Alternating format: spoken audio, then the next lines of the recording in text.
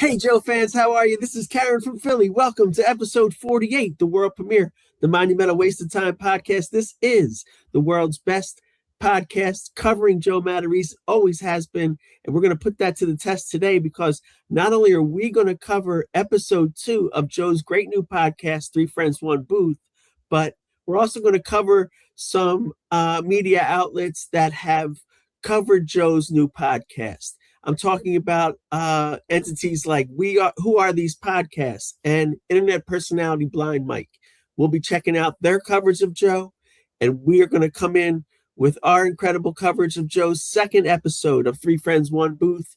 Yesterday, we had the honor of going to where Three Friends in One Booth is recorded, Vito's Pizza in Cherry Hill, New Jersey. We did a little bit of Joe Matarese tourism and visited Vito's Pizza, and we really loved it. I was hoping to meet Johnny Flea, one of Joe's co-hosts on the new podcast. He owns Vito's Pizza, and he's incredible, but he wasn't in the building. But his staff was incredible, and the food was amazing, and we had a great time, didn't we? KarenFromPhilly, the incredible co-host and executive producer of the Monumental Waste of Time podcast. How you doing, KarenFromPhilly? Good. I'm really excited about doing everything that you said for today. And yesterday was really very interesting. And just like you said, it was a great place. Really good vibes there. And the food was wonderful. Sorry that Johnny Flea wasn't there, but happy that maybe he was just enjoying himself somewhere. Yeah, it was really cool. Like, look, it's not an easy thing to do. We want to jump into the Joe coverage, but going to this place could have negative connotations. Joe could be like, "Why are you doing that?" But there was nothing nefarious about it. They promoted Vito's Pizza on Joe's podcast with the implication that people should go, and we went, and that's it. And we enjoyed ourselves, and it was amazing. So I don't want to hear it, Joe, if you have negative perceptions of us going to Vito's Pizza. We complimented it greatly. We promoted it online, everything. And we earnestly wanted to meet Johnny Flea. So, Phil Fan, you've seen episode 2. I have not. And how's it doing? Like, what was your impression of it broadly? It's somewhat similar to episode 1 in that, Johnny Flea and Gennaro Esposito are wonderful. They're just, a pleasure to watch. Joe, I think, was stronger in episode 1, and it seemed like he was spiraling a little bit out of control as he typically does on episode 2. And maybe there were very valid reasons for him for spiraling, but you'll see what happens. I think the content goes a little bit dark for episode 2 compared to episode 1. But like I said, Gennaro and Johnny Flea are on top of their game. And they recorded this on the same day, but then split it up into 2 different episodes. Right. So it's the same. You'll see, they're still in the pizzeria that we visited yesterday. And with the same backdrop. And basically, everything looks the same. And just like you said regarding us going there, I mean, Joe even posted something on Instagram a few weeks ago saying, stop by and tell them that Joe sent you. Yeah, we did that. And that's all we did. There was nothing, negative about it at all. And right. We were just happy to go there, and because you feel very strongly regarding Joe's, talents. You wanted to go to where he's been, and I mean, it's very exciting to see the place where he's recording his new podcast, and that's all it was. We sat down, ate pizza, talked. We were very nice to the staff. They were wonderful with us. They were very sweet. That's it. Well, don't forget the part where we took pictures and cased the joint for an hour. No, I'm kidding. We just it just worked out that way. We took some pictures when we left the restaurant in front of the signage, and we took some pictures in the restaurant of us just having fun. And also, but it looked weird because we were in the parking lot for like 40 minutes afterwards, like posting online and doing errands and Yeah, but things like that. we weren't doing anything. I mean, I know it was nothing. it was completely like just friendly. Nothing was, you know. No, it's a burgeoning industry. It's called Joe Matarese tourism. Right. And you Right. yeah, you go to the places where he's been, and it's exciting. Right. I do want to say something here now first, though, because you jarred my memory when you said that this was the second episode filmed that first day. That's very interesting because we're talking about Joe Matarese. The elephant in the room is, of course, how long is this podcast going to last? Now, I want it to last, a long time, forever, whatever. I am going to be making a renewed push with Joe, however, about late stage greatness because, a podcast idea I pitched him because it's just so good. I realized last night late stage greatness would be an amazing idea, and Joe needs to do it. But anyway, my point is this, real quick. The third episode was already postponed. Is there any chance this podcast is done based on what from number two? Just as we go in, just so we know, is there is there a 10% chance this podcast is done? 20, 30? What would you say now based on number two? That would be a good lead into actually covering number two. Yeah. So, it's a little upsetting. It seems that it's at risk for not continuing. Here you could see that on March 25th, Joe wrote event canceled. And we had to cancel our live filming today. So this was for the episode 3. So just going back to what you said, Karen, regarding the filming of episode 1 and 2 on the same day, I just think that they're all busy. It's probably difficult to get there all on the same day given their schedules and the responsibilities. And I think that they didn't want to put out a 4-hour episode. They wanted more bang for their buck, so they did. They split it up into episodes 1 and 2. Some of them even changed their clothes to make it look like it was on 2 different days. But that's not a secret that they filmed it on the same day because they've said it very publicly. That's not my point. Okay. Okay. My point is this, and I understand the concept of filming multiple episodes on the same day, but something you said struck a nerve. You were like something like maybe they're too busy or they don't have time, whatever. No, you're doing a podcast. Commit to it. Okay, that's the first thing. Or first episode, make it 2 parts then. Okay. This thing where they're filming 2 episodes, like it rubs me the wrong way. Like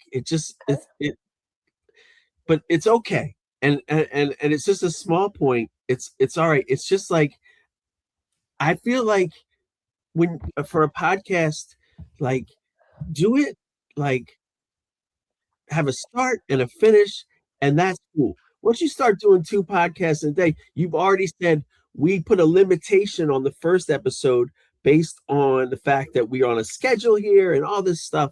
Whereas, like, just let it rip. Okay, a 2-parter or a long episode 1. But you guys have committed to doing podcast. This is what I'm talking about with Joe. Okay, let's say that the hang up here is the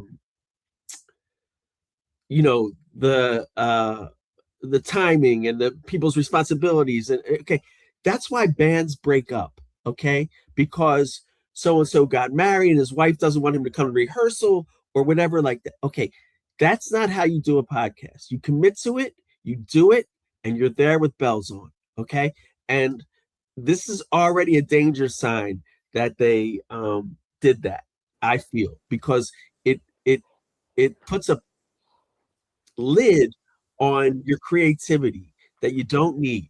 Okay, and like these dudes have made a big deal out of Three Friends One Booth. Not a big deal, but they've made it like we're at Vito's Pizza, so they need to be saying like we're recording every Wednesday night at whatever or what, something to that effect. Like, okay, So this could be interesting. I'm hung up on that little point, I guess, but I don't like that they've recorded multiple episodes on the same day. It's not like they're like that's something you might do, like if you're buying studio time or something. And I know Gennaro Esposito is his company is doing the sound and video.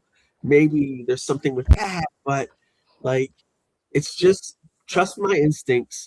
Like th- they need to show the like we actually I'm actually don't practice what I preach in that we just put out episodes whenever, but we're not saying we're going to be at like wherever every you know what I'm saying. It's something's rubbing me the wrong way about that. It's unnatural. But go ahead. So are you saying that the fact that he canceled the live taping of the third episode might be less of an indicator that they are probably not going to continue instead of the fact that they taped two at one point? Do you think that's a stronger indicator that perhaps Joe envisioned some issues happening and wanted to get two in so that no one said it was just a one episode podcast? Well, look, his history, I'm with podcasts. It's just so checkered. And the shame, the sad thing is that and Joe has this reputation now. We gave him the mafia name Joey Pods. He has this reputation for starting podcasts and stopping them and not knowing what to do. The real crime here, everyone, is that Joe had a podcast that ran for like 8 to 10 years and stopped around 2017-18 called Fixing Joe. That was incredible. And if he had maintained that, like we begged him to do, he would now be, it's 7, 8 years later, he would be in year 15 to 18 of a very popular podcast. Right. Yeah. If you stick with something for an extended period of time, and that would have gone through COVID, right? He probably would be making a fortune from that podcast on Right.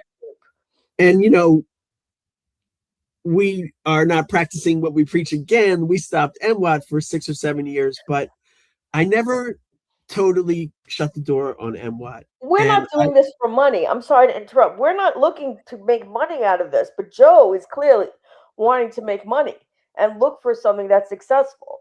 So, it's a bigger deal that he stopped rather than that we stopped because we're not looking and begging for money. He is. what I realize is I love doing this show. And I want this show to spawn into late stage greatness working with Joe because that show is totally incredible. Late stage greatness. It's an incredible idea, and it it it's next to this fiasco, Three Friends One Booth fiasco, which is actually good and I enjoy it and I can't wait to watch it today, but it doesn't stand anywhere near late stage greatness, like which is an incredible idea. I don't want to go into it now, but that would be an amazing podcast starring Joe with me as a player on it, probably the host, but starring Joe about Joe's attempt to get back into big time comedy. I think that would be a huge idea and people would really love it. And I would get Joe booked on some amazing shows. So that's that. That's that. I'm not going to go into late stage greatness or LSG as we call it anymore. Today, let's roll episode 2 of Three Friends, One Booth, starring Joe Matarese, Johnny Flea, and Gennaro Esposito. Okay, I'm going to bring this up right now. And I think that as we watch this, as you were just saying, I think maybe we want our listeners to think about the longevity of this podcast in terms of just the topics. Can these three guys just really keep this going? Or would late stage greatness have more longevity considering the proposed topic?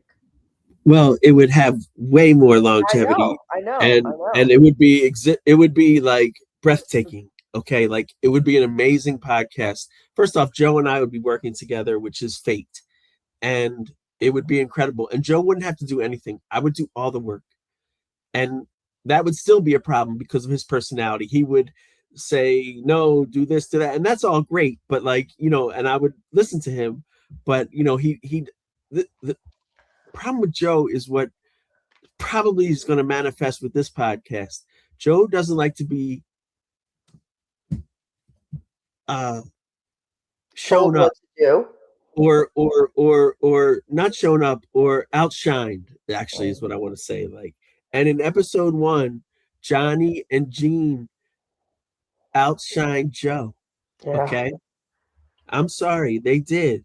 It's okay. It could have been beginner's luck, or it could have been because they're great dudes. It doesn't matter. They did. And Joe probably deep down doesn't like that. But let's air the episode and do our commentary. This is the world's best podcast covering Joe Matarese. The end. So that show that you saw at the Collingswood show, you were there. Johnny wasn't. You didn't call me up on stage, and everybody wanted me to be up there. I shot it out to you at the end, but you wanted to do we couldn't do the podcast. So you just brought me up. People would have loved it. I should have just brought you up. I'm loved by all. What are you talking about? I saw this girl talking about that real quick. Jennifer Zach. I went to school with her. I was my first girlfriend in elementary school. And she set up for the listeners. It was like so cool. Like I saw so. Set up for everybody that this isn't the natural start of the show. I have not seen this. I've seen like quick glimmers of it, but set us up that this isn't the actual beginning, is it?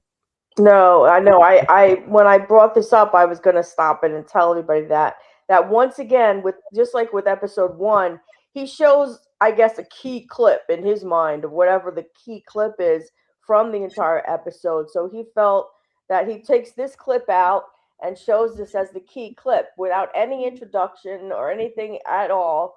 And then after this, he goes into the introduction. And right away, you can see this is episode 2. I can't understand why he would pull this particular clip out.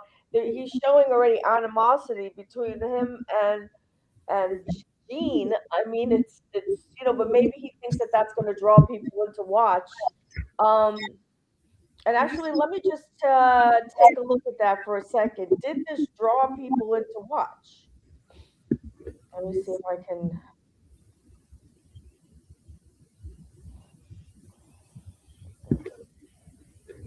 Well, while you're doing that, I will let everyone know that that's stupid to air a podcast in mid-podcast as your opening.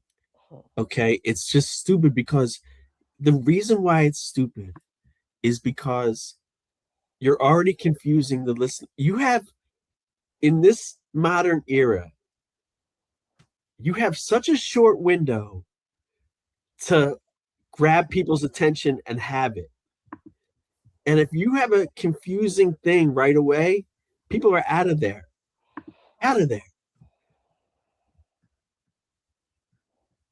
Because now you make them feel, hey, did I start at the beginning? Do I have to hit back? Do you know what I'm saying? You chose nursing to make a difference.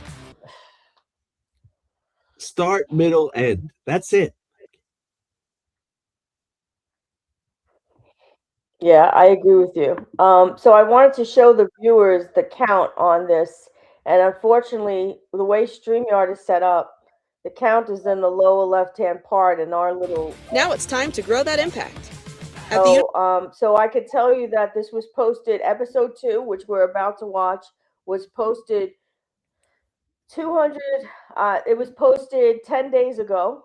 And it has 232 views over 10 days. And that's like really, that's shocking to me.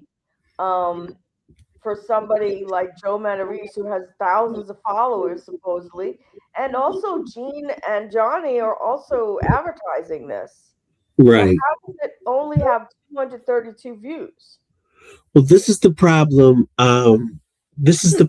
And we struggle for views too sometimes. We've done well and we've done bad, and that's fine. Like I said, I'm not stopping my art, my creativity over what a social media platform tells you is the reception. Okay, like that's just not going to happen. I'm bigger than YouTube, so like it if YouTube says I have 600 views or 100 views, okay, like you know what I mean. But if I feel like I got off, man, like got off my art, like that's the important thing to me. So, but this is Joe. You're right. It's Joe's profession. Yeah, this right, exactly. I mean, you can't compare yourself with Joe. I mean, this is his profession. He's doing comedy almost every week for all these years, and he also has these two other guys with him who are also promoting this thing. I mean, how does it have less 232 views after 10 days? I have a thought just came in my head, and honestly, folks, like with the way that the restaurant's set up, I was basically sitting in that chair. Yeah. When we went to Vito's Pizza, but I was taken aback by the fact that like there was no like signage like home of the Three Friends One Booth podcast or any kind of thing like that. So like, I have that knowledge. That's a little sus. And also, I'm looking at this sub headline, and Joe needs to apologize for what? Number one. Number two, you're recording this on the same day. So, did he do something in between? In other words, this proves my point. They did one episode. They stopped it. Joe apparently turned his shirt inside out. It looks like that. Okay. That's what I said last time. Yeah. Okay. And like, they stopped. Now he needs to apologize for something from episode 1. Like, wouldn't you just have it in that great episode, or call it part 1, part 2? Wouldn't you address that? Like, what happened that he needs to apologize? Like, all right, you know what? We're holding everybody up. Let this rip. You know what? I almost want to help Joe out. Can we start it from the theme song or whatever? Like, because this mid podcast clip is, nobody does that. That's like from like something really, I mean, this is like, he's like he thinks he's in cinema or something. Yeah, no, he does. He really does. He really does. It was exactly my thought. He's trying to be like, I don't know, Walter Cronkite or something with like, this kind of like news setup or something.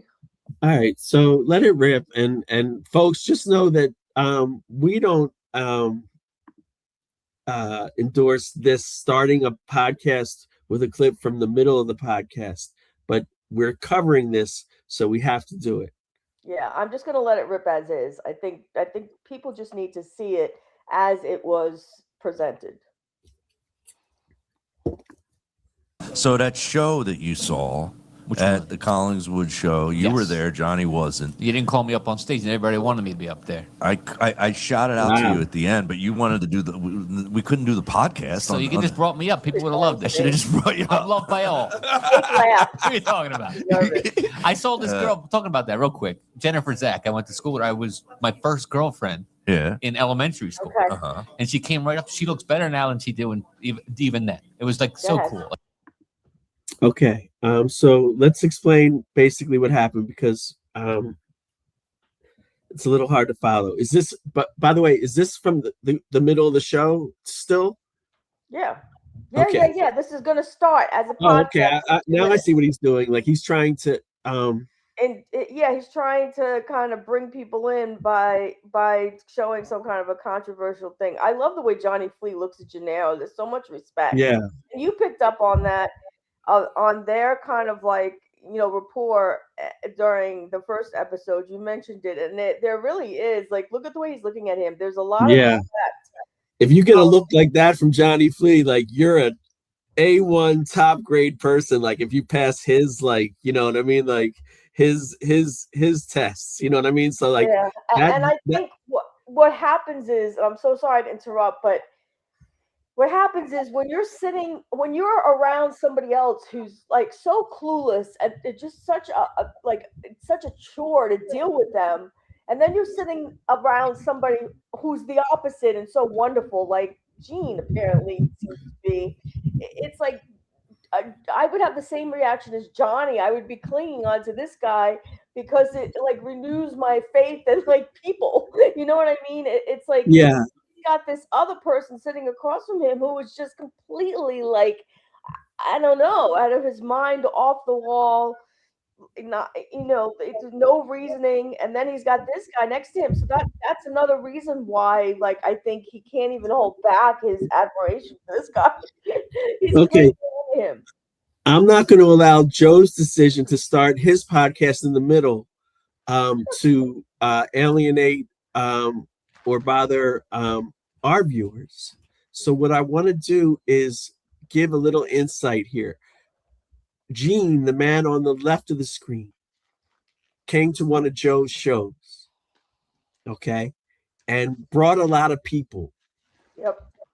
Okay, and Joe could have like it's not like a night at a club or something like where the Funny Bone or any kind of comedy club like that, like where like you wouldn't bring somebody on stage. Like it was kind of like many of Joe's shows are, which are like community-based South Jersey, like you come out and be seen and see everyone and hang out with Joe later and that kind of thing. So Joe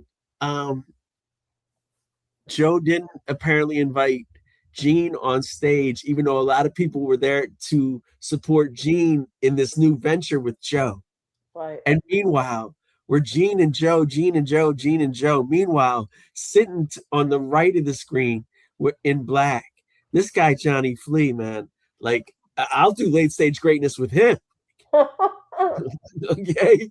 Like he's unbelievable. Like, okay. But, all right. So that just a little bit of a setup, and hopefully soon Joe will properly start his podcast. Right. So this venue that you're talking about was the Scottish Rite in Collingswood, New Jersey. And I think this was like December 27th. That's what they're referring to. And it has 1,000 seats.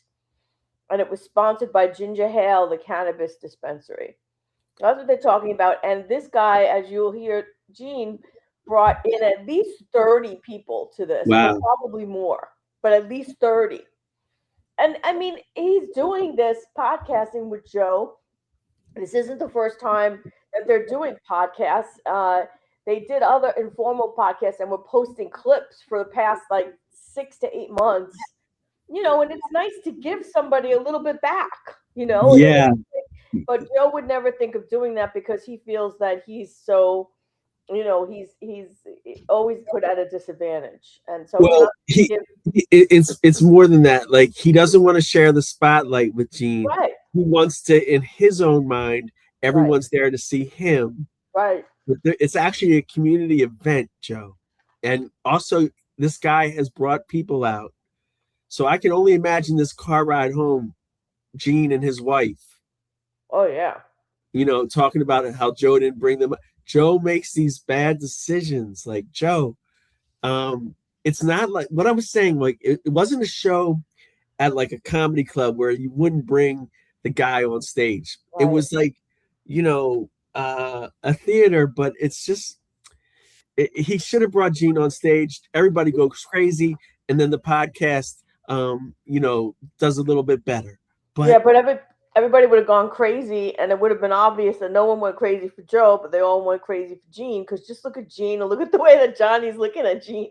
And also, babe, like I just realized this, in keeping with how it's done today. And Joe's like, we're not going to do the podcast on there. Actually, the show should have been Joe's comedy, followed by a live taping of Three Friends, One Booth. Yeah, that's a good point. Yeah, that's a brilliant idea. That's how people do it now. That's how people do it now. Yeah, you're absolutely right. And a Q&A afterwards. Yeah.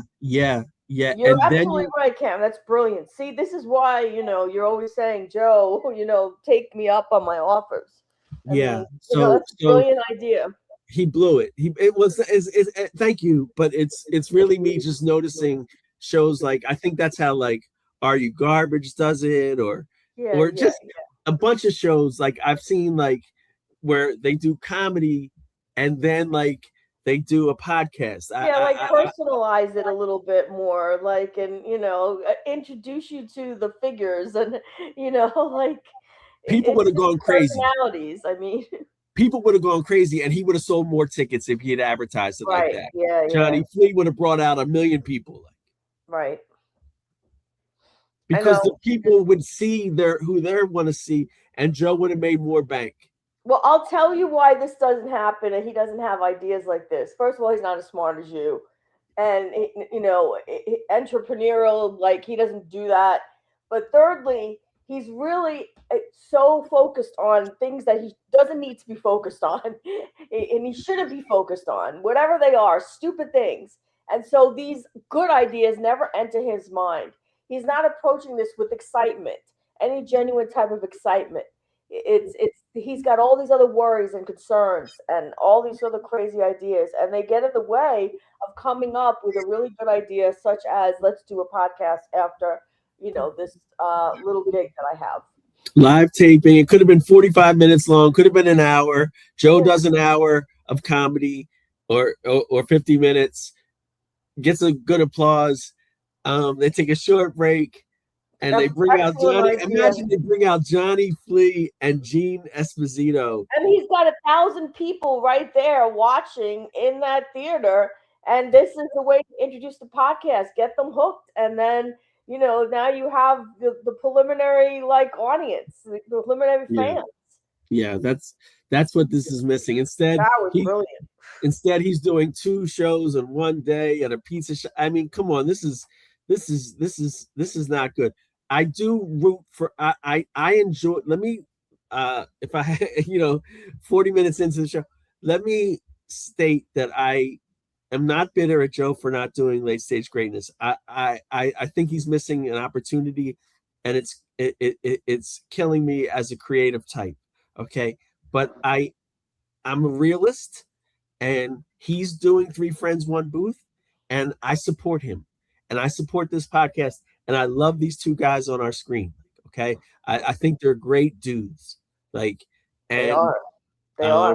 And if they should change it, if there's any kind of dissension with Joe, they should change it to 2 Friends, 1 Booth. Okay, because I would watch this every week.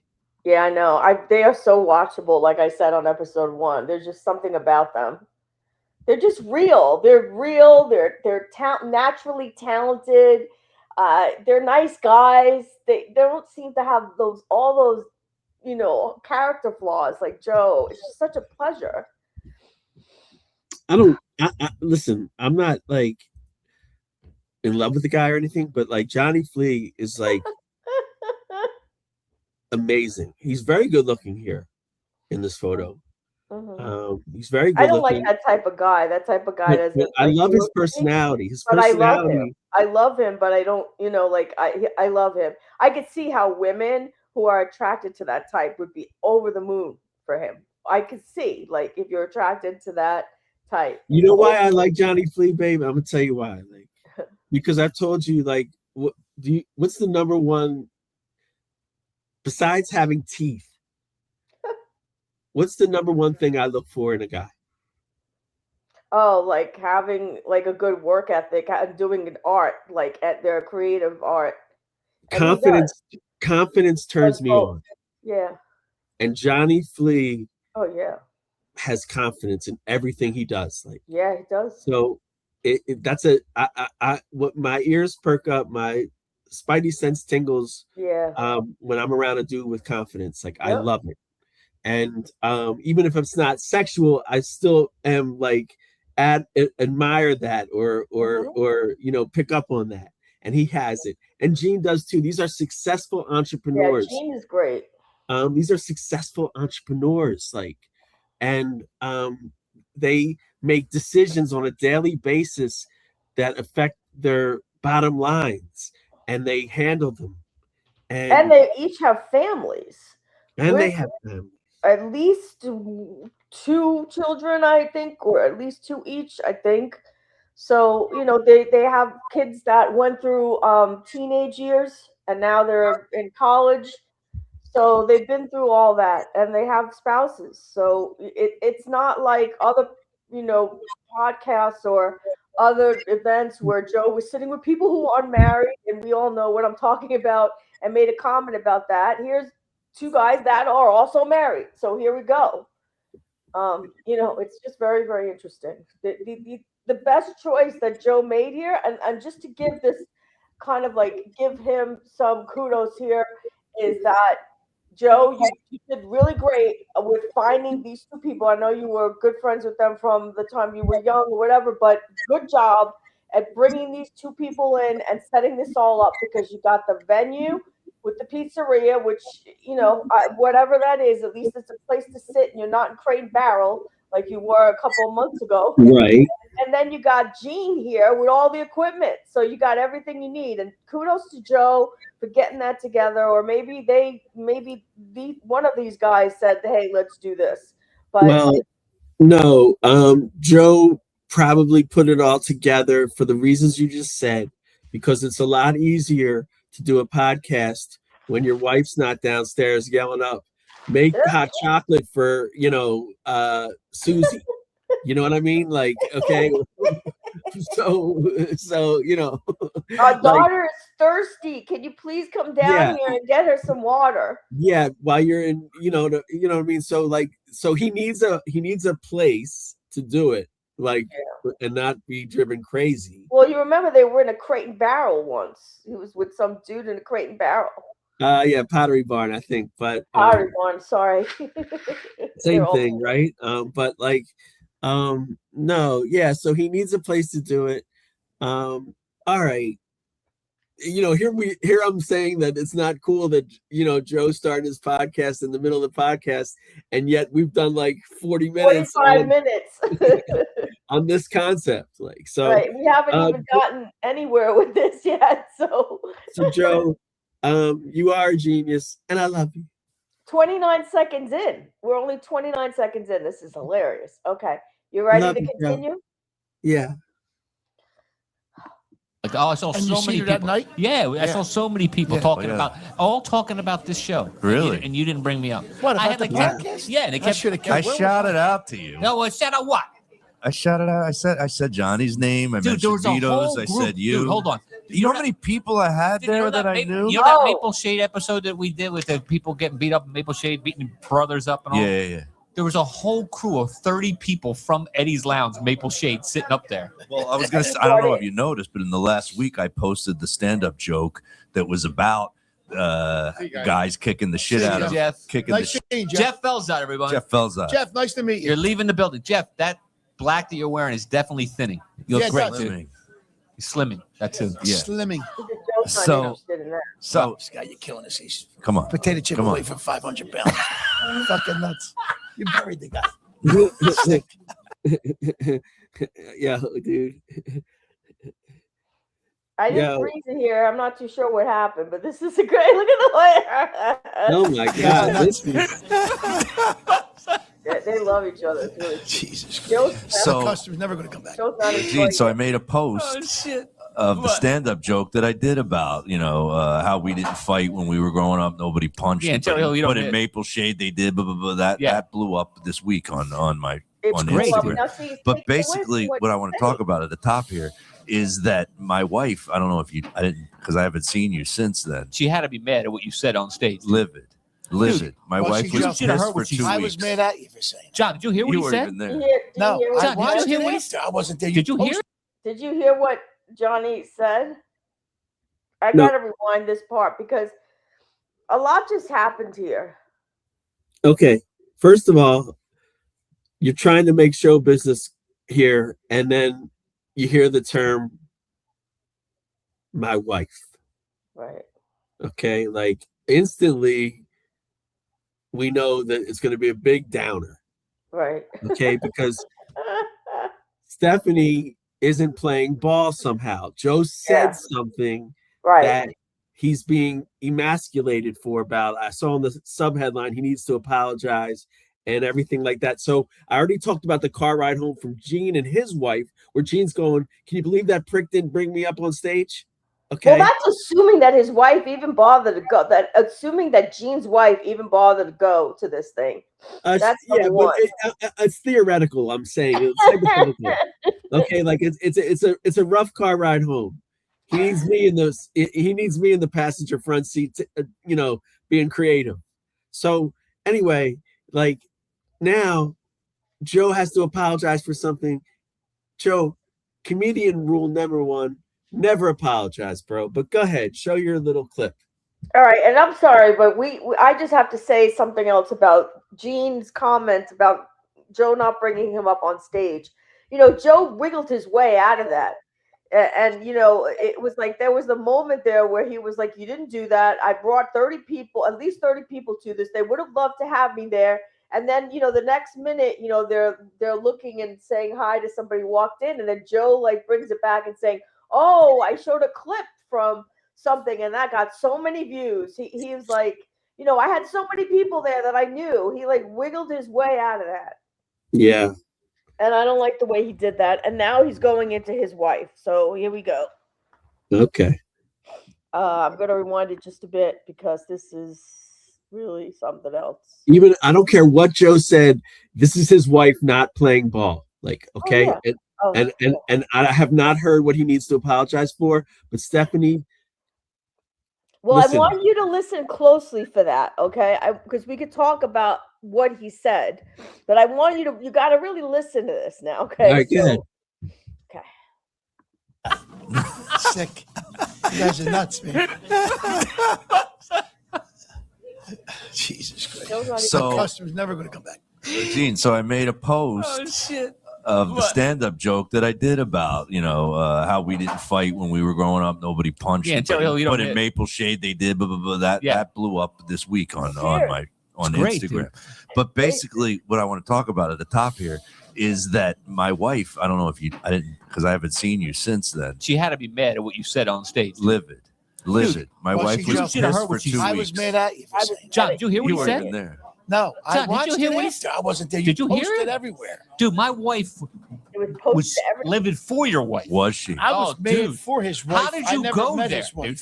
Well, hold on a second. Well, can't you change it? This is what, this is what people don't understand. No. I had 850 people in there. I worked on a set, and when a set is new, I'm a lot dirtier than when a set is rehearsed and done a whole bunch of times live. It was my first, dude. A lot of those jokes were like the first time I was ever doing them, ever. So when you.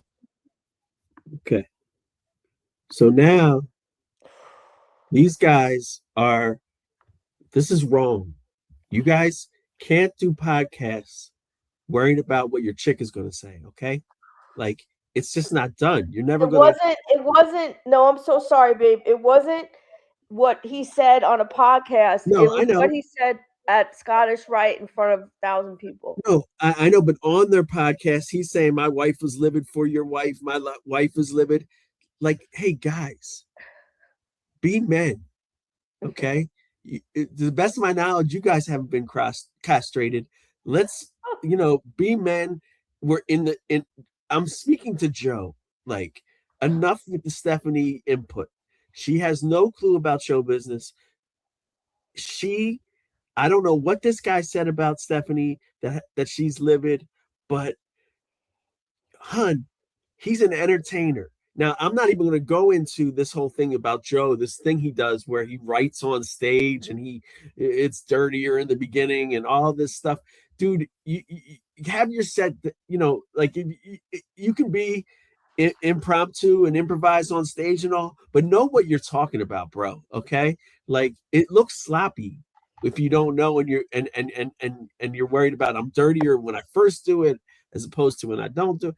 Like, hey man, I don't know what I'm mad here that it makes me cringe inside. Okay. I'm already mad at Joe for years now.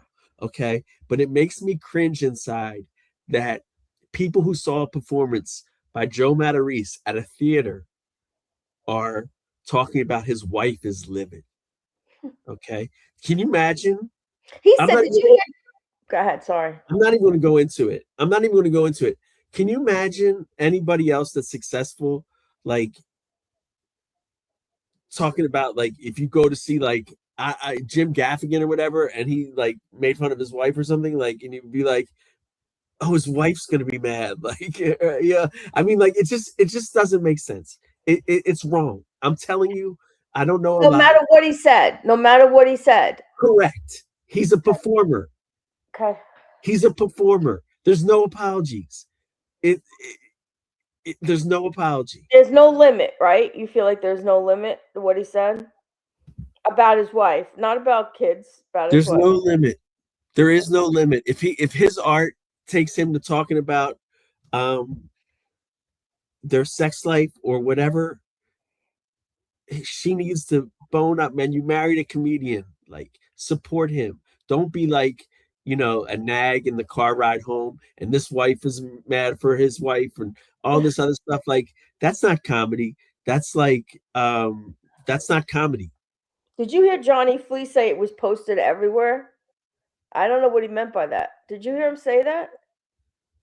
No, I'm stunned that Stephanie is even part of the conversation. Why are you stunned? This is you said that she's hijacked his career, and he was great before he was married and all of that. So why is this surprising to you? I don't understand. Because it seems like she eased up a little bit over the last 4 or 5 months. Wasn't doing anything. First off, stay at home. Don't even come to his shows. Like, at this point, stay at home. Okay? Like, if you're gonna come and critique him, stay at home, hon. Okay? And I love you. Okay? But stay at home. You're not you let your man do his thing. Okay? And don't have your man emasculated apologizing on his podcast for something he said on stage, if that's what's going to happen. The fact that she gets so angry, it like takes away from the fact that he could be exaggerating. So like, she should just let it go with laughter that, like, oh, she's just exaggerating, and just let it go and not get mad. But the fact that she gets mad really like shows that maybe he's not exaggerating. People want to know. Look, I'm not saying be disrespectful in your real life to Stephanie. I'm not saying even be disrespectful to her on stage. But if he's talking about his sex life, like he's been doing publicly, he talked about their sex life on TV. Now, because her friends are in the audience, she's got to look good. No. Hey, listen, I'm turned off by any comedian that has to apologize for what they say, especially if it's just jokes and he's just trying to get through his hour. Like, come on, man. Like, all right, run this because I want to see what she got her so upset. I really want you to listen closely because you can't. I got to see what got her so upset. You can't miss anything here. So okay, I love this, babe. I worked on a set, and when a set is new, I'm a lot dirtier than when a set is rehearsed and done a whole bunch of times live. It was my first, dude. A lot of those jokes were like the first time I was ever doing them, ever. So when you were writing that joke, did you say to yourself, "What the fuck am I writing?" Well, I'm so sorry. I will rewind that in 3 seconds, but he shouldn't have gone up there with brand new jokes without trying them out anywhere. He should have been doing that on open mics. Right, so that's another correct. Story, but not only that, not open mics at his level. No. I will explain to you what you're on the right path, okay? But she further impacts him by this, okay? He should be doing that. He should be getting spots in New York City, not open mics, because he's too big for that. Although you can go to open mic, like, people go to open mics that are big, and it's beautiful. Yeah. Okay, like when it happens, Like, yeah, right. That's true. Okay, I love that. Like they'll be like, "Oh my God, who just walked through the?"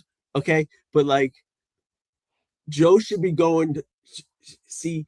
It's still her fault because he feels rushed and he doesn't have time to cultivate his art. I've been saying this for years. Yeah. So he's literally doing stuff. Yeah, you're right. That's a good point. He's rushed because of her. Yep.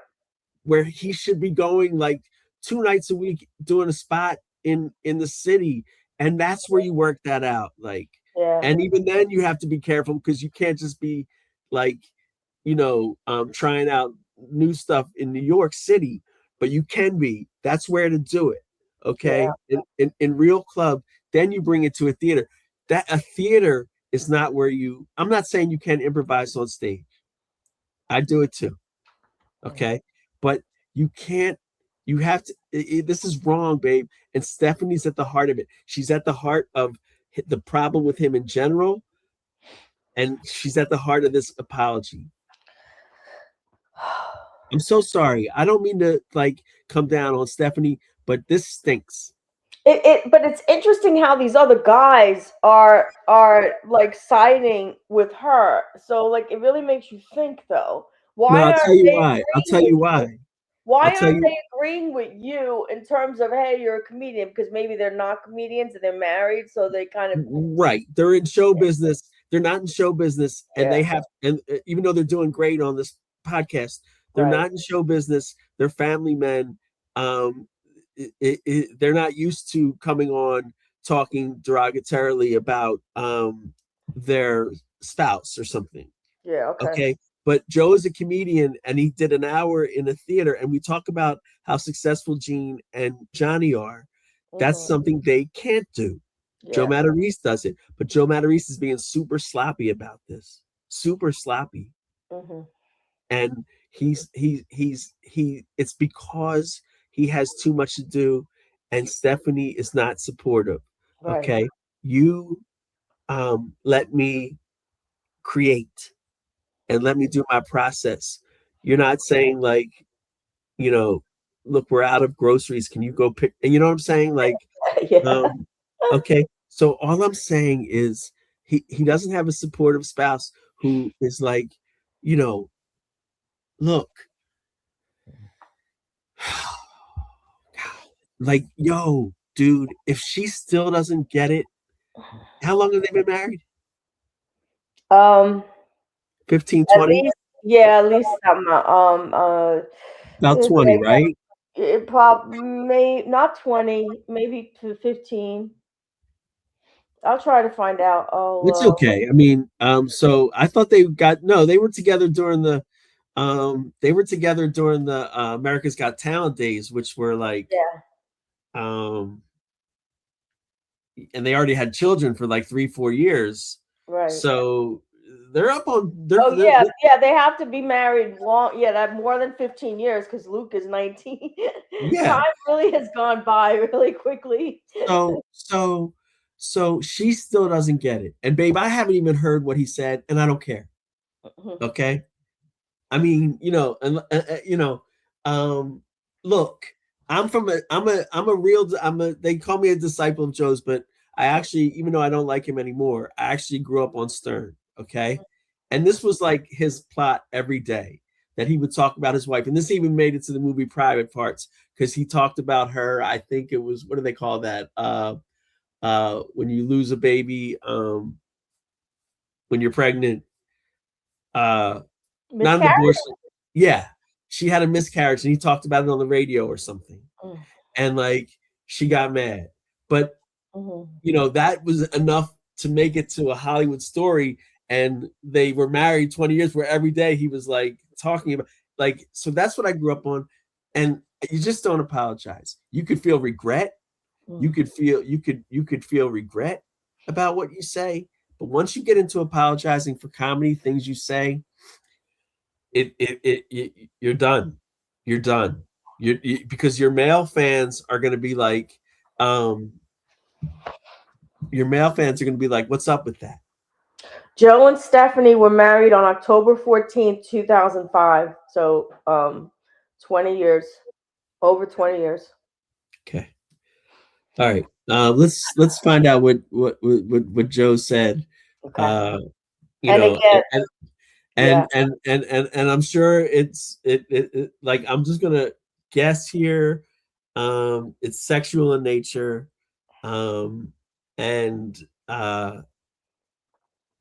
I don't know. Did he talk about her box or something? Like what? Holy shit! How did you guess? Yeah, I mean, like, okay, cool. So yeah, because Wow. I think and that they never make it clear because they're purposely not going to say it. But at one point, I got the impression because I heard that word. I heard them say that word real quickly or something. I heard him. I think they really kind of like they were describing something else, and then it was clear that that's what he said.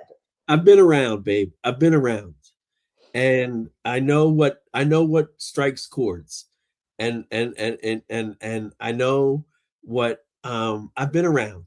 Okay, and it's something like I'm not even going to go. I don't want to be any more graphic. I want to see what he says, and then whatever. But like if with that guy saying my wife was livid for you, it sort of starts like you getting into like she's too loose, she's too dry. Yeah. It was really it was I mean, I don't know exactly what was said because they won't say it. And Johnny just said like it's posted everywhere, so I don't know where the hell that is. But I'm trying to find it. Maybe one of our viewers can find it. I don't know. But it's something was said and it really crossed the line. It was like really too much. And then there's another issue with it too that you don't know about yet, but they'll say it.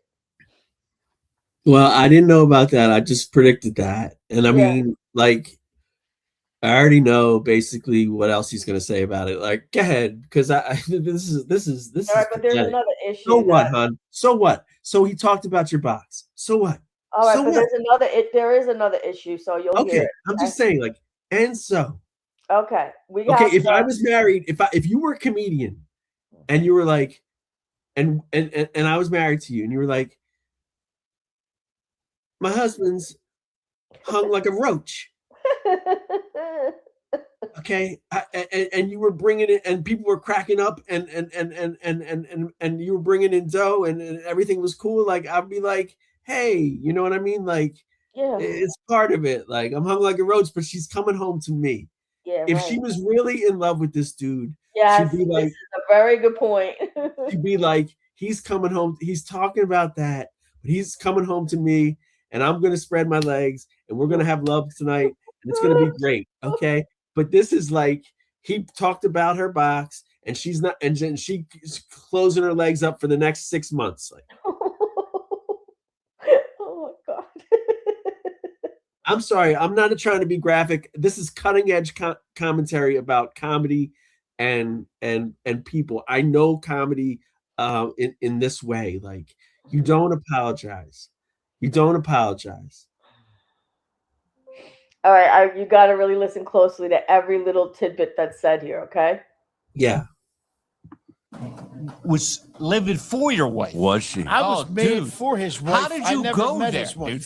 Well, hold on a second. Well, can't you change it? This is what this is what people don't understand. No. I had 850 people in there. I worked on a set, and when a set is new, I'm a lot dirtier than when a set is rehearsed and done a whole bunch of times live. It was my first, dude. A lot of those jokes were like the first time I was ever doing them, ever. So when you were writing that joke, did you say to yourself, "What the fuck am I writing?" Well, I exaggerate. You get in front of people. I'm going to get you divorced forget the people are there. Joe, hold on a second. And then I got 30. Dude. I'm going to end with this, and then we're going to start this episode. But you should have ended there. You got to remember. Oh my God, Jerry this is Seinfeld tragic. said.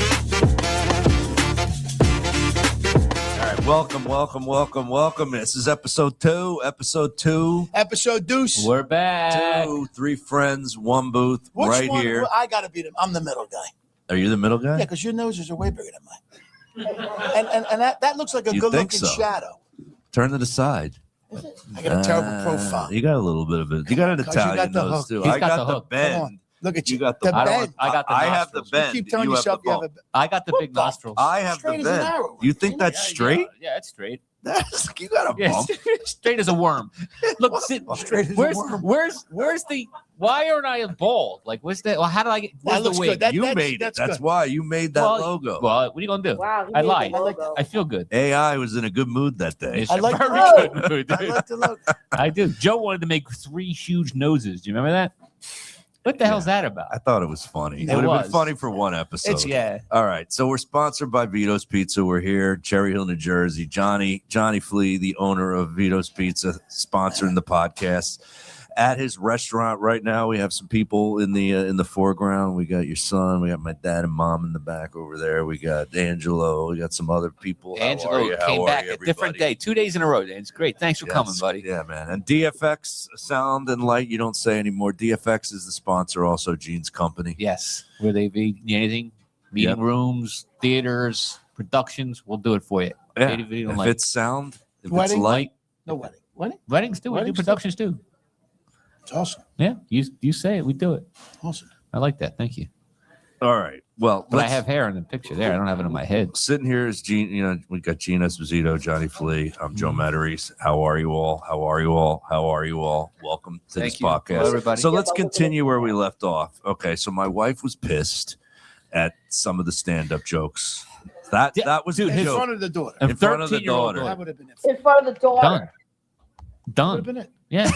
In front of I the couldn't daughter. believe Divorce? Dude, it was so bad. It was so Guy's bad. sick. Guy's It was so crazy bad. I guy. fell down in my seat. You You know what I'm did? saying? You got uncomfortable?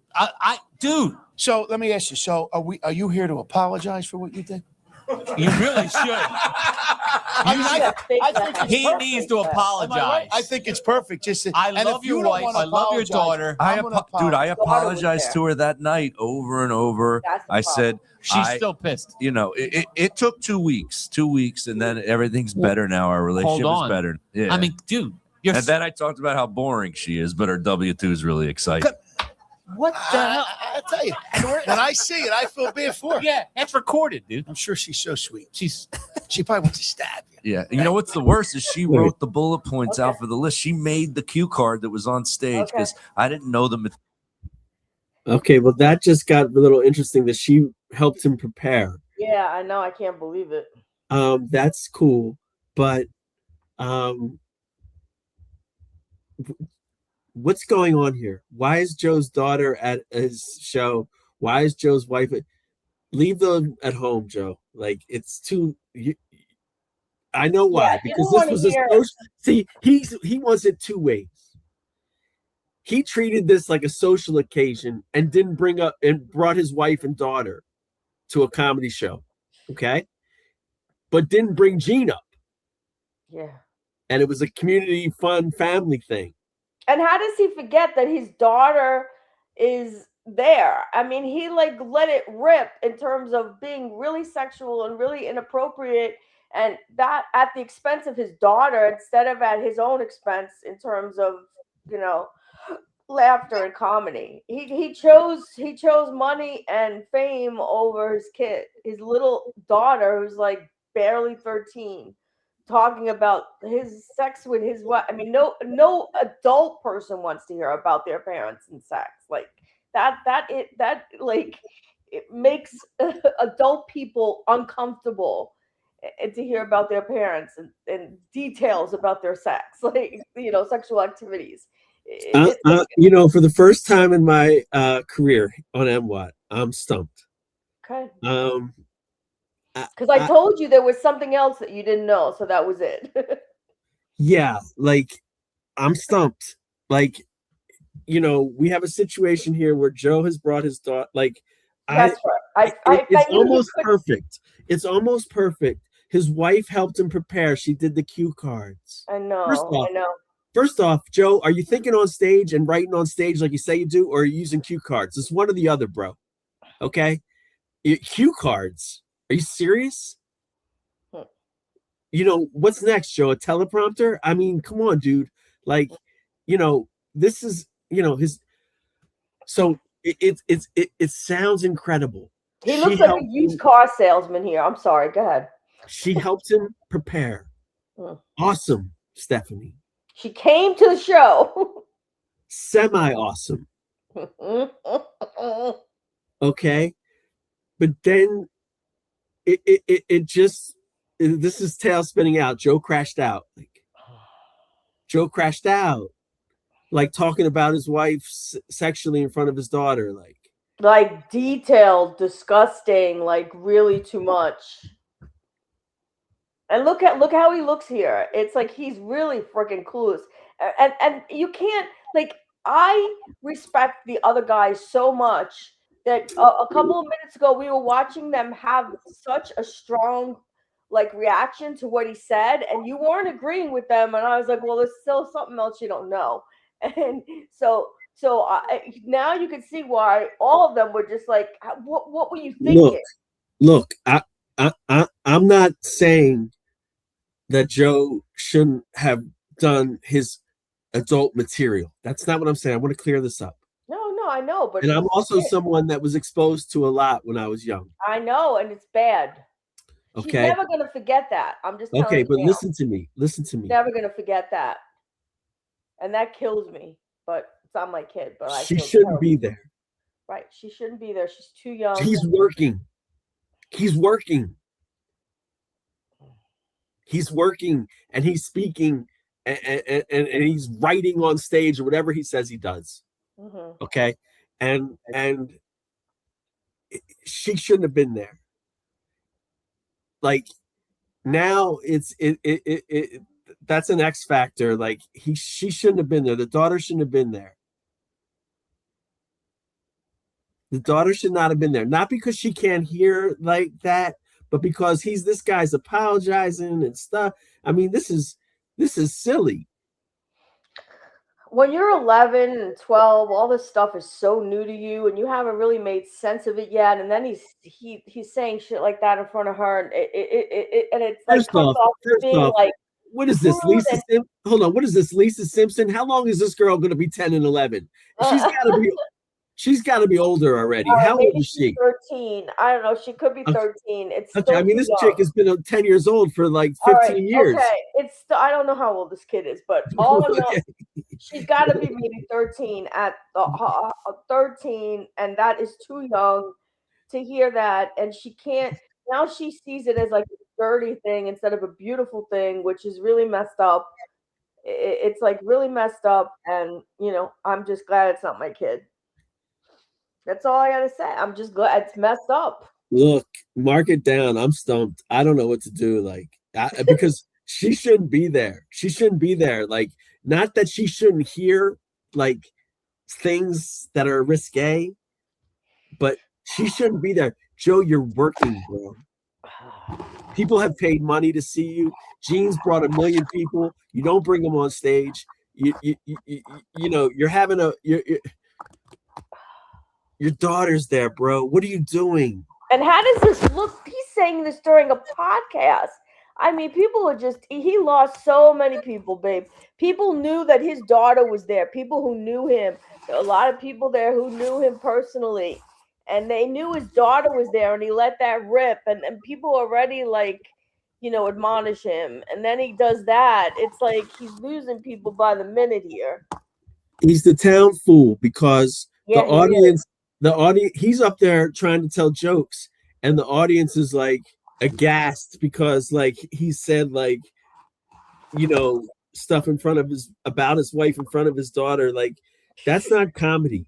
Like, that's like if I was 21, I would be mortified. If I was 51, I'd be mortified. I wouldn't want to hear that about my parents. Like, I'm so sorry. I just wouldn't.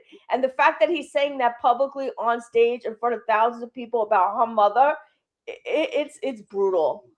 Well, what did he say actually? I don't know. They don't really say it. So maybe one of our listeners can find it, because apparently it's all over the place, but I can't find it.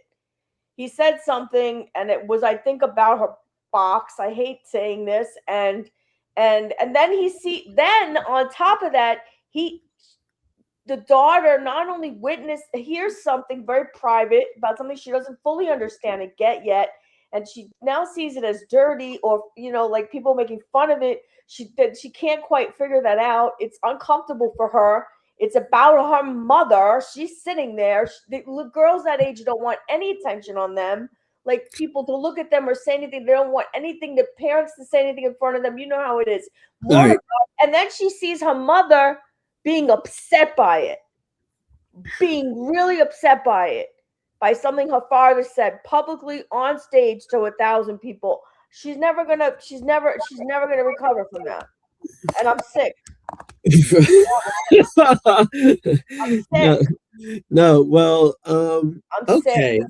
All right. This So shit happens like that, and you fuck up a kid, and here's I'm what sick. I'm most disappointed at. You're telling me that there's all this, and then we don't even get the payoff of what he said. Well, This guy what has can you do? Go find it. this guy has zero show business instincts. Like, Yeah, I know. Well, okay, he can't. Yeah. he's starting his podcast in the middle. He's not going to say what he said. Let's speculate. Well, you got to listen because you got to really listen because they say something in a couple of minutes, and you could kind of guess what he said. But maybe one of the listeners can find it because apparently it's posted everywhere. That's what Johnny said. I'm going to guess. I alluded to it earlier. Is she? Yeah, you did. It sounds like it's something about that. The exact word. Is she little? Because I talk about this on stage too. And I don't know I don't know what he said about it exactly. That I can't tell. It's okay. It's okay. Women get old. Is she a little dry down there? I'm sorry. I don't know if that's what he said. I'm sorry. I don't mean it. I don't mean it. I don't mean it rudely. It's a physical thing that happens when women reach that age. It's not. I don't. But his daughter's not going to understand that. He painted this into a really like. No, the problem is it happens to women elder, but she's not hot for him. I'm sorry. Right. Yeah, well, that's true too. She's not hot for him. Well, we're making assumptions. I don't know if that's what he said. Maybe he said the opposite. I doubt it. I don't know what he said. Oh, I actually knew a girl who used to complain that she's too wet. Okay, all right. Well, I was like, listen, she was a friend of mine, and we weren't going out or anything like that. We were like more like friends. Yeah. And she was telling me like, I'm really wet down there, and I was like, I don't think anyone's going to complain, hon. Okay, but like, just let's hear this out. This guy is unbelievable. Joe, you picked this over late stage greatness, bro. You look like a schmuck. You're on here talking about your wife in front of your daughter, apologizing, letting people down in the community. That's not comedy. This is not comedy. Babe, you totally changed your tune in 5 minutes, and I don't blame you. Because before you were like, everyone should just sit there and buck up and let him do his comedy. And now you're like, what the fuck are you doing, Joe? And it's because the daughter. I told you there was something else to this, and you didn't think that anything else could change your mind. And here we are. Well, I just want to establish one last time. I'm not saying Joe can't talk about sex in front of his daughter. I'm not saying that. I'm saying she shouldn't be there. You're working. You're working, bro. Right, unless it was a family show. And he's the one that complained when he got into trouble a few months ago because there were 2 kids there, and some mother complained about him being like, inappropriate in front of the 2 kids, not regarding the 2 kids, but it's the same thing. And then he goes, well, kids shouldn't come to this, remember? And he got practically kicked out, and he had a whole negative night. And then he goes and brings his daughter there, and then he says something really inappropriate. And I mean, it's like he doesn't learn. There's no Joe. I could go on and on. I can't even speak right now. Joe is a Ken doll, and I'll tell you why. He has been immensely emasculated here. He is a Ken doll. He has no genitalia right now. I'm sorry. This is crazy. How whipped are you that you, on a comedy show at a theater, you're driving home and your wife is mad at you over something you said on stage? Like, she was mad. Are you kidding me? Are you kidding me? I don't care if we're talking about this on Late Stage Greatness, 3 friends in one booth, whatever. You're a schmuck, bro. Do you really think they drove home in the same car? I'll tell you, probably she left with the daughter alone. And he had to go find a ride or stay with his parents. I think it got that bad. And the little girl seeing her mother that upset about her body. I mean, this is not, I can't tell you. I can't. That's not comedy. That's not comedy. That's like It's cruel. No. They're she's mad for he said she's mad for 2 weeks. Hun, let it go. Or right away and roll your eyes. And make a joke out of it and cover your daughter's ears when he says it. Like, make a joke out of it. Let the audience see that you don't care. Yeah, I know. The fact that she got mad makes it all worse, like I said before. Okay, that's how you handle that. That's how you handle that. You that's go like, what I said. She should have laughed, put her hands on her daughter's ears, and said like this. Go ahead. You know what I mean? And talk to her about it a little bit. I hope she sat her down and tried. No, she needed to show if she really cared about his career, she should show the audience that it's okay. Mm-hmm. Yeah. Okay. Right. She's smart enough to pull something like that off, but she isn't.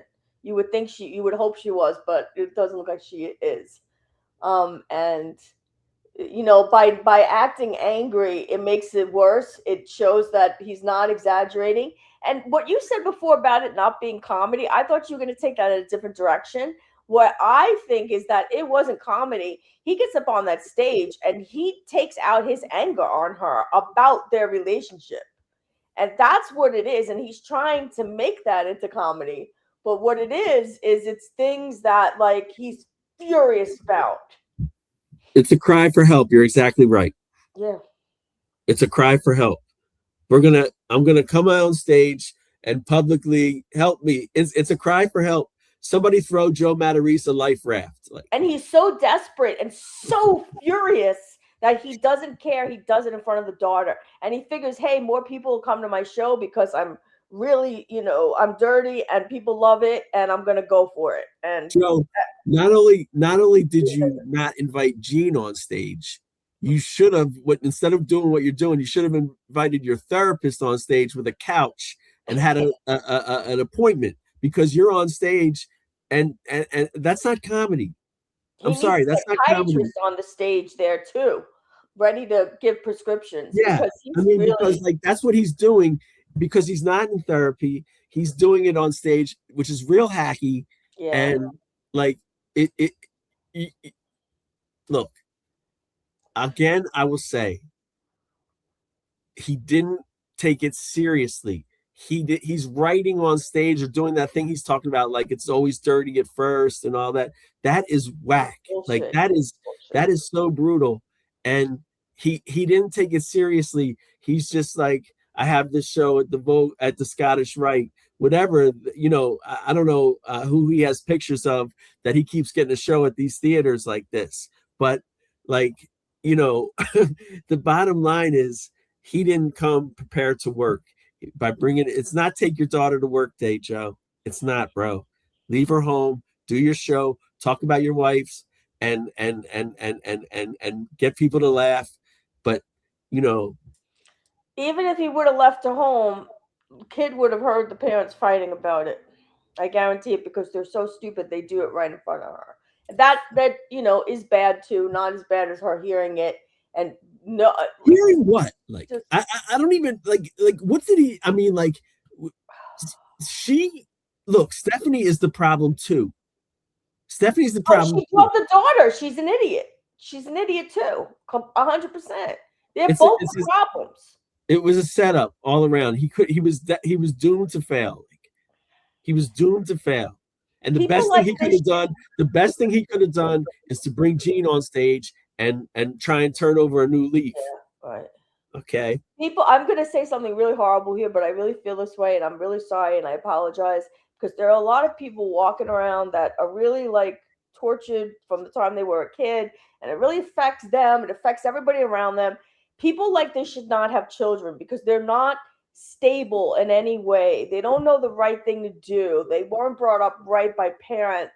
It's just, they should not have children. They should not have had children. And I'm sorry. It's just because look at what they're doing to these kids. I really, do you know how embarrassed you get by parents? You could walk in to a store with your dad, and if the dad asks for a straw, you get embarrassed. It's like, could you imagine how she felt at that age? Like, that's how kids are at that age. Like, don't embarrass me. I mean, could you imagine the level of embarrassment she had? She got embarrassed and would get embarrassed by her dad asking for a straw. You know what I'm saying? Like, no, she should only look. And I was okay. Let's say, just to be on the safe side, conservative. Let's say she's 12, maybe 13. She's probably older. This chick has been 10 for 15 years. Okay. All right. So anyway, she's probably older, but just for the purposes of this conversation, you can have a 12 or 13-year-old who's exposed to risque comedy material. It's very common, especially in the modern era. These kids have the internet. Come on, let's okay, but it's about her parents. Okay, I know, and you can still do that. But what you're doing is you're bringing your daughter to the worst thing that happened was he probably flopped in front of his daughter. Oh yeah, he also flopped in front of his daughter. Okay, that's the real crime. You're bringing your daughter. This is a chance for you to if you know you're bringing your daughter, let her see you crush, man. And it's even more than that, babe. He flopped overall in front of the daughter before, during, and after this. But it's really the during too. I mean, she saw and witnessed the reaction that the audience had to what he said. And now the dad looks like a dirty old man. And for someone who's 13, 14, 12, whatever she is, it's really bad. Call her up, get her on the show. Right. No, but the thing is, like, all right, you know what? I'm sickened, and I'm almost in tears here because I just think about this kid, and I feel bad. See, this guy, look, he needs me. Because I would cut all this off at the bridge. You're crazy. I wouldn't want to be involved with him. No, he needs me. I would cut this all off. Joe, I am here for you. When everyone, you know what? Listen, because when everyone goes away, there's going to be one chick remaining. Karen from Philly. Babe, you're crazy. I wouldn't want anything to do with this guy. And I will rescue you. You are too good, babe. You're nuts. You're crazy. I will rescue you. Okay, just try to get it done in the next 3 months or so, because the clock is running. We don't have all our lives. I'm 60. You're 58, 59. You're not 60 yet, dude. Calm down. So listen, I would cut all this off. We need to have conversation. We're bringing the daughter. No, we're not, Joe. Leave her at home. Give her money to go over girlfriend's house so they can go to the movies, and you know what I mean. Like, just get out of that. Like, this is not like the Matareses go to the theater, like, or whatever. Like, it's really not. Go in and house it, man. Go in and house it. This is the show Stephanie wants to go to. This is the show she wants to go to. So I see what was going on. It was like a social event. Yeah. It was a social event. And the problem is, this guy's emasculated. This guy is embarrassed. This guy is like, he's like a schlub right now. He can't do anything right, man. And this is not who he is. And look at him. Like, listen, I am trying to tell the world, and I wrote about this last night. This guy is a special talent, okay? Enough. This guy is a special talent. He is not being equipped with the tools he needs. And the tools he needs are a wife that gets it, okay? Stays out of the way, cultivates, and work on his cue card of all things, okay? Work on his cue card, all right? And help him and go like, Joe, just go and do your thing, man. Like, don't, look cool. Wear this special outfit, like, that makes you look cool. I'm going to take the daughter to the movies that night. so that you can do your thing. Like, it's too much. Like, look, we're hung up here, and we need to push this along. But Okay, this is a disaster. This is right. a disaster. Right. So Like, I just want to say, I didn't know it was this bad. Yeah, no, I was trying to tell you, but I couldn't give it away. I wanted you to hear it. So No, thank you for not giving it away. Like, you it get was hard. It was hard. You get me. You get me. Unlike Stephanie, who doesn't get you get me. Oh yeah. Okay. I had to keep this for 2 weeks inside of me. I was sick.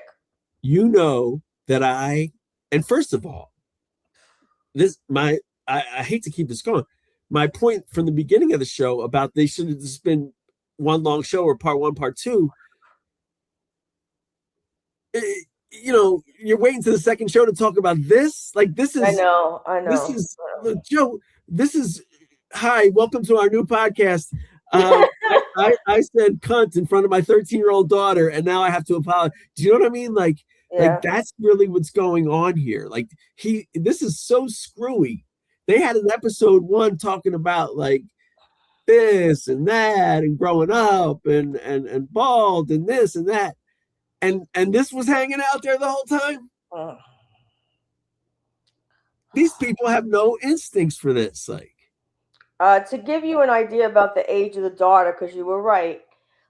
She started middle school in 2023, so that's 6th grade, and kids in 6th grade are usually like 11, 12. So I think she's probably like about 14 now. That's still too young. Even 16 is too young. No, it's not like, babe, it's in the modern era or even whenever. I'm going to keep saying this. I'm not talking about sex in front of her. I'm talking about. No, he's a comedian. If she's there, the implication should be that all bets are off on censoring Joe. Like, if she's there, it's all full steam ahead. I'm going to say the C word in front of my daughter, and I'm not going to change my act because my daughter's there, because that's not fair to the people that pay. Hello, this is show business. You're working. You're at a theater, and he actually did the right thing and plow ahead. But where he messed up is allowing his wife to be mad for 2 weeks, issuing a show where he's talking about apologizing. Like, all right, I gotta rewind it just a little bit. All right, just listen. We got to move on from this point. This is I know. crazy. Well, let's watch it. People in the foreground. We got your son. We got my dad and mom in the back. They've eaten anything? Meeting rooms, theaters. How are you all? Welcome to this. Okay, so my wife was pissed at some of the stand-up jokes. That was in front of the daughter. In front of the daughter. That would have been it for me. Done. Would have been it for me. Done. Would have been it. Yeah. I couldn't believe it. Divorce. Dude, it was so bad. It was so bad. It was so bad. I fell down in my seat. You know what I'm saying? You got uncomfortable? Dude. So let me ask you. So are you here to apologize for what you did? You really should. I think he needs to apologize. I think it's perfect. I love your wife. I love your daughter. Dude, I apologized to her that night over and over. I said she's still pissed. You know, it took 2 weeks, and then everything's better now. Our relationship is better. Yeah. I mean, dude. And then I talked about how boring she is, but her W-2 is really exciting. What the hell? I tell you, when I see it, I feel bad for her. Yeah, that's recorded, dude. I'm sure she's so sweet. She probably wants to stab you. Yeah. You know what's the worst is she wrote the bullet points out for the list. She made the cue card that was on stage because I didn't know the material. So I couldn't tell. So let me ask you a question. This is one thing I got to ask. Just listen. What is up? The mom don't even What the hell is up with you doing a show and not remembering your freaking show? Because I had to do a whole new hour. Well, hold on. You knew that. I have nowhere to practice that material. What? You knew that you were doing that thing for months. So why didn't you do like what Chris Rock does and go to all these dive bars? Go ahead. See what he's saying to him? I mean, this guy is not even, he's not even in the business. Look at the way that both of them look here. Look at Johnny's face. He's like, I mean, he's disgusted. This is historic. Yeah, it is, babe. Like this is a all new level. Like this is like for all the reasons that you guys like that you guys out there like make fun of Joe. Like now I'm pissed. Like because he did the right thing, man. He spoke from his soul and did comedy, and now he's apologizing for 2 weeks. You know what makes me most sick is he just said he has nowhere to practice his thing. Yeah. First off, Gene knows that he should be going to the smaller clubs and stuff like that. Okay, all right, that's that. But man, you practice in your house, bro. That's what I just said. Right. Okay.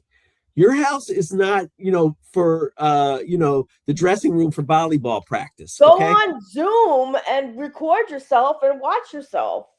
I mean, I understand you don't get the benefit of having, the audience reaction.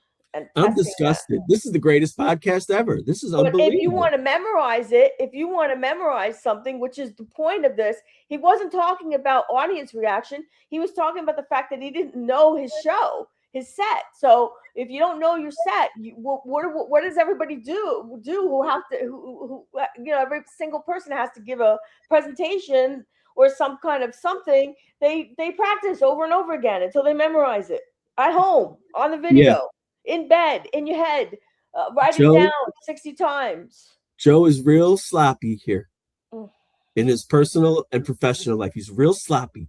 Okay. I'm picking up on a lot of that. Okay.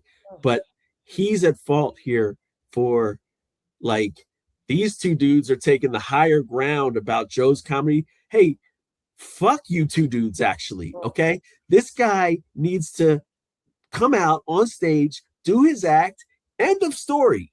That's it. No apologies. Okay. Whether or not he made the decision, a father made his decision to bring his daughter to comedy. The father knows that he's going to be risque. That's fine. I've established that I feel that that's fine, that she could hear Joe Matarese talk about sex with his wife, her mother. Okay. They've made that decision. Okay. Or was he supposed to do something else? Now you're apologizing to your guy friends. Your guy friends are clowning you. And Gene actually knows the real deal here. Joe is being sloppy. Gene pointed out that Joe needs to be going around to smaller clubs and working. Okay, but he has no time. He just alluded to it. He has no place to do it. And the real thing is he has no time because Stephanie doesn't allow Joe to be a comedian. Right. Okay. And Stephanie, if Stephanie made the list, okay, if she worked on the cue card and it said number 8, sex life. She has to know. She has to know, hey, let's go to the mall. Yeah. Daddy's working. Yeah, right. Daddy's working. Just to sell 2 more tickets, not sell, but, get 2 more people in there. Daddy's working. Daddy's working. And these guys, their show business inexperience, just, I'm sorry, I cursed them out. Like, their show business inexperience, Johnny's showed in that he took the angle that, like, and I don't know why he did it, because he would never disrespect his family like that. And he doesn't have to. He's a successful entrepreneur. Okay. Yeah. So he doesn't have to put himself on the line creatively. Right. Like a comedian has to do. Right. And this is disgusting to me. Like, I'm so mad at Joe, like, right now. It's Joe's fault. It's Joe's fault for not doing the thing Gene says and for not saying, hey, keep her home because I'm going to be getting a little edgy tonight. Like, or there's a possibility that I might be tempted to get edgy because there's 800 people there and, I'm doing new stuff. And he just said, like, sometimes when I do new stuff, it gets dirtier than when I don't do new stuff. And so, why didn't he know that? He's really sloppy right now, babe, because he doesn't have a desperate. good base. His home base isn't good. It's not He's all conducive. desperate. He's spinning out of control. His home base isn't conducive Right. to preparing for comedy. Right. It never has been. Right. This guy was his best when he was single. I'm sorry. Or without kids. Like when they had kids, it went downhill. It was too much for them. They can't handle it. Sure, they want kids. They want to look like the usual typical American family, and then they get accepted by everybody around them because they have kids just like everybody else, or else they question you. Why don't you have kids? You know something? If you're not prepared to do it, you can't handle it. Either the father or the mother is not capable for whatever reason, just don't have the kids. Joe, you're alone on an island right now, bro. These guys aren't your friends. Your wife isn't your biggest supporter. Right. And you need me.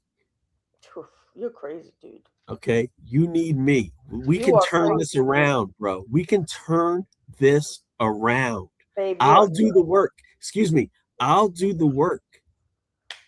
I'll book you on cool shows.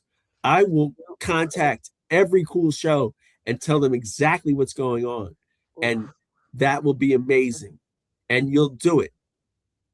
Because you gotta deal with this, man. You gotta nip this in the bud right now. Because this is sloppy. This is real sloppy, Joe. What are you? Are you a suburban dad, or are you a comedian? What are you, man? Could you imagine starting a podcast and on the first day, everybody is like clearly like resenting him, disgusted by him, and he just looks like the biggest idiot. He's just it's unbelievable. It's unbelievable. This is really the nadir of like this whole thing. Like this is the low point. This is rock bottom. Yeah. This is rock bottom. Being emasculated, being critiqued for your material by people that aren't in show business, that are using that have turned your comedy performance. I'm sorry. This is why we're the best. They have turned your comedy performance into telling stories in the living room in front of grandma. Okay? If I bought a ticket to this show, did anyone that doesn't know Joe or Gene buy a ticket to this show? Because we need to get in touch with them, because could you imagine going to a comedy show, paying a theater, and the comedian tells a joke, and this is really going to crystallize it for everyone, and people are slinking down in their seats, wives are gasping, and you're like, what's going on? I thought that was funny. You know what I mean? I'm trying to show people what a disaster this is. Go ahead, let it run. Because this is really bad. This isn't cute anymore. This is really bad. I was doing a lot of localized material. So that material I did know. But a lot of the localized stuff, you can't go do a bit about growing up near Jay's elbow. So you're gonna. I just let it fly, dude. I let it fly. I always say because I have ADD too. One of the symptoms of ADD is you. ADD bullshit. I noticed it, and I know I got it wrong in episode 47. He keeps cutting, yeah. There's edits here that are crazy. His guy has no idea what to do with his life or career right now. Yeah, there are so many edits in this. You see the clips every second. It's unbelievable. Okay, because I guarantee you that whatever he edited out is compelling. Yeah. Oh, yeah. Yeah, and it would get him more into trouble. But that supports our point. Right. Okay. And this stuff he's cutting out. Yeah. I guarantee. That's why none of this makes sense. And that's not right. That's not right that all this great material is being left out. I'm very unsettled right now. Like I'm very unsettled because I know how talented Joe is, and he's a misfit. Okay, like he walking into walls and stuff like that. He's aloof. I can help him. Okay, but this is not about me right now. This guy, it's falling apart at the seams. Okay, For a long time and yeah, getting worse. yeah, and I hate to see it. I hate to see it because he's capable of so much more. He's a special talent. Like it sucks, babe, that like Stephanie's not going. Joe, you're a special talent. Like let's make the decisions to get you back on top. I know. I don't understand if they sat down and talked about this, but maybe maybe he disagrees with everything she says and doesn't listen. I'm trying not to I don't know where exactly the problem is. It's possible that she has tried so much with him and he just doesn't listen. That would not be so surprising to me. It's not, shocking. Well, I know that he doesn't take advice well because we've been giving it for right. No, he doesn't. He doesn't learn yeah. ever. He doesn't learn, and he's more stubborn than any person I've ever seen. So I don't know. He asks for advice. He wants to be fixed, but then he never learns and he never takes anything. He's really stubborn. He thinks he knows best. He's I'm so disgusted. lost. He's messing up his kids, tremendously messed up his kids, and there's so much more. If this is what we see, could you imagine what goes on? Like we see this much. I'm really disgusted. I'm so disgusted by this. Like, I don't think the viewers have ever seen me like this. Like, I'm spent, man. Yeah. Like this is spiraled out. The Joe crashed out with this. Like, you know what I mean? Know. Like, It was very hard to not tell you this, and also you asked me at the beginning of this, like, how would you explain this episode? And I was like, because it's just, his supporting cast, his posse is whack. Okay. Like he needs me. Like he really does. I don't know why you would even want to deal with this guy, dude.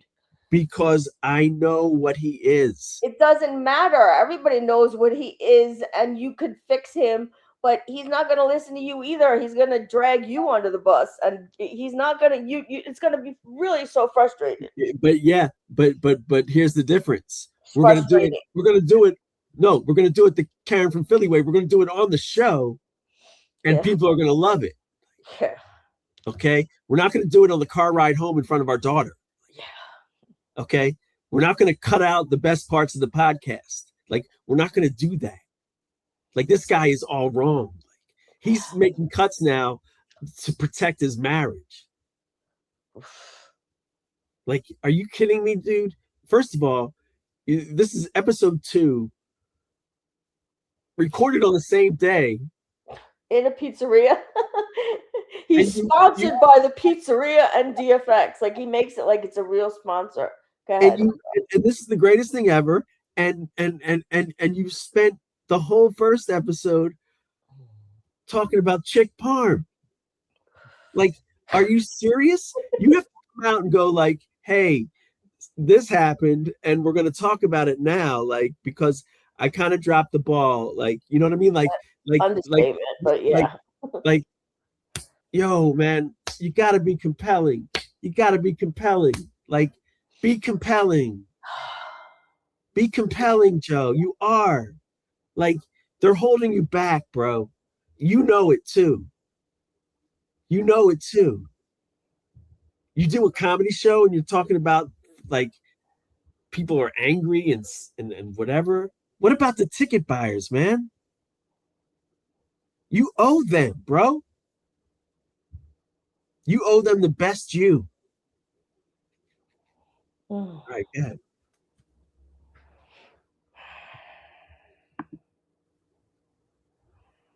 blurred out. You can focus, but then all Isn't of a that sudden Tourette's? it You just on blurs. Vyvanse? Is that Sorry, Tourette's? hold on. I don't take medication for ADD. Well, that's hold a on, fucking hold on, problem. baby. Yes. Because when I do, I become an angry lunatic. Gene will tell you, I used to lose my shit at audiences. So I went off of it for performing. I haven't been on Adderall in about 7 months. I haven't taken any of All right, it. that's good. And I'm calmer. And I don't get in fucking arguments. I don't worry. Forget it. If I took Adderall to get on an airplane, I'd be freaking shitting myself every time we hit a bump. Do you know on the why? plane. You know why he needs Adderall, right, dude? Like he can't focus, right? And when I'm talking, he can't focus. Yeah. Well, there was just. Can we talk stories? I About don't that? care. Yeah. All right. So, me and my friend Chris Bovino are behind Joe and him, Joe and Mike in a car coming back from Wildwood. And we're coming up to the exit where you get off, 37, to get onto the expressway. You know what I'm saying? Listen. So You see an A and a B, right? There's like an A and a B for the parkway. So hold on a second. So No, to get off the parkway to get on the expressway. Yes, right. So I said, Joe, shut the hell Chris, I up said, and let the "Watch, guy dude, talk." I'm not going to beat Go him. He ahead. can't focus. He's going to pass the exit. So He's going north. he keeps going. I get off the exit. 3 hours later, he calls 3 He's in hours. Asbury Park. No. He's in Asbury No, Park. don't tell me no. 3 hours. 3 hours later, he didn't realize he was going the wrong direction until 3 hours later. Because he's thinking about and ruminating about his life, and he's so out of it and he's not paying attention. I know this happens when you're driving, okay? But you don't block out for 3 fucking hours and keep going the wrong direction and not look at your GPS and not look at signs. I mean, I'm worried about him. He's going to wind up dead, God forbid. I don't want that to happen. It's just bad. You want me to continue, or you have something to say? I'm devastated. Like that. Listen. And look at his face. They just said this to him, and this is how his face looks. The town idiot. Look at him sticking out his chest, of his inside out shirt, because he had to make it look like it was 2 different days. Yo, I'm talking about like this guy. Town idiot, right there.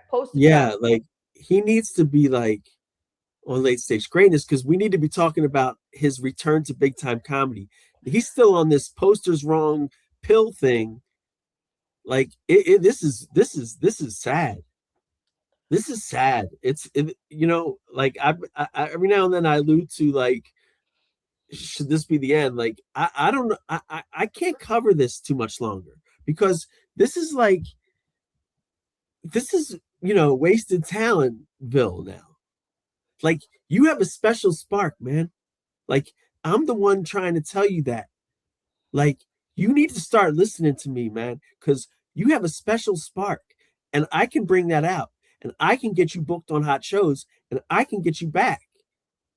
You're the star. You'll be doing all. But you won't have to do anything but go on the shows I get you booked on, and go on stage, and that's what your wife should be saying. Okay. All right, go ahead. This is really pathetic. Super pathetic. Hours later, he was like exit like 150. Yeah, it's Asbury Park. Dude, like, how do you not know? Like, after a while, you're like, oh, How about like Asbury. this? How about just Is it your Nutley, surroundings? New Jersey? Nutley. Oh, I'm close now. How about What your are you surroundings? close to? You're close to getting lost 3 hours ago. Before iPhone. But how Took you 12 long? hours to get home. How long does it realize you're lost? I've been 5 minutes. I've Well, been lost. he's got a serious problem. You got to take Vyvanse. Yeah. Vyvanse makes you focus. Yeah, but then I get in fist fights. No, Wait, beyond the is medication. your then mom- you're gonna is get your beat mom up. and dad still here? Listen. Yeah, they're They don't here. even care. His mother got up, walked away. No, We were hold on a talking about the My daughter-in-law. mom. Well, my mom doesn't come to the shows anymore I'm gonna because she got sick of getting I'm made going to fun of. explain this so for the first time she'll understand. Right. Your mom hated me because I'd sit in your freaking driveway and beep the horn. Right. You told me you'd be ready at 9. I was on the driveway till 9:45. Here's the mom. This is kid. From 9 till 9:45 before I beeped. Then I beeped at 9:45, 9:50. I'd go up and you were still freaking doing your hair with a blow dryer and no shirt With the brush on. with a towel. I had the hair dryer with the brush. You were hair every time. You're like half handsome. Every night. Half-assed too. Chris looks just like you. I just want to get that out. Yeah, well, He's really bad. And I'm sure he's nothing like Joe. Chris, no, God not bless at him. all. Chris is nothing like Joe. No. Yeah. The Chris- other thing Chris is my is man. the other added aspect is that this was the first time I'm just laying it all out there. Another reason why I threw my wife under the bus a little, I had a little bit added pressure on me, is I had a sponsor for that show. I never had that before. I had a guy give a lot of money and pay for the rental of the theater for the night, paid for the Is that the pizza? paid for the insurance of the night. What is this? Dan's telling me, not to interrupt, Dan's telling me I got a problem with Poland Spring. I mean, these people sick. What's that? I'm worried about Poland Spring. I can't use a bottle. Me I Are need they going to Adderall. pay us for that sponsorship? Guys are ADD and during my ADD stories. No, we're not. Go ahead, dude. So go ahead. Sponsor. So what sponsor is this? I'm dude? saying Preparation H? that I had a lot of pressure. I wanted to make everybody laugh. Oh, you didn't make anybody laugh. You made us all They cringe. laughed. Yeah, So we did the laughed. crowd Only laugh? you cringe. Did It laughed inside my You cringe because you Did the know crowd my laugh? wife. dude. It got a huge laugh. No. Did they laugh? It was more of a cringy laugh. You know what I mean? No, It was more like I gotta laugh. No, because but you this were kid- sitting this near guy's my nuts. wife. No, Everybody, I was not sitting near your wife. Your wife was 3 aisles but over. you know me and know my wife. You don't? Do you think a normal person that's there cringed at it? Yes, because That no one would doesn't do know that. them. No one Dude. would do that. That they don't know my wife's Dude, in the if I audience. I'm okay. I Yes. didn't cringe. Okay. So Oh, they he didn't. was there. He didn't I cringe. didn't cringe. You He didn't. didn't Well, you cringe. don't look like you cringe anyway about anything. It was a good. Joe, Mike Bovito's here now. Yeah. You grew up with him. But You he know- knows me too. But I'm he- saying did to you a cringe, Mike? strange. Yes. Little See? bit. But that's because he A knows. little me. bit, Mike. I'm your saying like your ass tightens up. Yes, dude.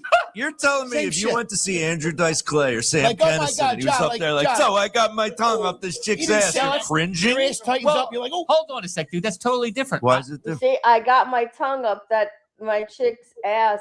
You think I'm cringing? So that gives you an idea about what he said, but he's gonna say No. more now about a box. No, this Like- is all wrong. Like this is all wrong. This is if I would kick everybody out. This is you're making a fool out of Joe, which is fine for the show, but the reasoning is really pathetic. Like I'm done. Like he, you see what, like I see Joe here, like and he looks better if you run this past minute back. He Okay. looks better than he ever has. No, I don't agree with that. He's talking about tonguing out a chick. Like he's there, man. Like he's ready. Okay, but this cast of characters is holding him back. Like You keep going back and forth here. You're blaming him, then you're blaming them, then you're blaming him, then you're blaming her. It's his fault, dude. This was disgusting. If Completely misguided, and her fault too. he's a When you involve- comedian, when he's you a involve comedian. hatred, His it's job is to make people laugh. He even just said, Gene even just said that, like, Joe even said people were laughing, and Gene was part of the camp that was cringing because they know him. Everybody get out. Everybody get out, like, and let this guy work. Like, you guys want to hold him up to be, you know, he's different. He's in show business. You're not. Let him be. Let him be. Go ahead.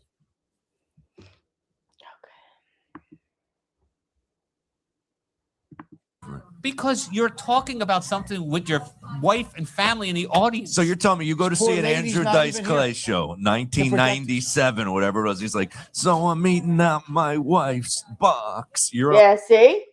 That's where I heard it. Okay? I'm just letting you know that's where I heard it. You heard it, right? Wow, look at Johnny Flea. He's like, dude, He's sorry that he freaking took No. a sip when he did. Johnny Flea is watching this guy dig a bigger hole for himself. Like, Yeah, right, exactly. Look at his face. He's hysterical. like this is too much. That's Like, exactly what he's doing. That's that you really did capture. You got it. He is totally like, what are you doing, dude? Are you really going there? but you know, he, like, Joe shouldn't be censored. Is my only point. Oof. He shouldn't be censored. He should be. Look, you know, it's the ship sailed already. Actually, he should have been talking about his family for the last 15 years, ever since America's Got Talent. But Stephanie put, Without bringing the family in there to watch, but that's hard. The whole thing is really he's got everything mixed up together. He can't control all these different things, aspects of his life. He's just a mess. It's like too much for him to control. And in the end, he throws everybody under the bus. And also, I want to mention that they just said in front of your family, and it is, that his wife and his daughter were not the only two family members who were there. Look, I mean, I'm thoroughly disgusted. I don't know how this is going to go anymore. I just don't understand this. Like, I don't understand this. Johnny Flea, you could read him like he is not he would not be good at poker. He's a riot. Look at his face. And Gene looks like he's gonna get sick. He's like holding on to the table. He's just like, holy shit. All right, bring it on home. Bring it on home. Let's see where we go. Even though Joe cut out the best part. God, we're in trouble. Uncomfortable. He doesn't say wife. He never says wife. Yeah. So I'm with this chick. Yeah, totally. That's different than wife. Totally. So I should have said chick. Hold on, little different. This is wife, girl, wife, girl. This is where the ADD kicks in. Yeah, I can absolutely. tell. I'm trying to think if there's comedians out there that have had like dirty stuff about their own wife or their mom or their girlfriend. There are. You pulled out all the stops. You sold 900 tickets. You went fucking crazy. I did. That's You what pulled out happened. all the You stuff. got most money I ever made in my career was That's that. because they thought we were. That's they thought because we were going to be there and we weren't going to Cheers stay. to that. Screwed You're us. not supposed to It show took our 2 woman, weeks. but She was 2 weeks. Joe, let me ask you. But let's get to the end here. For 2 weeks, she was pissed, but she's not mad anymore. It's all good. She saw the Dude, check. she never So- got so over. let me She ask- saw the check.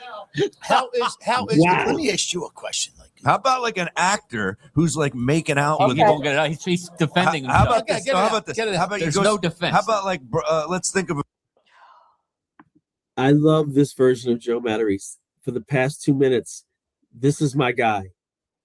This is my guy. He's fighting for his masculinity and his career right now. Like I love this guy. This is the guy I want to work with. Like, this is the man right here. Like he's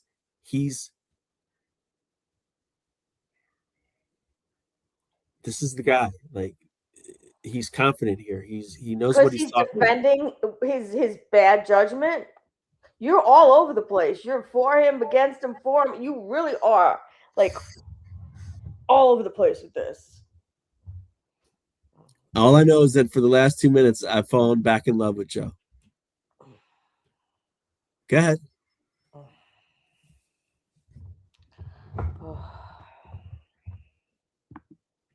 How could you? famous like Brad Pitt or one of these actors that's married, and then they do a movie and they're like having sex with another woman. You think he should not do that movie because it's going to upset his wife? That's like, a what's worse? thing. No, that's different. It's But the same family type of business. thing. That's what, it's what Yeah. you do. No. They call that John, same ask church, him. same Ask him the church, question you same wanted. church, wrong pew. Yeah. What do you got to ask him? Go ahead. Well, like let's just talk about. But let's just be. I've said this to my wife many times. When I'm really honest and I get into the moment is when it's funny. Like, and it's the same with the podcast. Like, this is probably going to piss her off, but I bet it's a good listen to everybody that's listening to it right Dude, now. So you took a it's shot. like, what do you- I get it. I'm You took taking a a shot. shot right now. I shouldn't make this podcast No, about it. you're right. Well, we're not. We're going to move on. No, we already did. Oh, so We what? already did it. I'm saying, but I have to ignore started that this whole- she's going to get mad in my You're right, you career. do. You I do. have jokes that have made my mother cry and my dad pissed off Is that true? in my career. Does he really do Is that that to true, you? Mom? My dad I'm will sorry. tell you. He got pissed when I made fun of him singing like Sinatra in church, which sounds harmless. The first time I did the joke, it upset him. He was my dad's very religious. He was like, don't talk about me singing in church like Sinatra. And I was like, okay. And then I still did it. And then he like the black got sheep used He to won't it. stop this guy. You're something, though. I You talk about me, I'll fucking kill you. Yeah. I'm just telling you. Don't talk about me, Bo's up there. Oh, there's a viral clip right there. Okay, don't talk about me up here. Oh, I got nervous. He So got a let me, question. can I get a question in? Go ahead. These fucking guys like the FBI. They just don't shut up. Listen, Put the light on him. how is the how's it going? Let me ask you how it's going. Let us ask you. Yeah. How's the comedy? How's it going? This right now, all this stuff that is centered around growing up in South Jersey and Philly is killing it. My brother, there's certain things I'm when you're a glad to hear that. comedian where you know things are working. One is when people showing up at my gigs giving me Philly pretzels. I'm like, that's a sign, because I remember touring with Artie Lang when he was, at his big time when he was on the I Howard wish we Stern could've show. got him. Yeah, Nice yeah. guy. And people were showing up with devil dogs at his shows, and I'm like, now they're showing up with Philly pretzels. And now, like, my brother's like every day I talk to two, because my brother's in sales. He sells insurance everywhere he goes. They're like, are you Joe Matarese's brother? Does all those videos? Like, they all. So this thing is working, and why we're doing the podcast here at Vito's, that everybody that's in this area. Well, you grew up here. It's working. You grew up. Well, I told you what's Before happening me. with him and John, being Johnny. Like I told you, I went to the bank, 5 people at my gym. I It's go to the fun. store, shop right. They're pulling me over like they know me, like I'm a movie star all of a sudden. You are. Yeah, that's right. Gennaro. Gennaro. Yeah, That's fucking Gennaro. It's Gennaro. Wasn't it Gennaro? Gennaro. It's never It's been always Gennaro. been Gennaro. It's always been Gennaro. This guy. Yeah, fast. Splitting hairs. Yeah, well, I have no hairs. This Gennaro. is really Go ahead. good. I have to admit. I'm gonna fucking make out with you. All right, That was hold good. on. Mwah. Well, so This is really good. There's a lot going on here. I really like the way Joe has handled this. Joe is not the bumbling fool we think he is. He is actually, he's smarter. He knows what's wrong. He knows that his family is the problem here. Okay? He's referencing Dice Clay. He's referencing Brad Pitt. Like, these are people that that are, successes or were successes in their fields, being themselves. Joe needs an outlet like comedy to like talk about his life, like, and this person's saying don't say this person's saying don't say that. Kick them all out, Joe. Like, do your thing, man, because you're doing, do your thing, man. This is what you picked. Do it. Local shit is working for you. Local shit is working for these guys. They're being recognized in the bank now. Like, you don't need Karen. You don't need late stage greatness. But what you need is people to leave you be.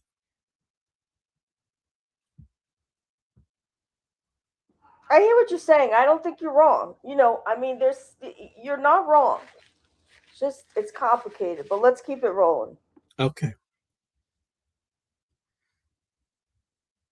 I don't know if you guys can relate to that. Is there anything everybody probably has this. Is there anything in your job that if something happens that you could get in trouble? Yeah, dude. I get in trouble all the time.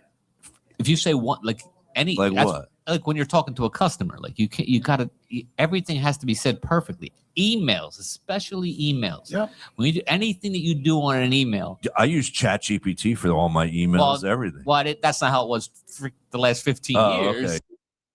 Okay. Yeah. So everything. Hey, so Did you hear that? well, that lets me believe. Did Joe ignore me or did ChatGPT ignore me? Yeah, right. Exactly. Okay, because I don't know now. Like, I'm writing this guy, and he's not answering me. Okay, like, listen, this is so weird. Like, I don't know what to do with this show. Like, I don't know what to do with this. Like, I just don't know what to do with this, babe. Are you feeding the cat? It's bizarre, babe. It's really bizarre. Okay. Let's just hit pause, feed the cat, and we'll come back. Like, All right, let's continue. Let's hear how good this is going for all of them, not just Joe. He's being recognized in stores. Gennaro here. You're. Yeah, that's right. Gennaro. Gennaro. Yeah, That's fucking Gennaro. It's Gennaro. Wasn't it Gennaro? Gennaro. It's never It's been always Gennaro. been Gennaro. It's always been Gennaro. This guy. Yeah, fast. Splitting hairs. Yeah, well, I have no hairs. Gennaro. Go ahead. I'm gonna fucking make out with you. Let's do it. Gennaro. Mwah. Well, so I don't know if you guys can relate to that. Is there anything everybody probably has this. Is there anything in your job that if something happens that you could get in trouble? Yeah, dude. I get in trouble all the Why time. is he? If you say one, like Any Like that's- what? Like when you're talking to a customer, like everything has to be said perfectly. Emails, especially emails. Yep. When you do anything that you do on an email, I use ChatGPT for all my emails, everything. That's not how it was for the last 15 years. Okay, yeah. So everything you have to I make thought sure that you would got to kill read you. it like 16 right. times, Uh-huh. and then you got to make sure you say it in a way. It's I like thought that would kill you. That's why I rewound Yeah. He uses Chat GPT for all his emails. So He people can't write write. Joe. People write Joe. it.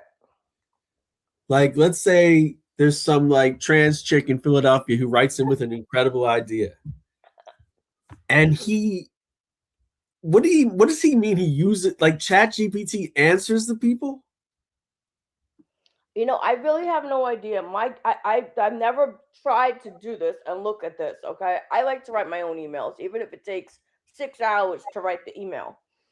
There's probably some way that you can like give it some themes or something, and then it writes it for you.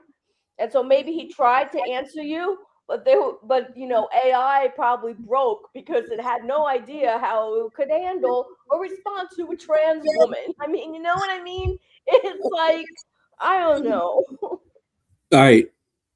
Okay. I will be writing Joe after this show. Immediately after this show, I'll be writing him and saying, Joe, listen, lose the Chat GPT and like he has no time for and like he's answering show business emails with AI. Well, that's a gift to him because he can't write. He can write. I'll put listen, don't tempt me because I'll put actual exchanges between me and him before AI existed up on the screen. I'm not going to actually do that, but like my point is this. Look, this podcast is so damn compelling. Like, okay, like this is so good, but I'm still stuck on numerous things. Like, how is this not the topic of the first episode? Whatever, I don't know. Okay, but but these guys are stars. Like Johnny Flea is a star. Gene is a star. I would love to run into these people and say, "Hey, I watched your podcast." I tried to do it at Vito's on the other day, and look, I'm rooting for Joe here always, and I'm not happy but I'm very happy at how he's been in the last 3 minutes. This is the Joe I know and love. This is the Joe I know and love. And I will let you guys know when he stops doing it but right now I love this Joe. He's fighting for his self here and his comedy career. Here we go.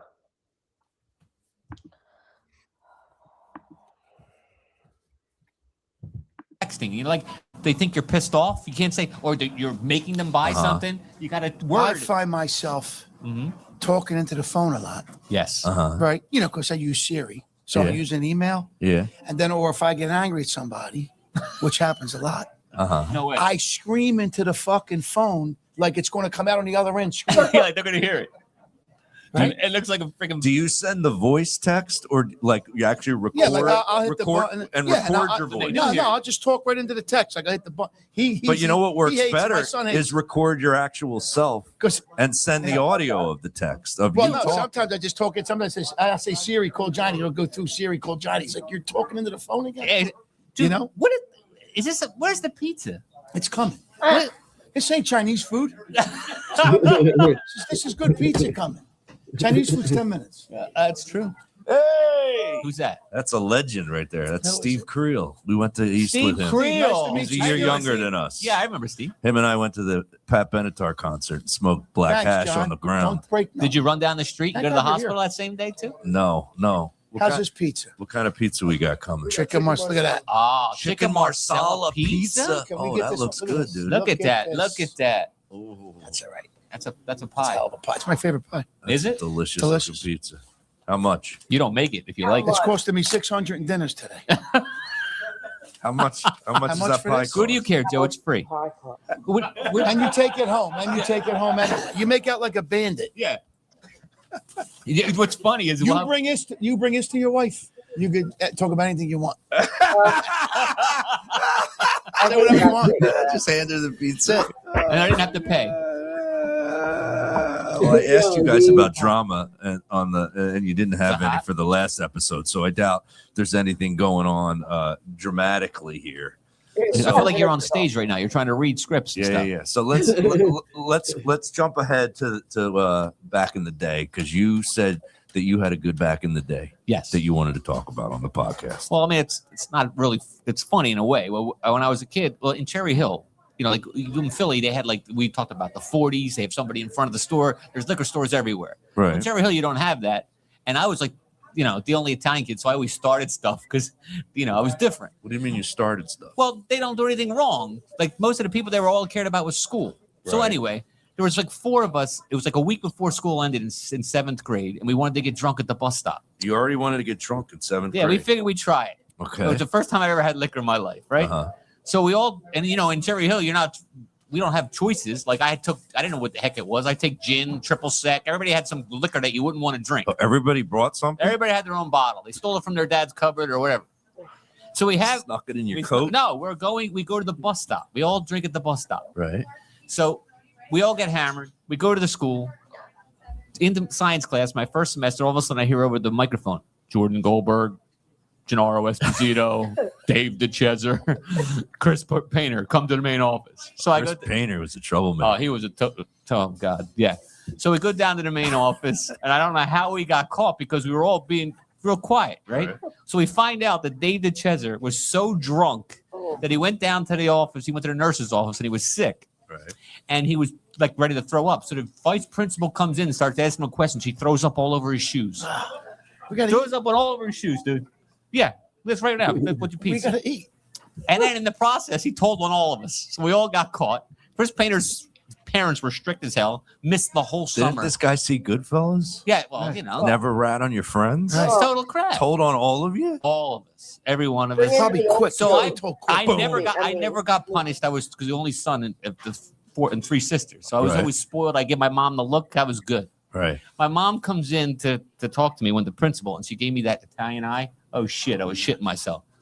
For the first time in my life, I was punished. I had tickets to the Foreigner Jukebox Hero concert the next weekend. I love that you know which tour it was. You know why I know? The Jukebox Hero He's tour. got a good memory. Dude, I was begging. Come on, you never punish me. So I get punished. I actually missed the concert, and I hear about they had a jukebox come out floating. It was the best concert ever, and all this stuff. And I was Dave DeChezzer across the street because he threw up. I'll never forget it. Chris Painter didn't talk to me ever again. Like it was my fault. Chris Painter.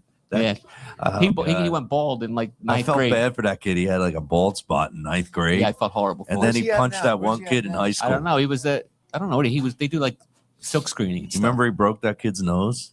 Yes. Freshman year. Tough kid. He punched this freaking a friend of ours. He freaking broke his nose. I remember that right in the lunchroom. Punched him right in the for no reason. Yeah. The kid was pledging. They had a. It's funny, but with that, when I knew him since I was in elementary school, and every time I saw him, we were good friends. I used to punch him in the stomach, and he'd lose his wind and puke almost on the grass. Right. But that changed when he got into middle school, and I was 5'3", and he was 250 pounds. He was kicked huge. my ass. Yeah, he was huge. Yeah, what is it about that age when you drink that you throw up?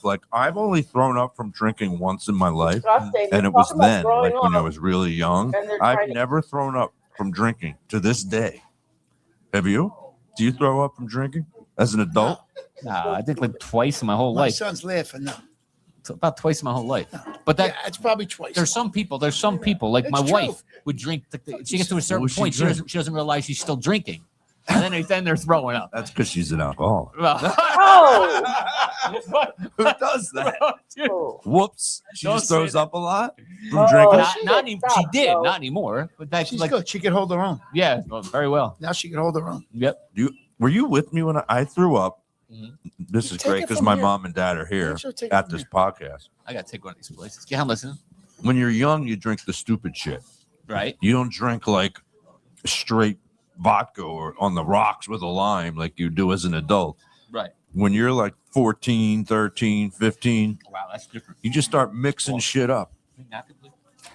Right. I remember pouring your parents had Canadian the stuff they drank back then. Nobody drinks it anymore. Right. Did you ever Canadian hear? rock. I have a friend who's he's an adult and he still gets this drink because he liked it when we were young. I remember A the whiskey sour? sour. I'm like, What man I got a friend now. who gets those? Right. When I heard this, I had this immediate thought that Joe orders the whiskey sour and not his friend.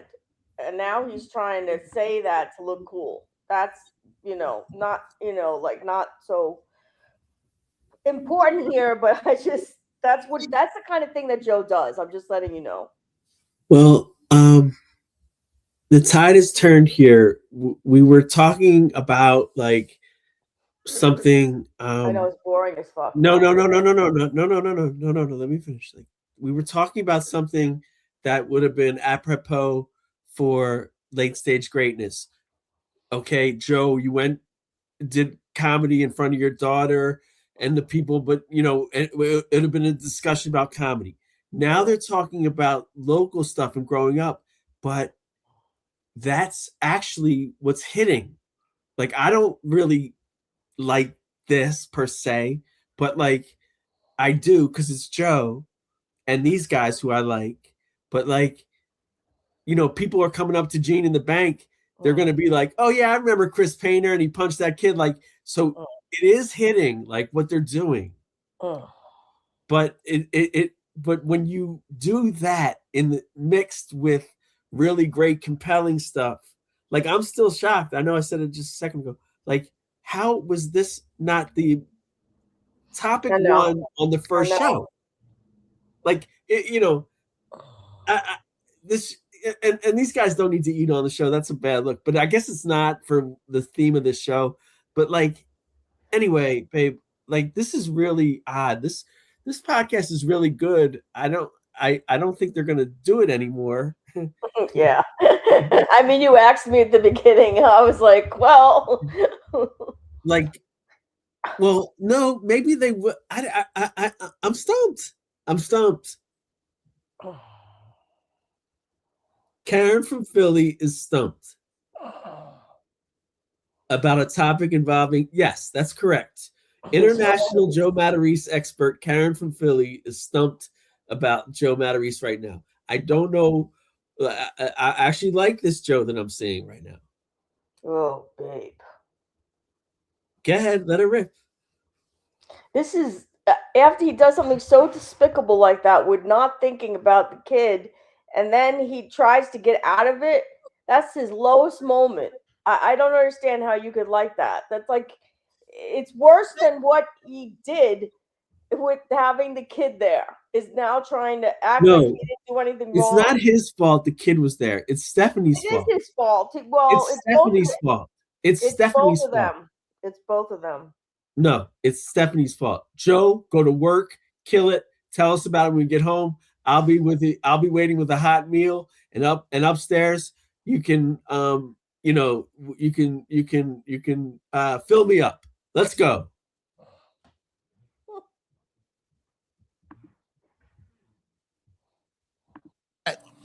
No, I go out and we order drinks. He's like, I'll take an amaretto sour. I'm like, Remember no, that, fuck dude? that. You're going to tell the bartender that. Yeah. I'm not. I said, who drinks an my good friend Brett? Who drinks an amaretto sour? When I was 18, That's you're better 50 than years a old. regular whiskey. that was my first drink when I was 18. That was from the because they were kids. 70s. But nobody drinks amaretto sours after they get like to 20. Amaretto sour. Yeah, It's what horrible. is that? It's a juice. Yeah. I make fun of him all the time. You should. So I remember mixing up some sort of Canadian whiskey. My parents always had like they'll laugh because they're here. Drambuie.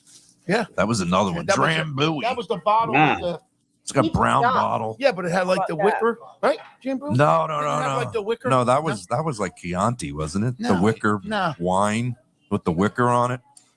No.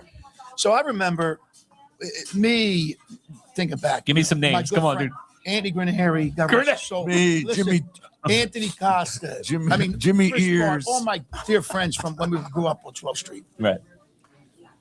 Went to Michael Edge's house, my other good friend. I think it was Michael's house. And I haven't drank Sambuca to this day Oh, I hate because I Sambuca. can't. Yeah. So we used to drink Sambuca. And then I think one of his cousins were down from New York. And he was like, eat the bread while you're drinking it. So I'm thinking like it's going to soak it up. Right. So we were doing like shots of it. Uh-huh. And I was eating bread. I got sick as a dog. Really? Sick as a dog. I have never drank Sambuca Swear to God, till this day. Yeah. I just can't. They put it in coffee. A couple of guys. I don't like that I black can't do licorice it. taste. Those are those kind of drinks. It just burned me that Yeah. one time, and I can never drink it. Mine was like the Canadian whiskey or the Drambuie mixed with eggnog. What a dumb thing to do. Where was Who the this? hell would Here? do that? As like a 13, 14-year-old. Then I went to the Who made mall. The eggnog? Dude, you made the eggnog? Mike's here. We went to the Echelon Mall. We used to, I don't know, I think we took a bus to the Echelon Mall. And I just threw up all over the ground right in front of the McDonald's at the Echelon Mall. I remember there was an arcade. I started to feel it coming on. And I tried to, at that age, too, you try to stop it. Ew. We're like, "Bleh," and it goes all over your hands. Yeah. It's like, "Bleh," all over. Then I get to the McDonald's. I throw up all over the ground in front of the Johnny McDonald's. did it once. Johnny does it once. And then I bump into my mom and dad. What are the odds of that?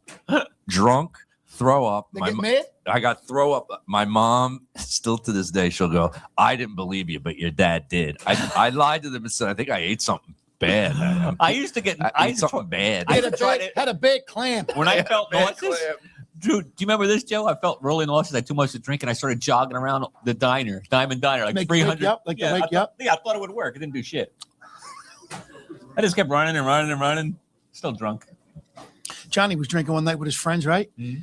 Down the basement, having a good time. I'm sitting on the couch because I always sit on the couch.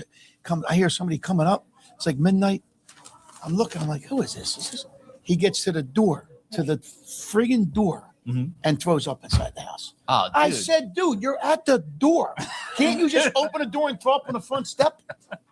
At the door. He throws up. At the door.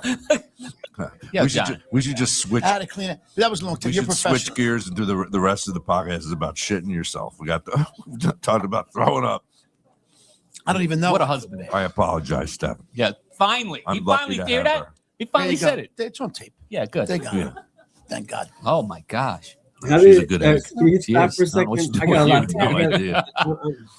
Threw her under the bus. You did. You killed it. Oof. He said she's a good egg. I'm a fan of this podcast, actually. Okay. I'm a fan of what I'm seeing right now. I hope they do a third one. I don't understand how it transitioned to that was the apology to Steph. Like, what I know. was that, a cut or something? I don't know. It was bizarre. We have to watch it again. All right, rewind that real quick. This Because is really he's clipping compelling. out so much from this. Like, you know that. He's what? He's clipping out so Oh, much yeah, from yeah. this. Like, you could see it. He's happy eating. Yeah, I know. He's eating free food. He loves it. He loves eating free food, dude.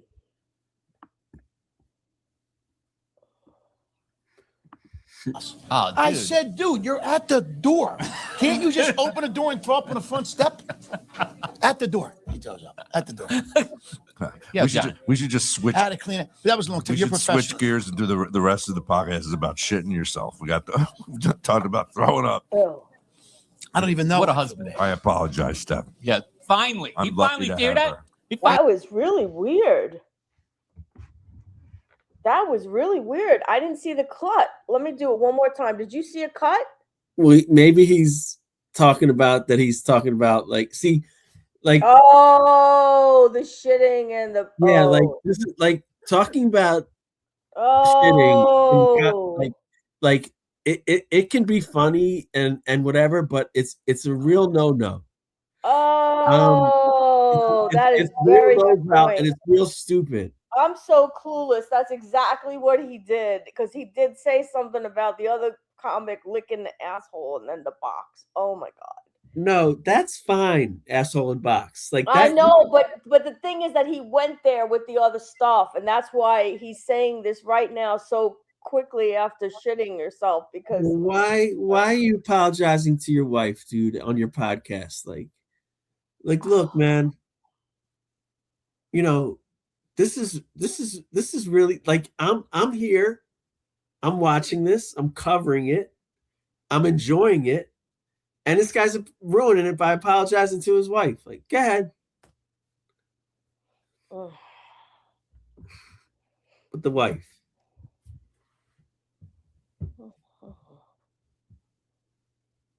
You know what, He said Joe? it. Go ahead. You know what, Joe? have Chat GPT apologize to your wife. Do your fucking podcast, okay? Do your podcast, bro. Oh. And have Chat GPT apologize to her, okay? All right, I gotta just watch that second back. I want to see if we could see where it was clipped. I'm only gonna do one more time. That's it. Door. Can't you just open the door and throw up on the front step? At the door. He throws up. At the door. Yeah, we should just switch. How to clean it. But that was a long time. We You're should professional. switch gears and do the rest of the podcast is about shitting yourself. We got the talk Something about has throwing up. happened.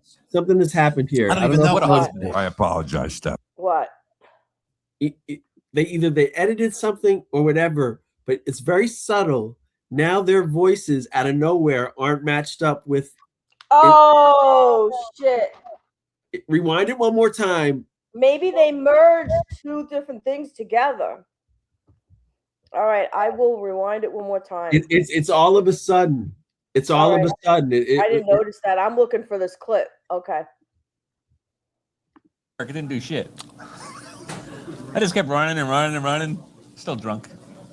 Johnny was drinking one night with his friends, right? Mm-hmm. Down the basement, having a good time. I'm sitting on the couch because I always sit on the couch. Yeah. I hear somebody coming up. It's like midnight. I'm looking. I'm like, who is this? He gets to the door, to the friggin' door, and throws up inside the house. Oh, dude. I said, dude, you're at the door. Can't you just open the door and throw up on the front step? At the door. He throws up. At the door. Yeah, we should just switch. How to clean it. But that was a long time. We You're should professional. switch gears and do the rest of the podcast is about shitting yourself. We got the talk about throwing up. I don't even know. What a husband. I apologize, Steph. Yeah, finally. I'm He lucky finally to did have that. her. He finally There you said go. it. It was not even clipped. They went right into the next thing as if there was something that they all know that we didn't know, that we kind of could guess. Yeah. I apologize, Steph. Oof. I'm lucky to have her. Now I was going to say she's a good egg. I apologize, Steph. I'm lucky to have her. Not even I'm lucky to have you. Okay, like Oh yeah. this is really weird because instead of just doing one episode, they're mixing shit and they're jumping around. Like this is really weird. But I'm gonna stick it through. Like I'm not a quitter. Like It really made it really clear right now, like what he said. Oof, that is really. I didn't even think of that. I know what you're talking about, but my head didn't even go there. But okay. No, I don't know what you're talking about. What? Just say it. This has to do with poop, and like you said, it's like stupid when people joke about that. Oh yeah. Well, the thing is, it can be funny, but it's really low end, and it's not good. Go ahead. Sorry. And it's not good. Because it's just not good. It's not in comedy. It's a no. Right. Because it's so lowbrow. Right. And the daughter actually had to hear that. Again. Pretty much worse than anything. I know, I know, but still. I'm worried about the paying customer, not the daughter. She shouldn't even be there. Go ahead. All right. Yeah, this was not cut. All right.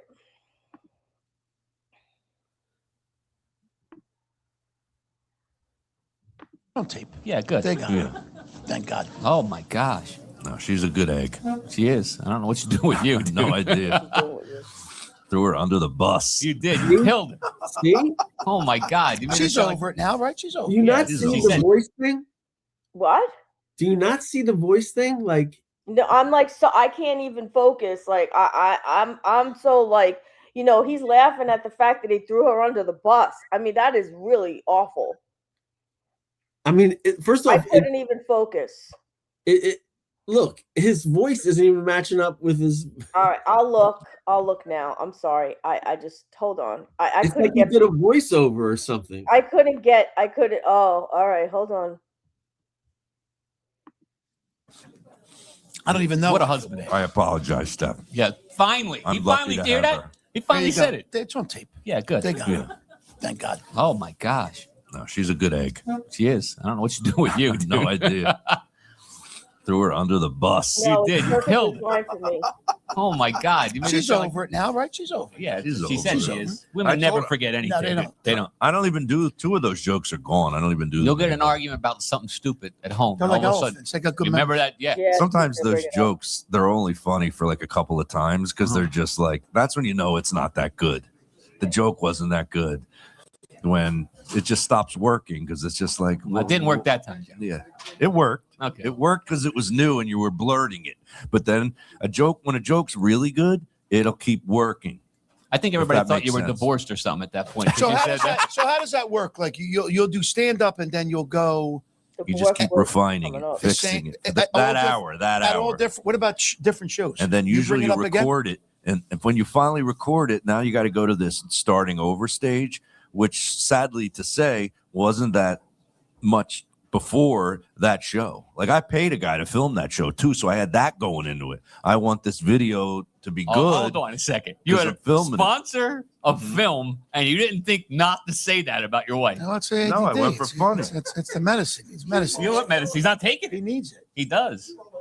No. No. You should have put him on medicine. You It's should. your He's fault. be on 3 pot It's pills. your father's. He goes, I guess your father. You're done with it. He does a lost cause, right? So I was I asking. bury myself. The My jokes. dad used to say it all the time when I was young. When I was young, you always got to learn the hard way. Yes. That's it. He always said And that. he still doesn't learn. I Never learn. I learns. have to Doesn't fuck learn. up before I can fix He it. never That's all learns. right. They learn Never from your learned. mistakes. Yeah, I did. I learned. We're gonna always go. have to have an Come element. on. guy. You can't Wait ever till the say, camera I got my spins. Yeah. son's putting the camera on him. Go ahead. Go ahead. You know what? I screwed up. I had Wait a sec. no Hold- teeth in my back, on the back, on the top, Is and that on his dad at the mic? I think Yeah. that was his dad. All right, let me get skipping past Look, this. I'm Go ahead, say what you gotta say. I'm pissed, always with the teeth. I'm pissed because Johnny was trying to talk about comedy, and we can't get this guy to talk about comedy. Like he know. instantly goes back to my father did this, I know, I or know. I'm on this medicine. This guy is asking real questions about comedy. How does it work? And Joe's blowing him off to talk about nonsense. I Because can't he's stand talking about nonsense because that's what's on his mind. He needs help in figuring out his fucking life, dude. Johnny Flea is asking Joe about comedy, and Joe's not answering. Like, No, you can- he's not, you can- because comedy's a mess right now. Look what he's resorting to, dude. Doesn't have to be any clearer to you. Look at what he's resorting to. Who's this? Tracy Slaughter? No, I'm I have kidding. no idea. Amanda. Oh boy. All right, I'm gonna get past her, and the This bottom. is Joe's wife, root canal. everyone. yeah, You're right. yeah. Hold on, No, we got it. We that got to never get this happened. man. That doesn't Hold come on. out of his mouth. All right, here we go. You should have put him on medicine. You It's should. your He's fault. be on 3 pot It's your pills. father's. He goes, I guess your father. You're done with it. He does a lost cause, right? So I was Yeah, asking. I bury myself. The My jokes. dad used to say it all the time when I was young. When I was young, you always got to learn the hard way. Yes. That's it. He always said that. And he still doesn't learn. yeah. I, Never lear- I learns. have to fuck up before I can fix He it. never That's all learns. right. They learn from your mistakes. Yeah, I did. I learned. Joe gonna always go. has to have an Come element. on. You can't Wait ever till the say, camera I got my spins. You know son's what? putting the camera on him. Go ahead. Go ahead. You know what? I screwed up. You're right.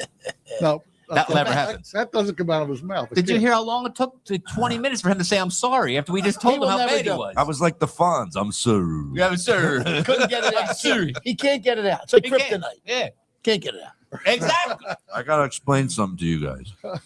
Don't. It's not going to work. It does. There's nothing. I think this will make sense to you. Okay. That's why I'm a stand-up comedian and you guys aren't. Like Oh. comedians are different. I like to think I'm a little funny. I'm not saying that you're not Great. funny. I'm not. No, this has. We're fucked up, is what I'm saying. No, you're fucked. You're fucked not up, John. dude. We are. I said we are comedians. We're Comedians. comedians. We're funny. We would never fucking do that. But No, you're not comedians. stand-up. Comedians are fucked up. We throw people under the bus to get reactions. No, I get it. We're, I get we're it. reaction whores. Listen, I love stand up. So sometimes when I watch all Yeah. different stand up, It's Chuck, like I never heard Howard. nobody Do say you that remember? about Did you their ever wife. watch Howard Stern in the early days? He'd throw his wife under the bus every episode. But he doesn't do it now But with his new wife. now he That's right. doesn't because he got rich. Right. Very But rich. at the time, I'm not at that rich level. If I was a millionaire and I was throwing my You wife wouldn't- you under wouldn't the throw her bus, under the it might bus? be a little different. Because she But- what? Because she wouldn't care. No, I'm saying no, not that she wouldn't care. That when it might come nailed out it. of desperation a He little nailed bit. You it. think you need- All right, that's hold why on. I try to He explain. nailed it. Go ahead. He nailed it. Johnny nailed it. Go ahead. I go If ahead. Joe was a million, see, I'm so glad that happened. Like pivotal moment of the podcast.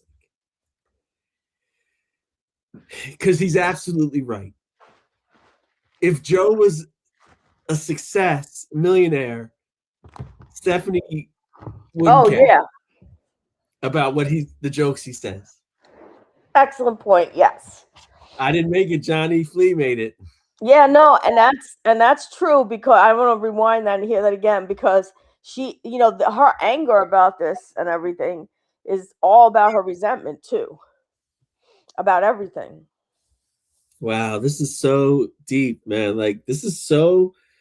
I mean, like this is so deep. Like I really don't even know what to say. Like it's like there's no podcast like this in the world. There's no podcast. We're a very unique podcast. This is like mad unique. Yeah.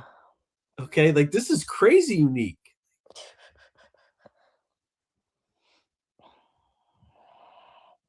All right.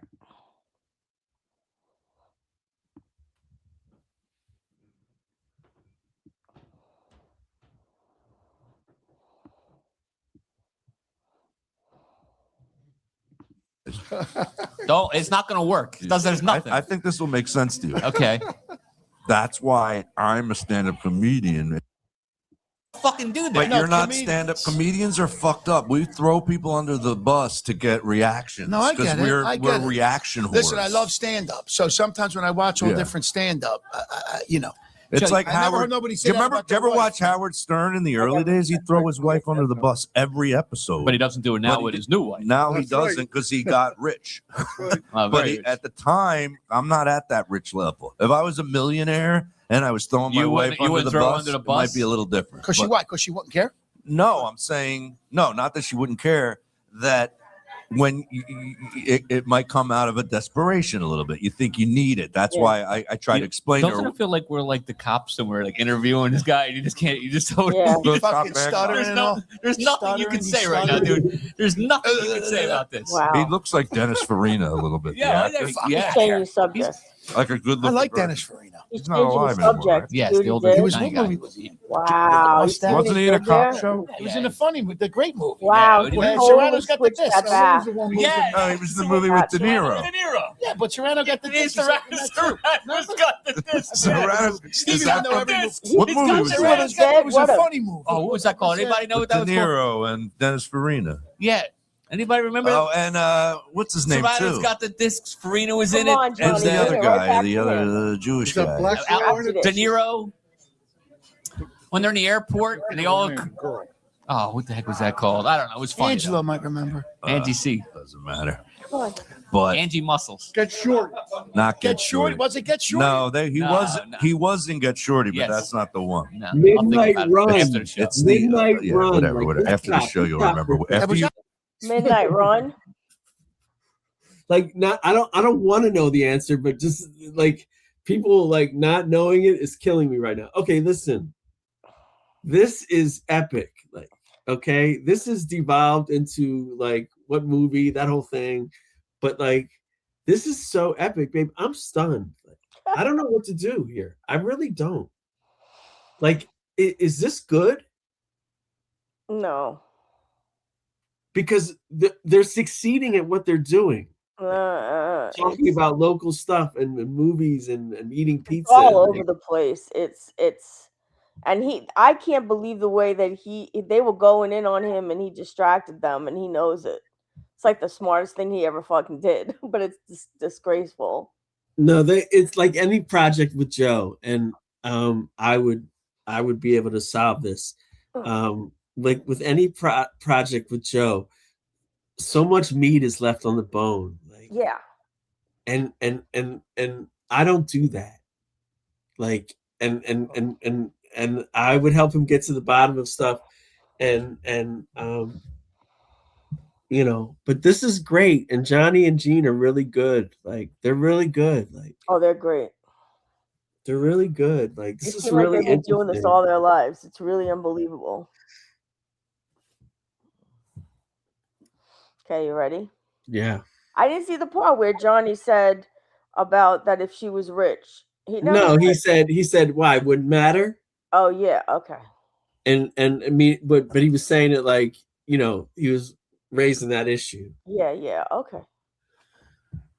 And then Joe backtracked and was like, no, it would matter, but Actually Google it, funny. you'll It was like remember. good and funny. He was funny. That guy was great. You know, You're not. He passed away. You're not, but he was. He passed away. Yeah, he's dead. Teddy Roosevelt drank a gallon of coffee every single day. He was the most energetic president in American history. Do you know what's the name died yesterday? The guy from Dawson's Creek? I'm covering my face again. Yeah, did we stop covering your face? You should have covered your Cover that mouth nose. when you're on Is that- stage. dude, Who's got us right? It's funny Take that that- you say take that that because mouth I was shut. watching all those clips and not till you just said that I recognized that's the guy. I'm sitting there going, he looks familiar. Who is him? that? No, the Dawson's Creek guy. Yes. Like, He was only 47 years stop. old. Oh, yeah. Okay. He was in. How long, was that how other- long he was has in- this been out? How long has this been out? 10 days. It has 232 views. Now 233 because we watched it. When did James Vanderbeek pass away? Oh, that's a Tragically? very good point. Let me see. Because Gene just said that it happened yesterday. Yeah. So let's get a little insight. Let's do a little MWOT insight into when this was recorded. Yeah, okay. All right, I'll tell you. I got his name up. Hold on. I'm gonna say, like, if I had to pick a day, I'm gonna say plus or minus February 16th. You're close. February 11th. Okay, yeah, plus or minus, yeah. So, and it came out 10 days ago, which is late March. Why so long? What do you know what I mean? Like so much Editing the shit out of this. Left, right, up and down. Yeah, post-production is a nightmare, man. Post-production is brutal. Who are you talking to? Post-production is so brutal. Like, look. It's one thing about finding like the timestamps. It's the other thing about entering them. The system, it's incredible what it can do, but the system is terrible. I support Joe and I support Johnny and I support Gene. I'm a fan of this podcast. I don't relate to it well, and I'm still peeved at Joe for apologizing about his comedy and stuff like that. But you don't do that because you lose all credibility. You don't do that. You just say, hey, there's a way to apologize without apologizing for what you said. You can say, look, it might have been appropriate for the time, but like you don't apologize for comedy. You don't. I'm sorry. I'm a real stickler for that.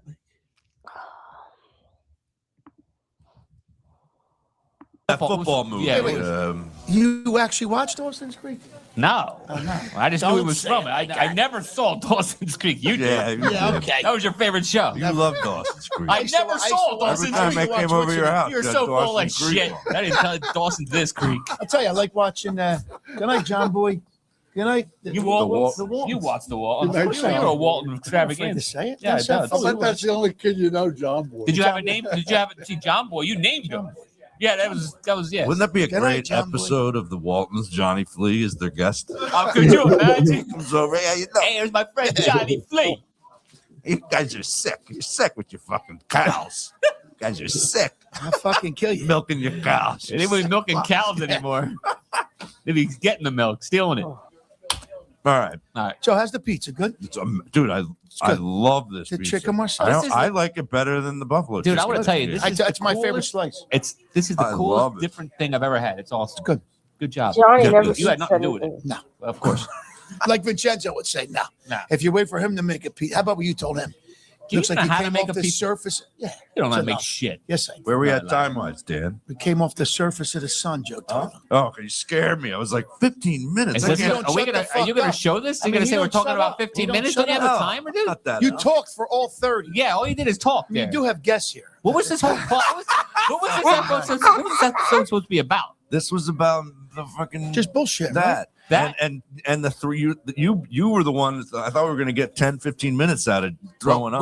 We didn't have to talk about Drinking. throwing 15 Throwing minutes. We up talk while about we're you eating for pizza. 25. Imagine. Oh, I spit on the damn thing. Throwing up while we Let's get a good back in the I'm day. spitting Let's because get of food, let's so- get a good back in the day from Johnny. Yeah, come on, John. You got some stories. Give me a good back in the day. I got a good one. What do you got? Johnny My son Goomba. breaks my balls about it. I never told him. I get locked up. You did? You got 16th locked in up. Jackson. I get locked up one time. We ain't gonna ask a lot of fucking questions. I get locked up. I'm a senior in high school. It's already good. I get locked up. It's on a Friday. Mm-hmm. Friday night. Now, when you get locked up downtown, you get locked up on a Friday night. You don't get out till Monday, Tuesday. Mhm. Monday. You go right, no judge, right to the roundhouse. They don't let you out. Cops lock me up, undercover cops, whatever. I call my mother. I'm sitting in the Your cell. one call. My one call. I'm sitting in the cell with a Spanish kid, and they give you the cheese sandwich, you know, with the warm iced tea, whatever. So, and I call. You got a phone call. The cop says. I said, I call my mother. Mom, I'm locked up. Don't what? I tell her, whatever the fuck you do, don't call my father. Just don't call my father. I mean, my mother are close to this day. Don't call my father. She says, no problem. I'm not calling nobody. Where you at? I'll come and get you. They're not going to let me out till Monday. You know. I come out. Spanish kid's next to me in the cell. He starts saying, "Hey, my man, like I'm gonna fake my stomach hurts. You know, could you cut?" I looked at him like, "The fuck? I'm handcuffed to the thing. I'm not getting a cop for you. I'm blocked up like you." I get out Monday. I'm thinking my mother's coming. I'm walking down. This is true story. I'm with a couple of detectives, cops. I'm walking down the hallway, and my father's like 5'4", right? Great guy. I see him fucking walking up. I'm like, I look like somebody fucking embalmed me. I was like, no way. She called him this rotten. She called him. He comes walking up. I'm handcuffed. They go to uncuff me. Boom. He sneaks. I swear to God. Sneaks me. You rotten mother. He knocks me out. I get up. I swear to God, I'm not lying. I get up. I'm still handcuffed. He's handcuffed. Everybody's handcuffed. Crazy story. They handcuffed your dad? Yeah. Then they let us go. Listen, put me in a car. I drive home to my grandmother and grandfather's. He's screaming at me the whole way from the roundhouse all the way to 10th and Shunk. He's screaming at me. I was fucking cringing. I mean, he was little like that, right? Then I got to go to family court. They let me go. They let me do community service or something because I was in school. I had good grades, Right. believe it or not, and they let me go. I didn't talk to my mother for like 2 weeks. Really? How could you call him? I said, hey, you're my fucking mother. Like, how could you call him? So that was a crazy story back then. It stuck in me. My father was nuts. Yeah. Crazy This story. kind of reminds me. You got one like that, Yes, Gene, right? yes. I remember when you were locked up. Yeah, well, So And your Johnny dad asks punched me you in every the day what I face. get locked up for. I Remember that? so I'm driving on Admiralson Boulevard, and Chris Bovino, for hanging out. We probably all have a story though where our dad hit us and it remember. But your dad never snuck your handcuff. Yeah, I never That's got. crazy. My dad. At least on handcuff. I know. Fucking guy. Like you were going to defend yourself. He would have God kicked rest your his ass. soul. Your dad, you ain't going to hit him back. He used to kick me. My father never cursed in front of me, which I curse a lot in front of my kids. That reminds me a lot of that My father scene. used to stare at me, then kick me. in Wait, the let me ass. just tell this real quick story. It's not. But so long. real quick, I just want to say it reminds me of the scene in Goodfellas when his dad when he's getting the bad grades because he wasn't going to school and he fucking just and they fucking freeze framing on him. He's like beating the shit out of him, right? Yeah, you don't fuck Oh, around. right, because he was the bus driver. Yeah. 'Cause he was So we're driving down Admiralson For Boulevard. weeks, he hits him with the fucking belt. We're driving down Admiralson Boulevard. Can you stop for a second? And it's Yeah, me, sure. Okay. Chris Bovino, and Mike Bovino. Mike. This is not the first time. Joe just said in Goodfellas. Aren't they? And then he just said the bus driver. Isn't that a Bronx Tale? Like I don't know, babe. These movies, I've heard of all of them, but I don't know. These guys shouldn't even be doing this, like constantly talking about. I know you brought it up 10 minutes ago too. Always relating something to a movie. I do it once a show or once or whatever, but this is every 10 minutes. Like it's like I know. This is he does this. This is not new. And Joe doesn't even get the movie right half the time. I know. Yeah, that's really sad, isn't it? Yeah, he doesn't get the movie right or the meaning behind it. It's sad, babe. The whole thing is so sad. It's really. I'm disgusted. I've like reached a whole new level of just. Can I continue? Yeah, I mean, who's gonna walk through the door? Don Rickles. I mean, this is what it is. Like 20 minutes left of this. Oh my God! All right. Mike's in the back seat, drunk. Chris he's always telling me where to go. That's Chris Bovino. He's always. Enjoy the last 20 minutes. This is probably the last we're ever going to see these three again together. That's a great point. Like, yes, this is, and we have it documented. 3 friends, 1 booth, 2 shows. Now we just have the 1 booth and nothing. No friends. No friends. No, I think it's really good. I like it. I mean, stupid. It's stupid, but it's good. I would watch anything Joe puts out, but I mean, Right, he always knows what he's doing. So I'm driving, and he goes, "Go up that ramp." This is how we're supposed to. So I go up the ramp. I'm going up a ramp that's a down ramp, right? So all of a sudden, I get pulled over because the cop's coming down. You went the wrong. I went the wrong way down the ramp. Right, so we're sitting. We're next. I'm like, I'm getting fucking. I shouldn't listen to you, motherfucker. Blah blah blah. So 10 minutes, 15 minutes, 2nd cop car, 3rd cop car, 4th cop car. I'm like, what the frick did I do? They come, they lock me. They say I have an outstanding ticket from when I was 18. I never paid. I know where this is going. This is true story. True story. Never paid it. No, I meant like true ticket. Yeah, true ticket. I guess so. I don't even know, speeding ticket or something. So they bring me into the Camden freaking police station. Mm-hmm. They like you did. They handcuffed me to a seat, and there's a guy next to me to handcuff. And he's sitting there. He's got long hair. He's like, looks like he's wasted out of his mind. And I'm sitting there, and we're talking. And he's like, "What happened to you?" I said, "Well, I went up a freaking ramp. I didn't know I had a freaking summons out for my arrest." I said, "And that's why I'm here." I go, "What are you here for?" "I just stabbed somebody." That's what he said. "I just stabbed somebody." Shitting myself. Yeah. And we had to get Mike. We had to come up with $350 to get me out of the police station that night. And we had to scrape. We were in the car looking for change. And then the next day, I had to go to court. Mike comes with me at 5 o'clock. I think it's like 6 o'clock in the morning, I guess.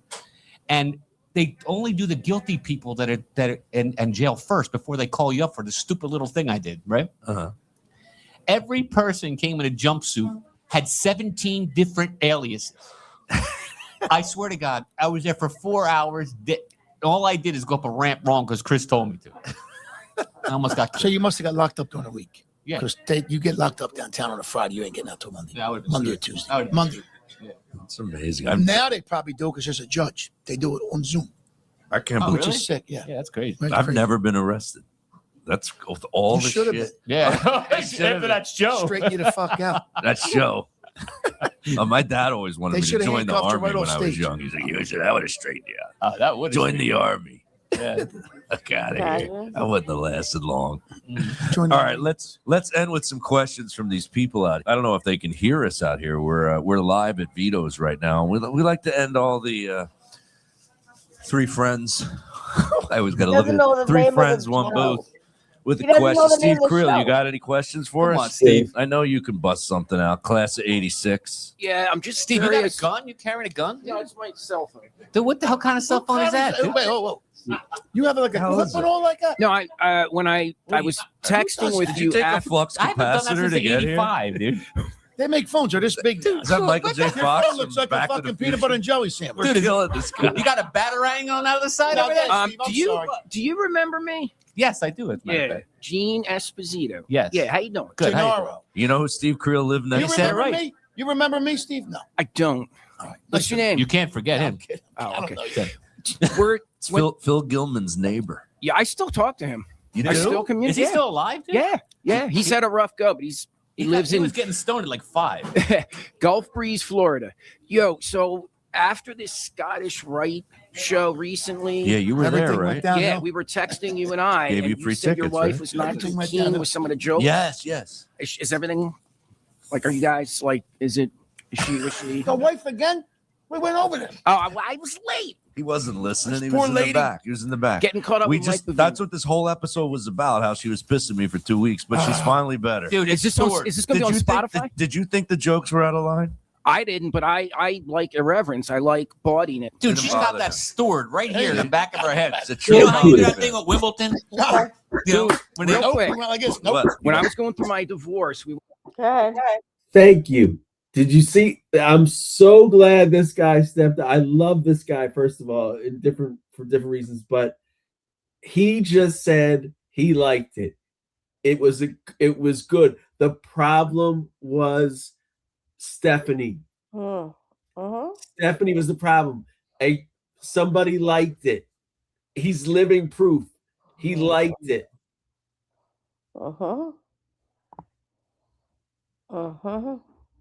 Do you understand now? Yep. Okay, good. Thank you, sir. Thank you, sir, for shedding light on what was previously just the emasculation of Joe Matarese. Thank you very much for proving that Joe was a talented comic that night, and with, as you say, bawdy material made you laugh. of her head. It's a true You know how you comedy do that fan. thing at Wimbledon? John. Dude, when real Nope. quick. He went like this. Nope. What? When I was going through my divorce, we tried marriage counseling. She was bringing shit up from 20 years ago. Oh, dude, you're done. Joe. She was bringing up She holds a grudge. shit Yeah. that happened. No 20 years. good. Like, how can I fix that? No good. You can't do that. No Yeah. good. You Never can't hold- forget. can't hold Women a grudge. never Yeah, forget. they're like elephants. Absolutely. I said that. Like elephants. My joke. What joke? I fucking said that earlier. You don't- like elephants. Like Yeah. they're good memories. I didn't know. But that. I got Do they the have good memories? I didn't know that. That's what All right. so they all know. Okay. You got another one? You heard me say. Yeah, that's it. You too, man. Thanks. Thanks. Say, Steve, thanks can a you lot. do me a favor? Hey, Mike, you got a question? Steve, into the mic. Say, first time, long time. First time, long time. Is this shit Perfect. on Spotify? It will be. Okay. Yeah. All right. Steve, don't go out with no girls who hold grudges. No good. Yes, no Yeah, good, I Steve. think That's they why you're all do. divorced. You got a new Yeah. girl, good girl now, Yeah. right? Steve, Good for you, man. Steve, just think you could put a gun That's right there. unbelievable. I could Nobody put would my even fucking know. luggage. I could Holy put my shit. clothes in Is there. that an iPad? What the frig? I could put my clothes in there. That's crazy. Very convenient. Steve, it is 2026, Steve. You know that, right? Oh, The phones they make, they're this big now. Dude, they got flip phones too now. I just want you to know. Your son's loving this. Classic. Oh, Looks shit. like a backpack he's got on. Who's next? Who wants to next? Come on, get That's my crazy. Mike up here. To Come on, ask Mike. You us got to a have question. something. I don't really have anything. I do have one with the trip when you got sick and threw up. First off, Oh, you what were there. man right? has only thrown up drinking once? I know. Is that? I'm just saying, always- come He on. said he was a man. Come on, dude. Nobody One said he was a time? man. I've only. I'm done, just saying, I swear to God, never. I mean, have. it happened to me so many times. I have no idea. Really? Yes, but when you one time, I remember it was epic.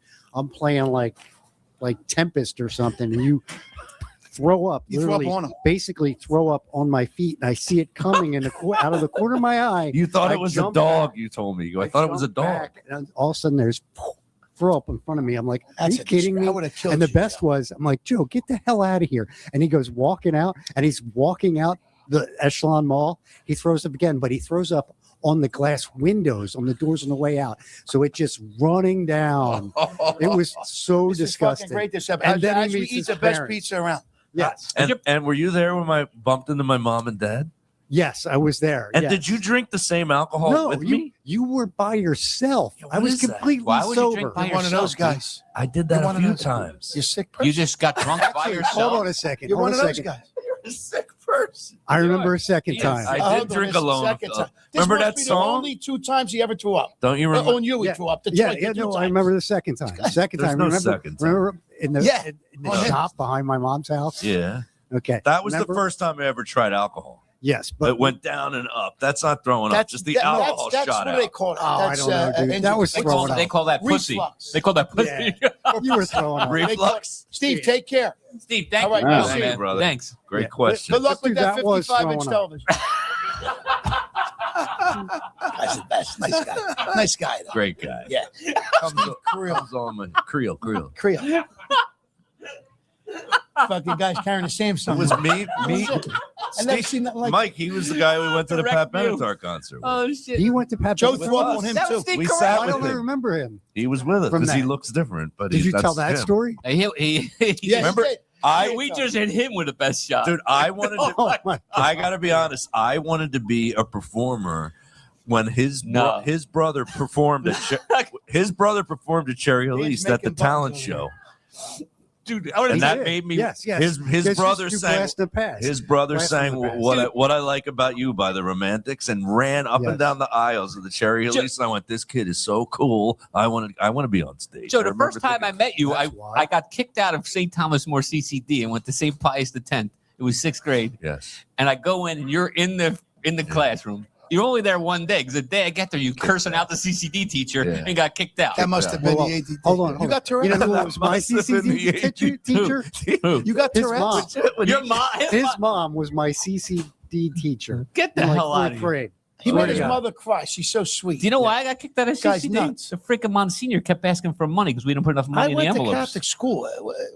Oh, that explains it. You're one of those. Yeah. Yeah.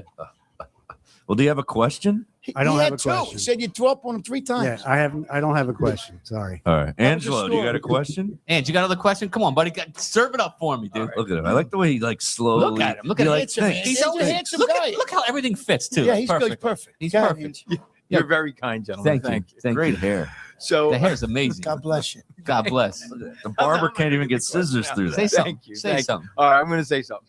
All right. You better put the mic down a little bit. How Just kidding. No, he's There good. you He's go. tall You're enough. good. how many? Yeah, I'm real tall. Uh-huh. How many times? That mic's as big as my father.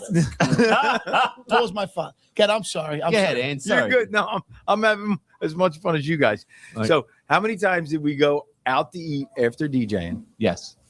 You, me, Mike, Joe would wander in once in a while. Yeah, well, I you had come the in late. Cinnabon. I come in late. He come in late. He got the 99 cents and got pissed off that everything was more than 99 cents. There 'Cause he was didn't no- wanna pay. dude, He threw his cheap. dollar. He threw a $1 down for a penny tip. I Because you're cheap. know you did this on the podcast before. However, I am here to testify that shit's all true. Yes.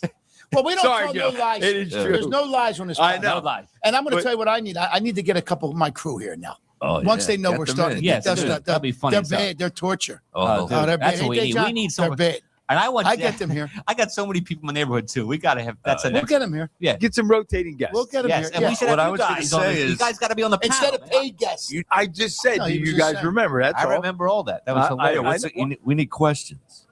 What's your question? Do you guys remember? You got a question? mark. Question okay, mark. that Johnny, These come guys on, were a Johnny. little Yeah, slow. little Johnny. Johnny Joe Jr. didn't take I his gotta go. medicine. These Johnny guys just- Jr. He's got a good I one. don't like that. Just You a gotta quick carry question. that. Do you wear the headphones so you don't mess the hair up? Yeah, Yeah. absolutely. He's Just like Joe. That's the question. Yeah, that's it. That's it. Me and Joey got what nice was that hair. coach of the Cowboys, Johnson? I'm right? not messing my Perfect hair hair up. and Is then that your win question? hurricane. Is that a Dude, that question? hair doesn't go anywhere. Why do Italians You care got about what, their hair? dude, so what kind of I tell you product? You something got, right now. You touch my hair. Fuck. what kind of product do you have in that freaking I hair? got Vavoom in here But boom! and Biolage. Look at that shit. Actually, I do have a question. Johnny, I don't know this. My cousins do. Which corner did you hang on?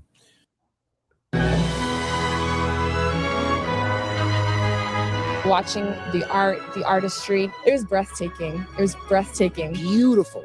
It was almost heavenly. It awakened something. Well, I hung on 12th and Chunk, Okay. and then I hung at 12th and Wolf. Okay. Well, did you hang on my cousin Wiggy too? I did. Wiggy, I God didn't bless hang with his Wiggy. I knew Wiggy. I'm close to Chicky. Yeah. You know his brother. Yeah. Yeah, well, I knew them all, man. You're my first God rest cousin. his soul. Yeah. You're a God great rest. guy. Yeah. He's Wiggy Anthony was the Conti's first cousin. Wiggy was the great guy. Second Yeah, he cousin. was. Wiggy My was second cousin. second Second cousin. Yeah. Wiggy was great. Miss Wiggy. Yeah, me too. Yeah. Well, Wiki, wiki. No. He's got nothing This to is a talk story. about. This is a Wiggy's story. the best. Okay. Wiggy was the best. Wiggy could dance better than anybody around. Uh-huh. But better the than reason Gene? why Wiggy's got that name is when he was born, his hair was so thick Right. that his father said, "Oh my God, it looks like he's got a wig on." Right? Yeah. And Wiggy was a character. So Wiggy got married young, and he was dating this girl. The girl he married, her name was Kim. So he's driving around, and Wiggy wanted tinted windows, right? So what he did was he put black spray paint on the windows, and then in the corner he etched Wiggy and Kim, and then Wiggy's the best. And then he had this much viewable in the windshield because it was black paint. It was completely open. How do you see? He cut a hole like it was fog. That's hilarious. The best. He did that's a good story. Great guy. All right, So- episode 2 in the can, folks. You good with that? You good with it? Yeah, we're good. Vito's Pizza.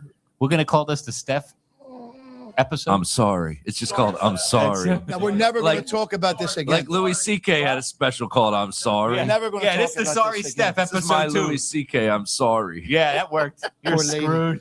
Listen to the episode if you want to listen to other episodes. They're all out there. They're on YouTube. They're on Spotify, everywhere you listen to podcasts, at the Joe Matarese, at DFXSoundvision.com. Why are you saying so low?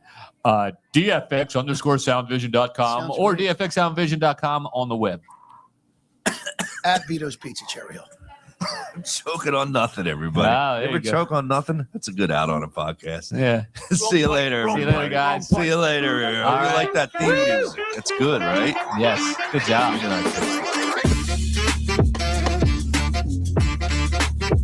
Next up, so I'm a fan of this podcast, Three Friends, One Booth. It's not for everybody, but it can build an audience. And, I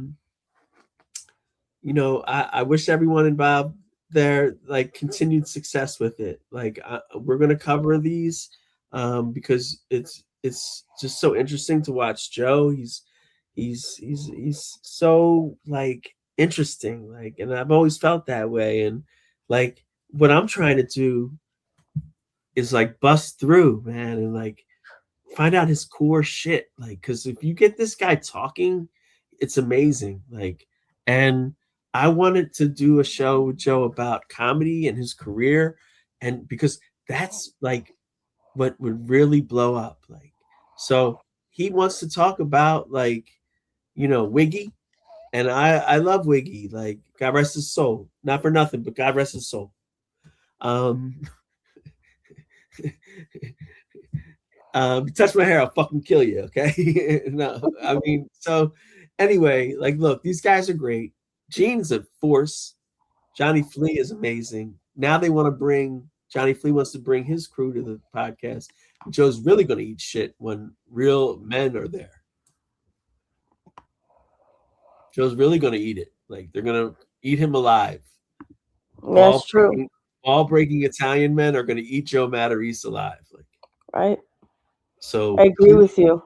So please do another podcast episode of the great show, Three Friends, One Booth. Three friends, two combined tables. Yep. All right. Right. Okay, so let's quickly tie it in together with what happened yesterday. Do you have the tape of me walking in? I do. Let's play that. This is a very gutsy thing I did. I don't think you guys understand how gutsy this is, because I'm disliked by Joe, and he doesn't want me, like, doing these things. But I walked in to Vito's Pizza, and I didn't have a nefarious agenda. I wanted to meet Johnny Flea. I wanted to sample the food, and I did. And you'll see me walk in to Vito's Pizza. Here's Karen walking into Vito's Pizza. This is where Joe recorded his new podcast, Three Friends, One Booth. There she goes. Vito's Pizza. Karen. Yeah. That's like really beautiful. Like, I like me having guts like that. It could be wrong, like, it could be looked wrong, like, what am I doing? But I confidently, they call it the confident stroll. And I casually walked in there and was like, I do when I go into a store, I go, hi, how are you? And I get greeted, and I was like, I'd like to order some food. I didn't even say I want to meet Johnny Flea. Like, it came up organically with his cousin who worked behind the counter. And I stated that I saw this on the podcast. Honestly, like they didn't seem like overjoyed that like I referenced the podcast, but they were wonderful people. And I'd like to see what happens here with this podcast, because listen, and there's not going to be any announcement. We're not doing it. It's just going to. Right. Right. You know what I mean? So Yeah. I gotta write Joe. I gotta write Joe. I have lots of questions for Joe, and I have lots of questions for Joe. Like I gotta get I this isn't gonna work for me. Like not being friends with Joe Matarese. Like I gotta be friends with this guy now. People would say, "Well, why are you doing a podcast that dogs him out?" Like, well, it's my art.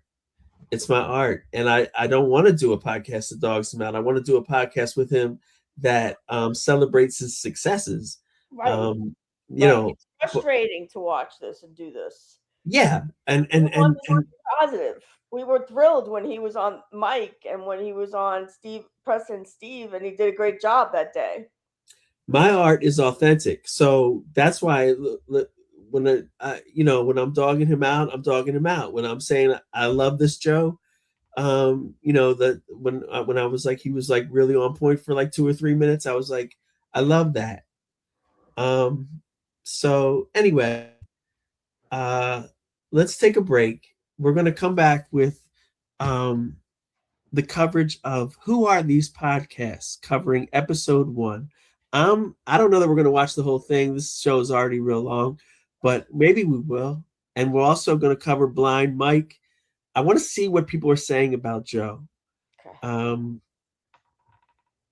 And there's a backstory with Who Are These Podcasts. I talked about it before a little bit. Like when MWOT was first out, it was crushing it. It was like really avant-garde, and it was like something really unique about it. And then like Red Bar accelerated our popularity and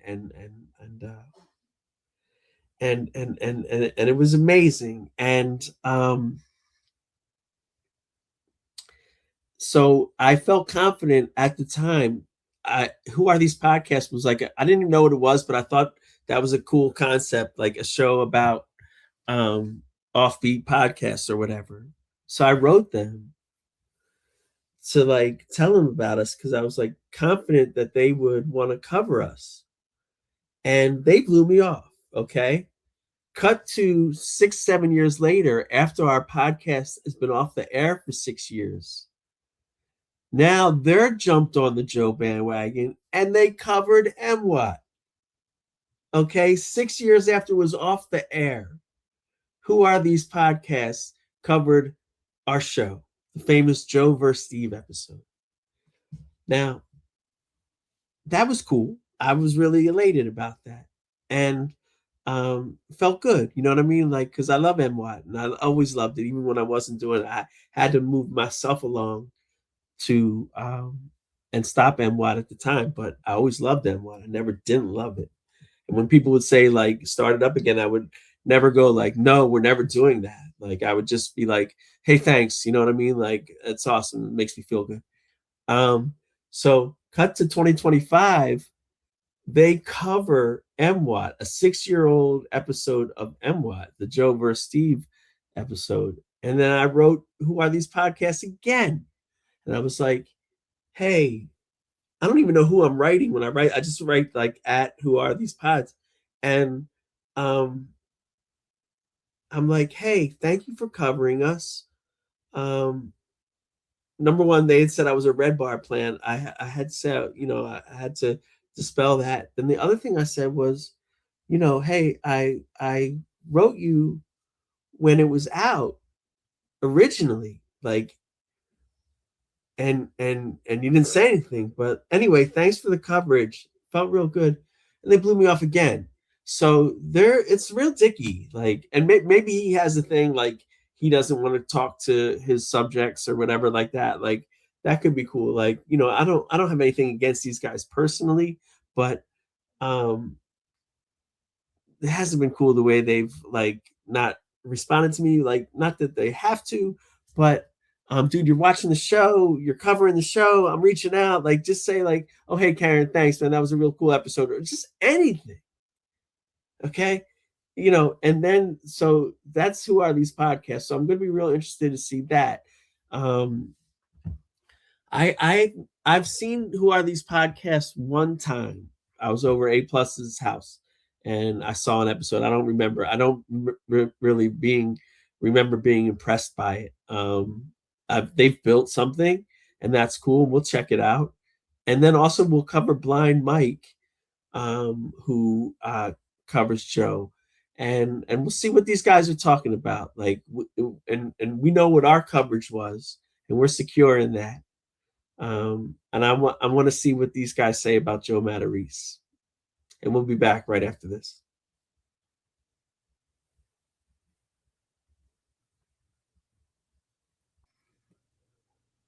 We're back with episode 48, the Monumental Waste of Time podcast.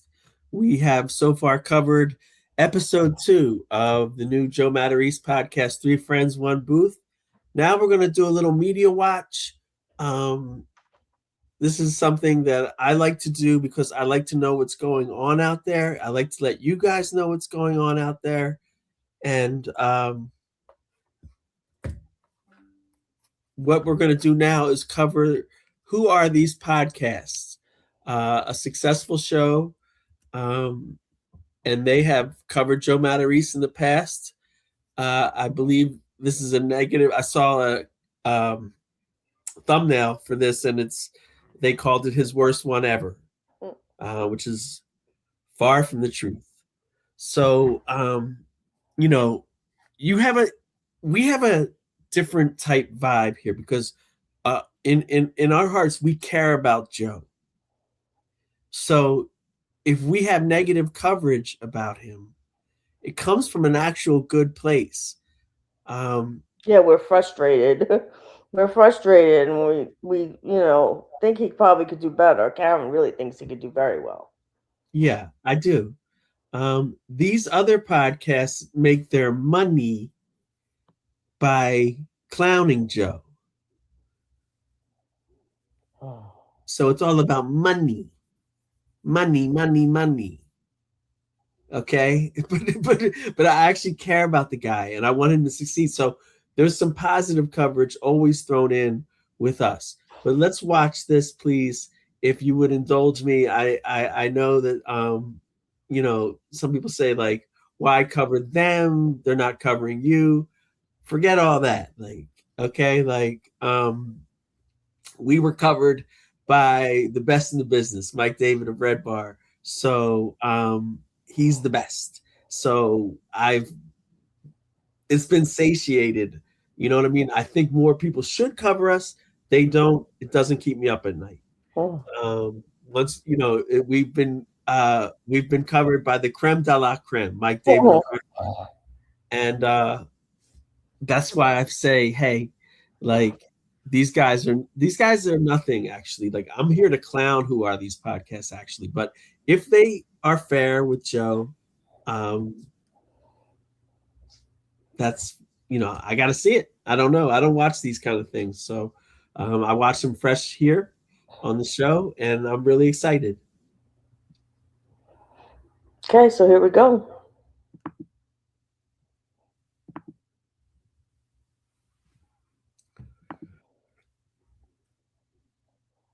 This is Who Are These Podcasts? And they are talking about Joe Matarese's Pizza Shop podcast. And they say it stinks. They misspelled his name. But here we go. Podcast, WATP. We'll be reviewing 3 Friends, 1 Booth. This was a suggestion from Joe Matarese. We've all listened separately, not discussed it with each other beforehand. I'll tell you why this is a suggestion from Joe Matarese. It's because I got an email from him. And I'm on his mailing list, or something. Someone put me on his Yeah, mailing okay. list, or maybe it's when I signed up for his Patreon. I don't know. But every now and again, I get an email from Joe Matarese. Go ahead. I'd like to quit the industry if I could, please. Like, Joe is writing these guys and not answering you me. didn't give him a chance to explain what kind of email he got. It was like a listserv type of thing. Like he has some kind of an email where he has a huge number of addressees in there, and this guy's on it. He didn't say, "Hey, Carl, how are Oh, okay. you? All I right. need your help." Okay. Okay. You're not on that list. Wasn't a personal one. He'll explain it. And this one, the subject line reads, "I did it again." And it says, "Hey, Carl Hamburger, do it." Which makes me think someone signed me up for this. I don't think I would put my name as Carl Hamburger, do it. Yeah. Anyway, it says, "So I did it again. If you followed me for a while, you know I've flirted with the podcast thing before, different formats, different ideas. Nothing quite stuck. This time feels different. I think you'll get why the second you watch the trailer. The setup. Me and two of my closest friends, Gene Esposito and Johnny Flea, squeeze into a booth at Vito's Pizza in Cherry Hill, New Jersey, doing what we've been doing for 30 years, talking. Parking lots, diners, somebody's backyard, same conversations. So now it's a podcast. It's called Three Friends, One Booth. Episode 1 is live now. Here's a taste of what you'll get into. My son is at the University of Tampa. There's a pool, a jumbotron, roughly 10,000 bikinis. He won't go. Why? He met someone right before he left for college. I know. Johnny, who grew up in South Philly and also has a son named Johnny, made it very clear his son would never say what my son said. Johnny would be at that pool every free second he had. It's in the blood. We also get into Gene hitting puberty at 18. Johnny's son hitting a deer driving home from college. All Johnny's buddies from South Philly's nicknames like Johnny Flea, Frankie Head, Anthony Ice. The time I got into a parking lot fight DJing when I was 19, lost my Guido Don Johnson loafers running, cut my feet on glass, paid a bouncer $10 to walk me to my car, got chased away, and hid in tall weeds for 4 hours. It's that kind of show. Wow. AI. Spoiler alert. I read this email and I was like, this is incredible.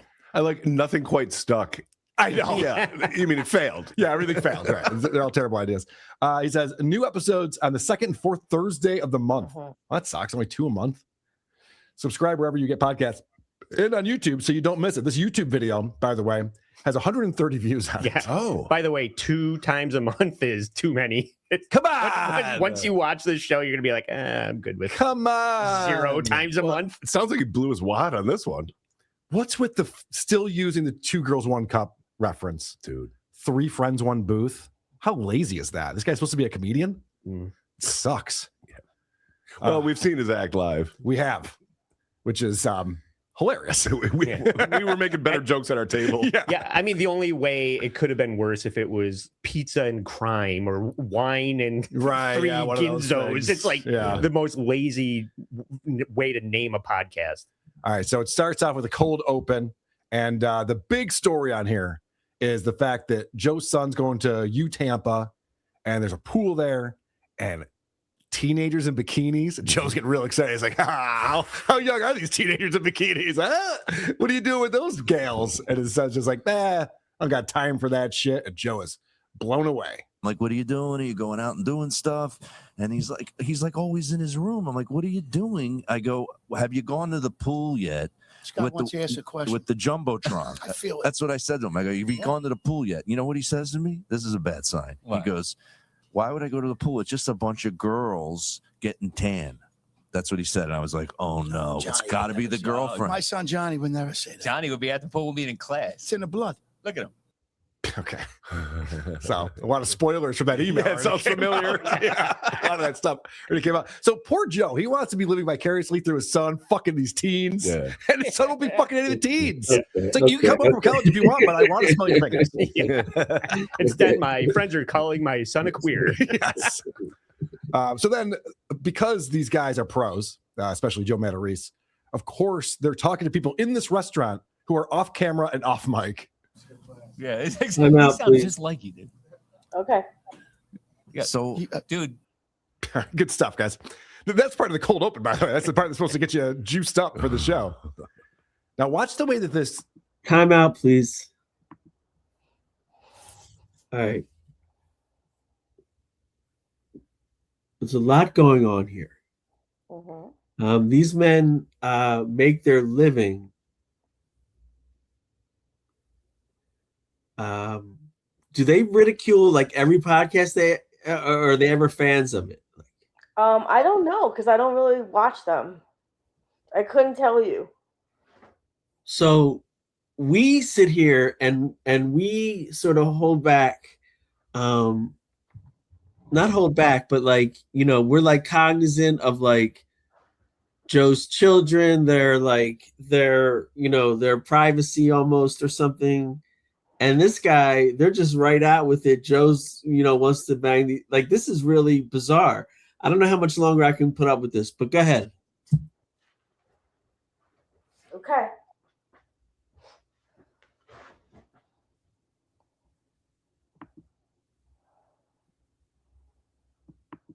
Show opens up.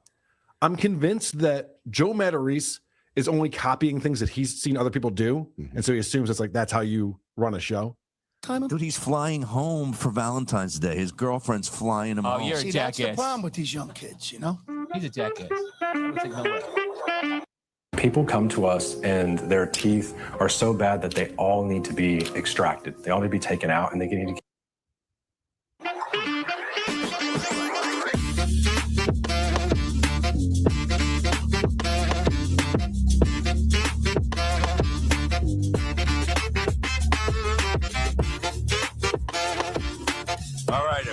All right, everybody. Welcome back. Welcome back. You're listening right now to the first episode ever of let's say it correctly, 3 friends, 1 booth. Why were they fucking it up before? Welcome back from what? Yeah. Welcome back. Welcome back. This is the first ever episode. From whatever fun you were having. You're right. What's he talking about? So he's got a big sign on the wall. They have sponsors, DFX and Vito's Pizza. The logos are splattered all over this thing, and then they have their logo in the middle. And Joe wasn't sure the name of the show. He had to look at it and also point at it. 3 friends, 1 booth. I want to get this one right this time. 3 friends, 1 booth. This is the most try-hard thing I've ever seen for an episode 1. It's in a restaurant, so they have to set this up it's not like this setup lives in the restaurant. No. So they're gonna have to set this up every time. Joe is there hanging up this banner. He's like falling off a step stool trying to hang this thing up. He's got extensive notes on how to do it. Every episode. Step on the first step first, second step second. Okay. Remember when we saw him and he was running all over the stage, putting the posters, just like they're laying on the floor up against bar stools. He's a wreck. Jokes that he never even got to. Remember I have the video of him coming in and looking for the green room, and he goes in the one door and that's not it. And he's like looking all around. He like couldn't figure out where he was going. He looked like Blind Mike navigating his way through the club. He's like a blind man that can see. He's just always that was my joke. Doddering around. Yeah. Okay. These guys. Okay. I'm gonna say something here. I think that this dude Carl likes Joe, is interested in Joe, and I used to say this about Mike too. Like, I think he actually admits it at the end of this, if I'm remembering correctly. Yeah, like we make fun in comedy. You make fun of what you actually like, okay? Because you're comfortable with it. And he's, comfortable with, I know that we know that Carl watches MWOT. We know that he watches Joe. And I always used to say this about Mike. Like, I was like, dude, you're obsessed with him too. So like, this isn't making me go like, oh, these are 3 like real cool dudes making fun of Joe Matarese. Like, I think they're fans. They went to go see him. Okay, so this is their own little obsessions. Like, okay, now, but they're in a problem here. This is not interesting. This is interesting enough for us to cover.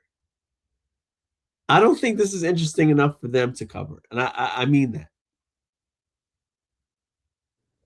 Well, we have so much of the backstory and so much more knowledge on this guy because nobody's going to spend the amount of hours that we put in Yeah. and really looking into this and knowing what's going on and finding everything that's out there. And that's not even what we do now. Yeah. Like, I still put a lot of work into it, and you've made it clear that you don't look into all this stuff. I still like really heavily, look into it, but they don't. I mean, what we used to do years ago for from 2017, 18 to whenever this ended, we used in 2020, 2021, whenever it was, we researched this family thoroughly. I mean, we know everything about them, and they didn't do this. So sometimes they might make a mistake and say something that's not exactly right. Not to be mean, they just don't know. Yeah. But well, let's fill them in now because they said I was a Red Bar plant, possibly. I had a real life obsession with Joe Matarese that predated all of this. Right. Based on how he impacted my life. Okay. In 2017. It actually started in 2016. I started a podcast about him in 2017. Okay. Like, so I think these guys have nothing here. They have nothing here. This is going nowhere. Like, but let it play. But the guy on the bottom's board, Carl said that Trucker Andy basically stole his joke. These guys are bored, and this is actually a boring podcast for what they do, probably. But go ahead. They got 8,400 views, and it was put up 4 weeks ago. They have 37,000 subscribers. Now, the 37,000 subscribers is not all because of Joe, obviously, but the 8,400 views is for this episode. Okay. No, I know they're successful. That's not my point. Like, and I don't know that they go in on Joe a lot. I just, I don't see this. I don't see them like.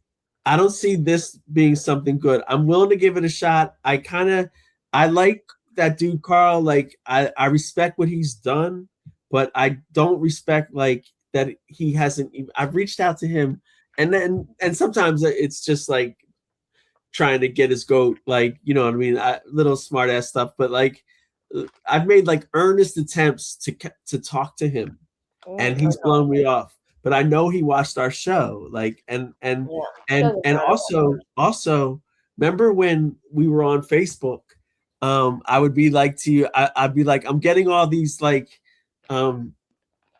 messages that people are watching MWOT. It was them. Right. Yeah. Or him.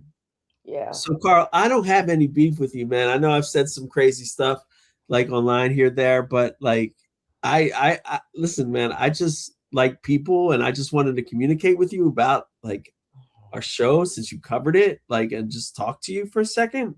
I didn't want to get like, become a correspondent or anything like that. Like, I wasn't trying to get anything. Like, I just, like to talk to people, and especially if there's a common interest. Like, and I used to say this to Mike David of Red Bar, like, we have a common interest. We're both obsessed with Joe. And for him to be, because he seems like the ringleader, like for him to be covering Three Friends in One Booth, a rather innocuous podcast, I think he's got a little bit of the obsession. I don't have radar. I don't have gaydar. I don't have drug dar. I don't have trans dar. I don't have any dar, but I have dar for people that have an obsession with Joe Matarese. And I'll call And he knows there's meat here just like you do. What's that? He knows that there's meat here just like you do. Yeah. And so, Carl, we actually are of the same ilk, man. Okay. We have a common obsession with Joe Matarese. So I want to see how you handle it. So far, I think it's a little beneath you, believe it or not. Like, You guys have all these subscribers. You have a successful show. I don't see where this is gonna be dazzling. But go ahead. How long have they been around? I remember writing them in the first year we had the show. I wrote them when we had Miller. So that's like 17, 18, like 2017. Oh, so they've been around a long time. Okay, I didn't realize that. Yeah, I don't remember them from back then at all. Yeah, I did reach out and I said to them, we have a really, interesting show. Like I tried to put them on Joe. I don't remember them from that. And us, period. you know what I mean? And he ignored me. Come to find out, I leave the game, and I leave the Joe game, and he doubles up and starts to cover Joe, and not only that, he covers a podcast that went dark 6 years earlier, a 6-year-old episode of our podcast. So.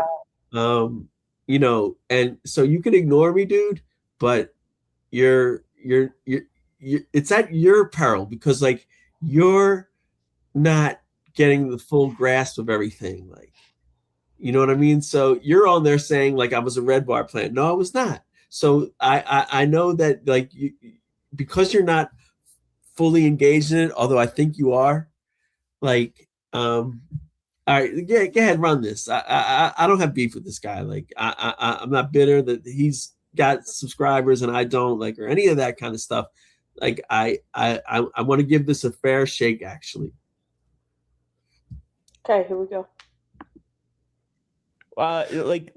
Clueless.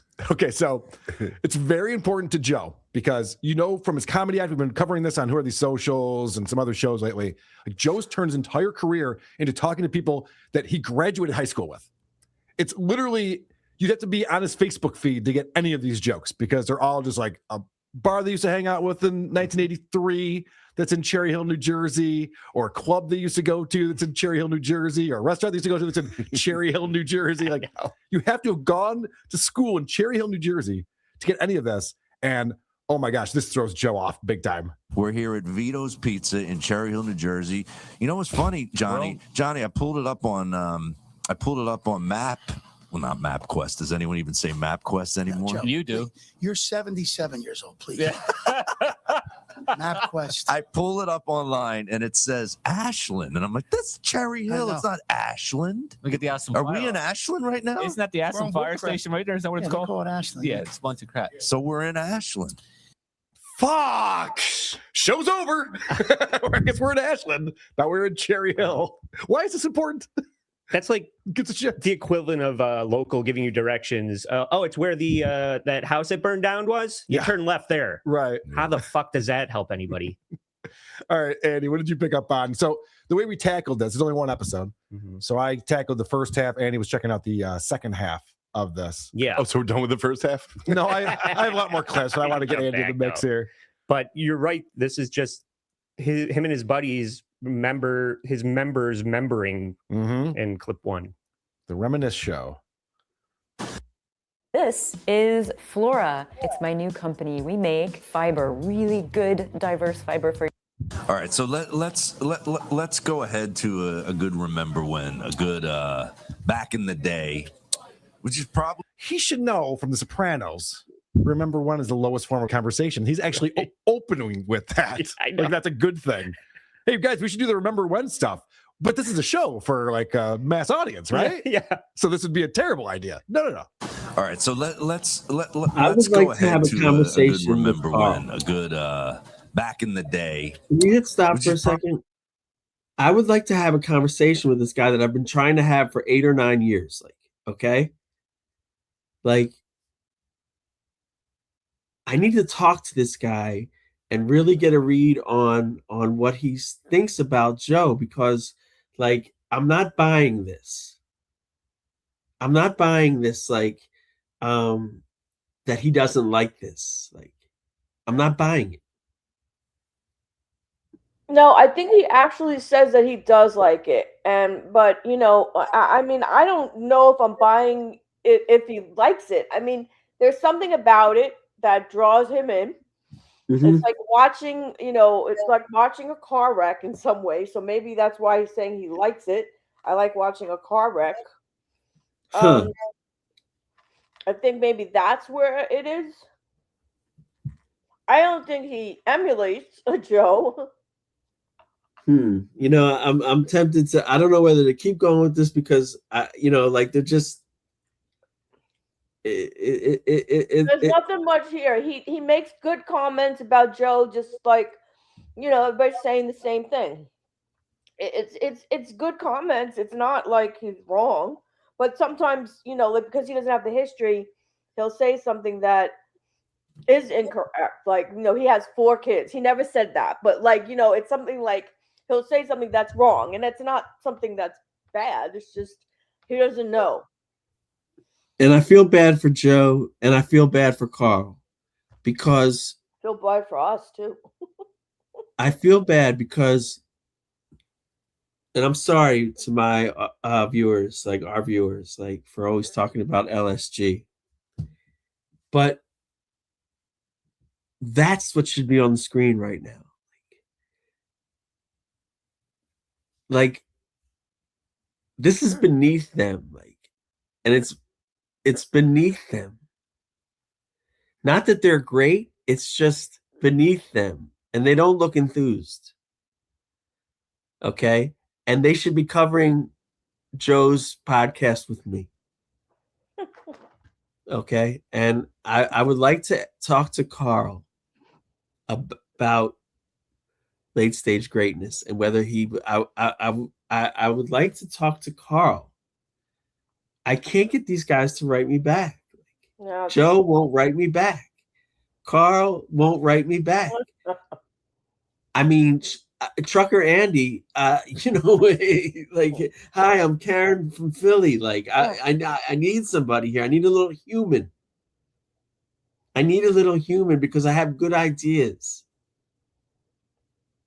All right. I'm looking at 4 white guys and I'm not getting like goosebumps here. This is really boring.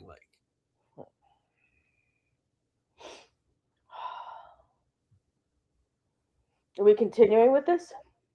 I don't know. Do you want to? Yeah, all right, give it a little bit more, and I'm going to pull the plug on it. And yeah.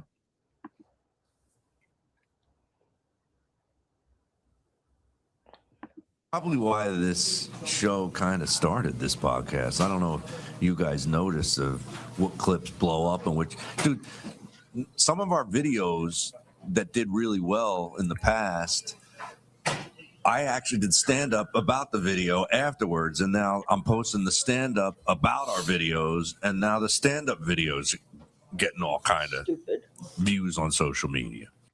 All of it is failing. This is well documented. We look at all of his social media, we watch all of his videos. It's all failing. What's he talking about? Yeah, it's meta. It's episode 1, and we're already all out of ideas. Clip show time, guys. Remember when we got here half an hour ago? We're doing a best of. What a great show! This is insane, though. Like Joe is so hyper focused on the numbers.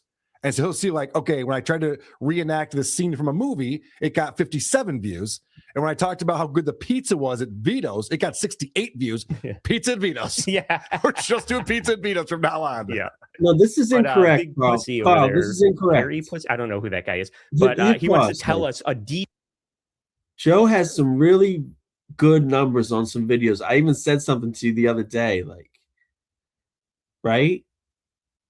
Yeah, I mean, there's a variety of reasons of why the numbers might be good on certain things. If it's something about sex, if it's something about fighting, people are gonna tune in, and maybe it doesn't really reflect his, talent.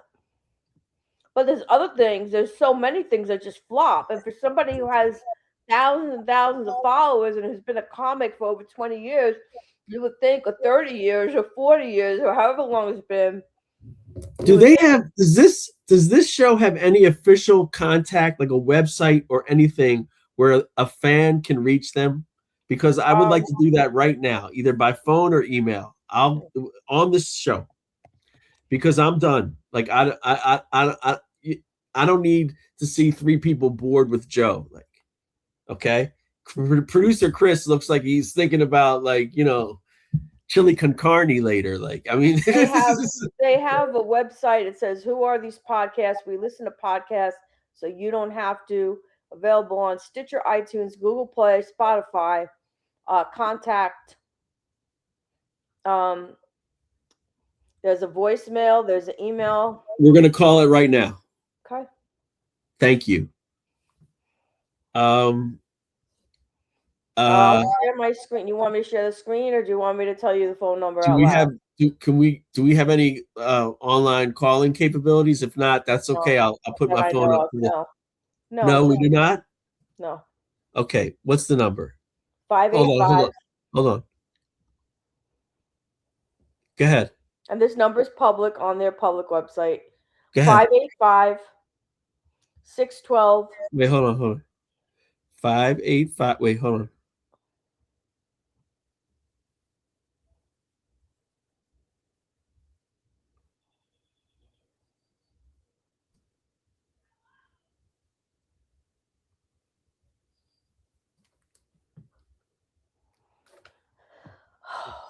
$585 612 1388. 1388.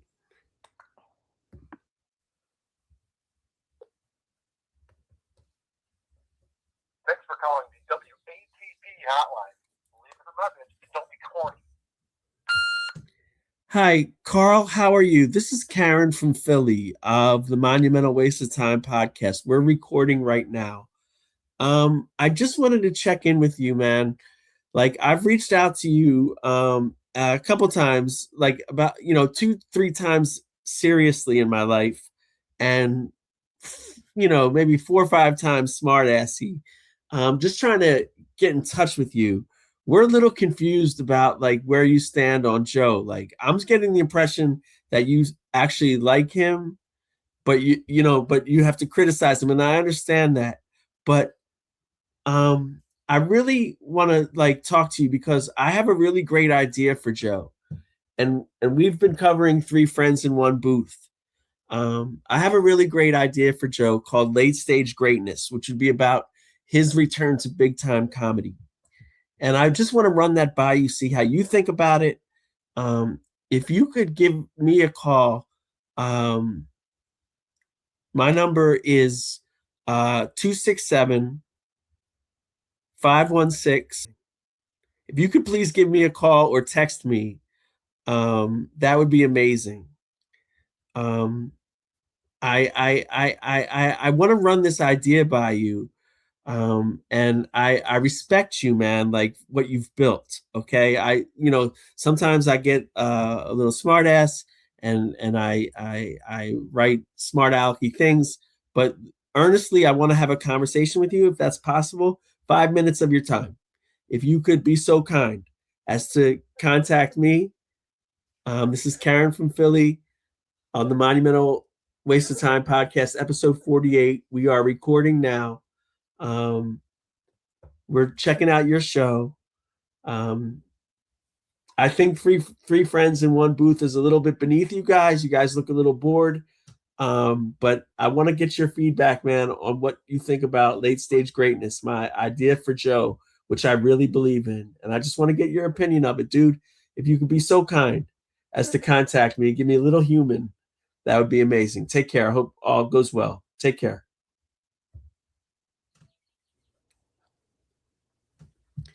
Okay. Thank you. Let's run this a little bit more and see what we get. Okay. Detail about a story that he already told because there's nothing else to talk about. Clip 2. But the night we were out, me and Johnny, me and Steven, and Johnny was getting a shower, and we had to go to Taylor's for the first night. I left out the shoes. He had suede shoes he just bought. So when they got in a fight, he ruined it. True story. He didn't ruin nothing. He don't ruin nothing. They were about to fight. He kicked off the shoes and put them to the side and then stuck. No, he barefoot on my father's grave, and I forgot that. Just not to mess the shoes up. I wanted to reiterate. I wanted to reconfirm, not to mess the shoes up. I swear to God, my father's dead 2 weeks at Valentine's Day. Sorry. I mean 2 weeks. 14 years. Valentine's Day. 2 weeks. I'm telling you that. No, I actually did that for 14. 14 Wait a years. sec, and wait a 2 sec, weeks. wait a That's a sec. big difference. Okay, all right. Those two things. Not that we care about that story, but get up. Okay, I was gonna say like, right when they started laughing, right before that, I was gonna say stop, and I was gonna go like, how can you not have anything to say about Johnny Flea? He's like a walking incredible dude. Like, you know what I'm saying? They're gonna give him compliments. Okay, good.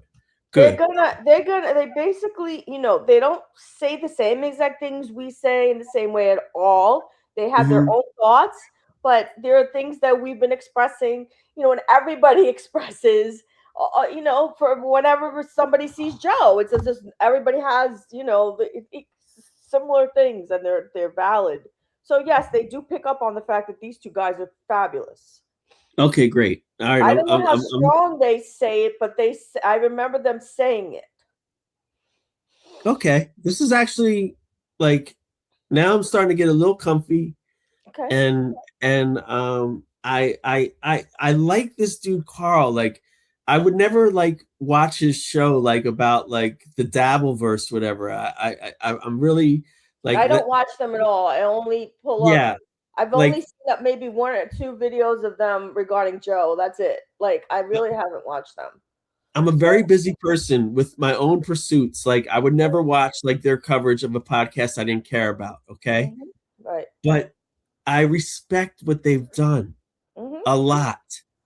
Okay. And they covered us once. Like, that means that the door is open. Like, okay. Like, and Carl looks like, all these guys look like somebody that I could communicate with. And that's all I'm trying to do. Like, we have this shared interest in Joe Matarese. And I'm not going for your fans, dude. Like, we get 100, 200, 300, 400, 500, 600 listens sometimes. That's it. You're getting 8,400. More power to you, bro. I just want to talk about, this is my art, man. And you are like covering what I consider my art too. And we are both artists about this. And I would like to communicate a little bit with you, get a little bit more informed about your guys' process, what you've done, what you really think about Joe, like, or is it all just yucking it up and like, criticizing him? Like, cause like, I also bring positive energy to Joe coverage, Carl, like, because I care about the dude and I have these ideas.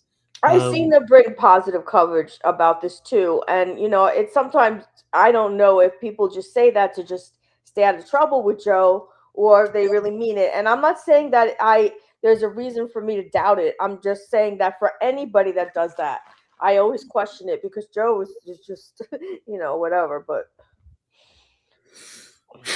Okay, keep going. This is a little interesting. Like, this is, okay, go ahead. This is very peculiar to me, this whole thing. Like, go ahead. On the fucking mic, you asshole. He gets yelled at about that as well, which is actually pretty funny. It's hard for some people. Dude, he was dating models of like 10.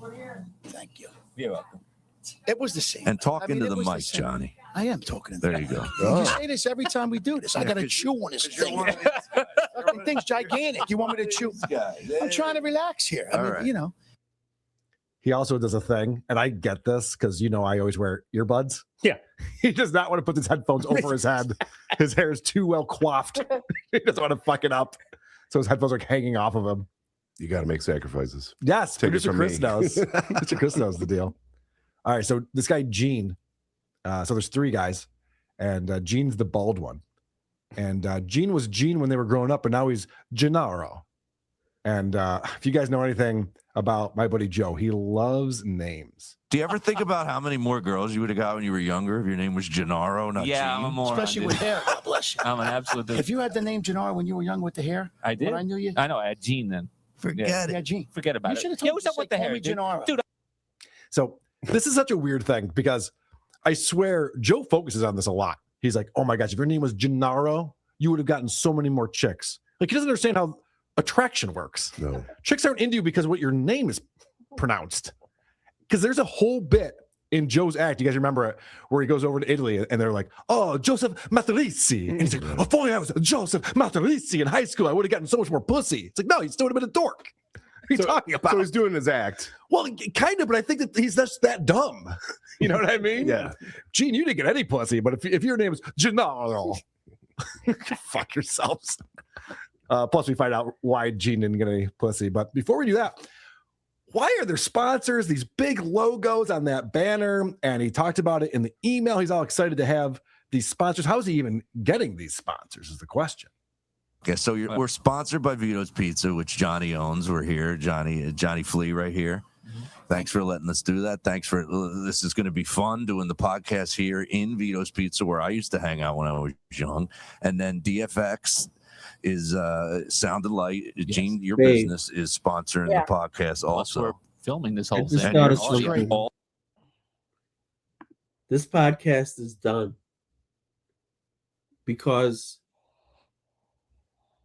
Joe hasn't recorded since February 12th, supposedly, right? Yeah. And he sent out this email blast to professionals like Carl, Right. where he said we'll be doing it every Tuesday and Thursday. Right. Every like 2 weeks or something. Every Thursday, I think he said. I'm so sorry. He said every other Thursday. That's what I thought I heard.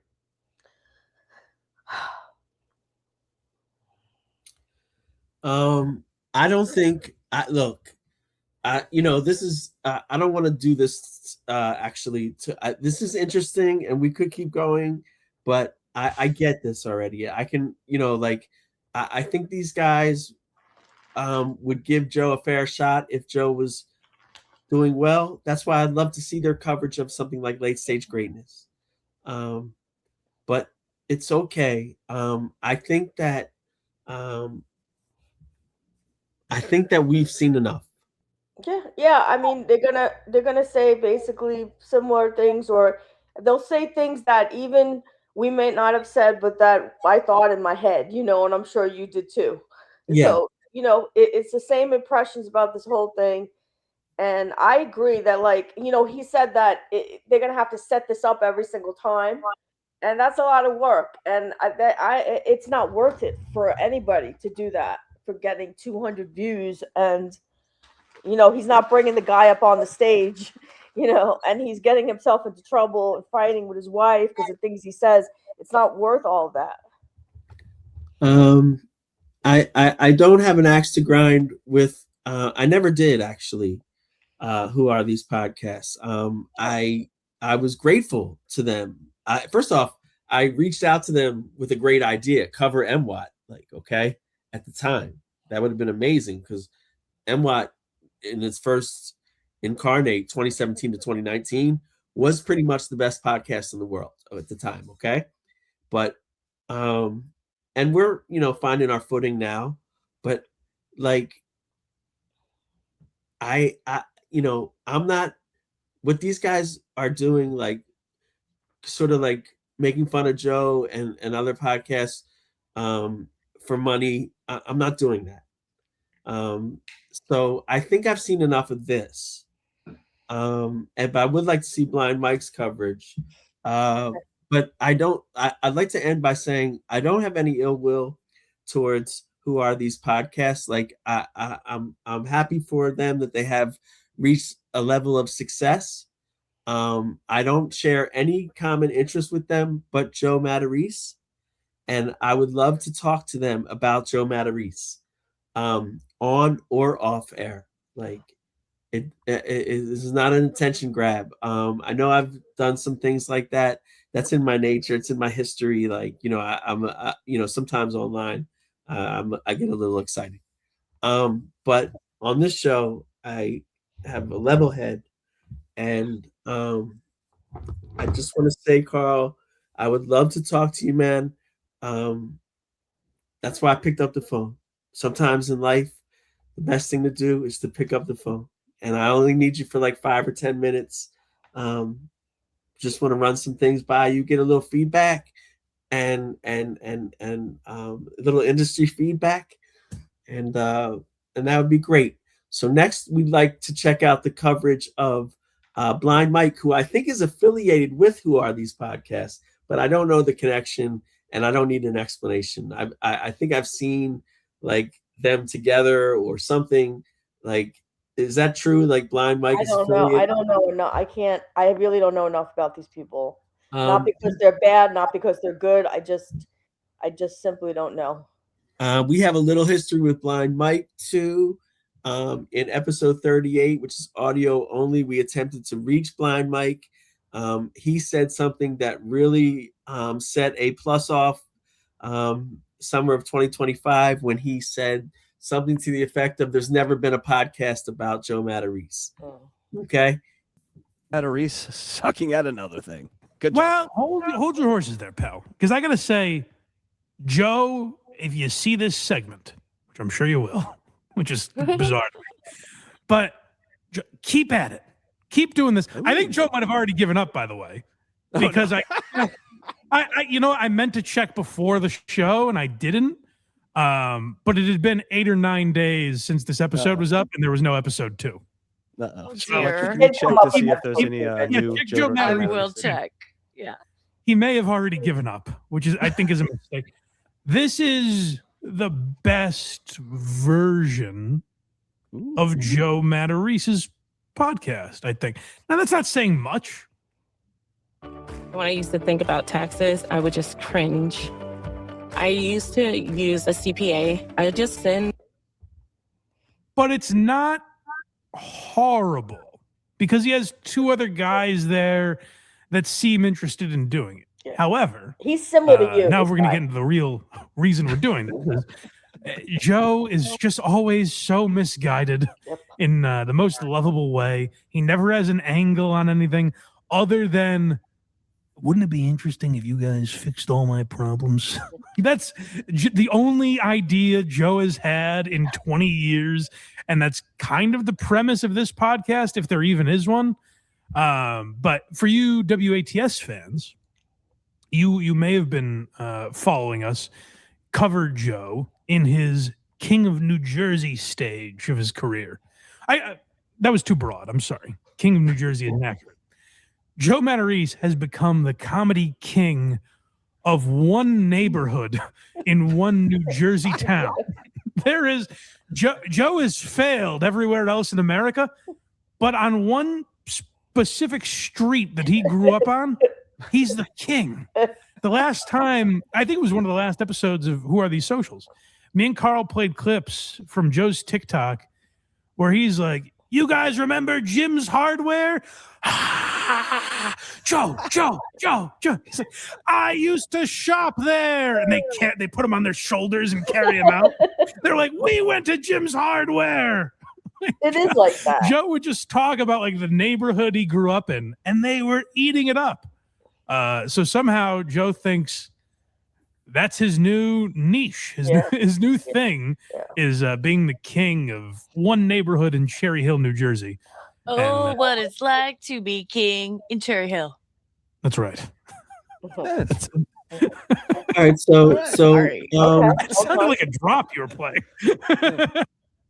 So I kind of like Blind Mike's knowledge. It's balanced. He's also balanced. He does sound like, he's coming from a similar place that you're coming from. It's more balanced. I mean, I and I don't know the veracity of what happened where he said there was never been a podcast. I don't know what would compel him to say something like that when there so clearly was, and I know these guys know about it. It's an above vibe that he doesn't need to hit with me. Okay, Blind Mike, I'm not trying to get anything you have, bro. I don't want any of your cookie. Okay, like you have your cookie. I respect you. You're covering Joe. It's of immense interest to me. I'm gonna stick with your coverage for a little bit. So far, I like your knowledge, but just want to see where this goes a little bit, and then we'll get out.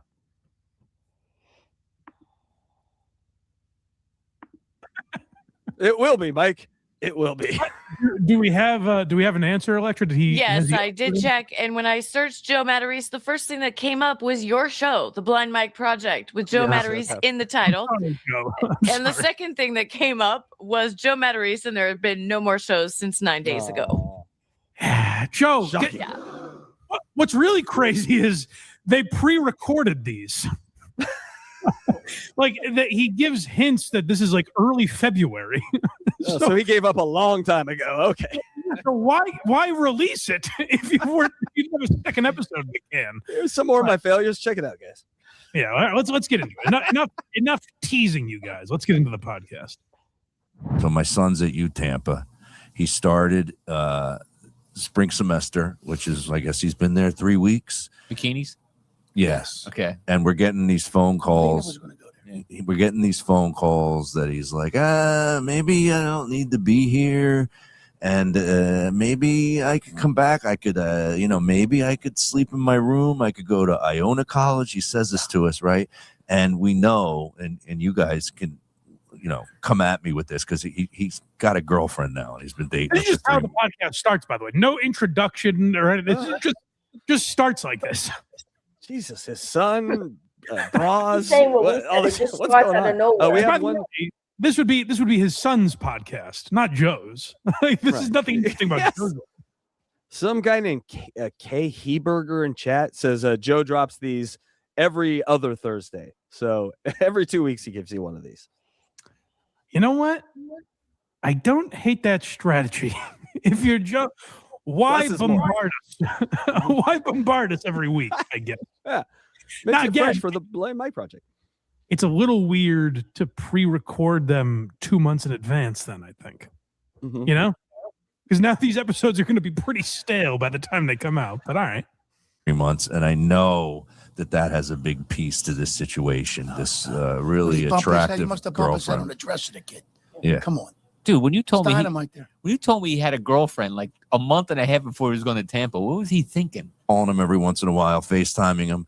I'm like, what are you doing? Are you going out and doing stuff? And he's like always in his room. I'm like, what are you doing? I go, have you gone to the pool yet? Scott wants to ask a question. With the Jumbotron. I feel it. That's what I said to him. I go, have you gone to the pool yet? You know what he says to me? This is a bad sign. What? He goes, why would I go to the pool? It's just a bunch of girls getting tan. That's what he said. And I was like, oh, My no. kid's a fucking fanook. You believe it? My kid's a fucking All right, faggot. just stop. I'm gonna pull the plug on.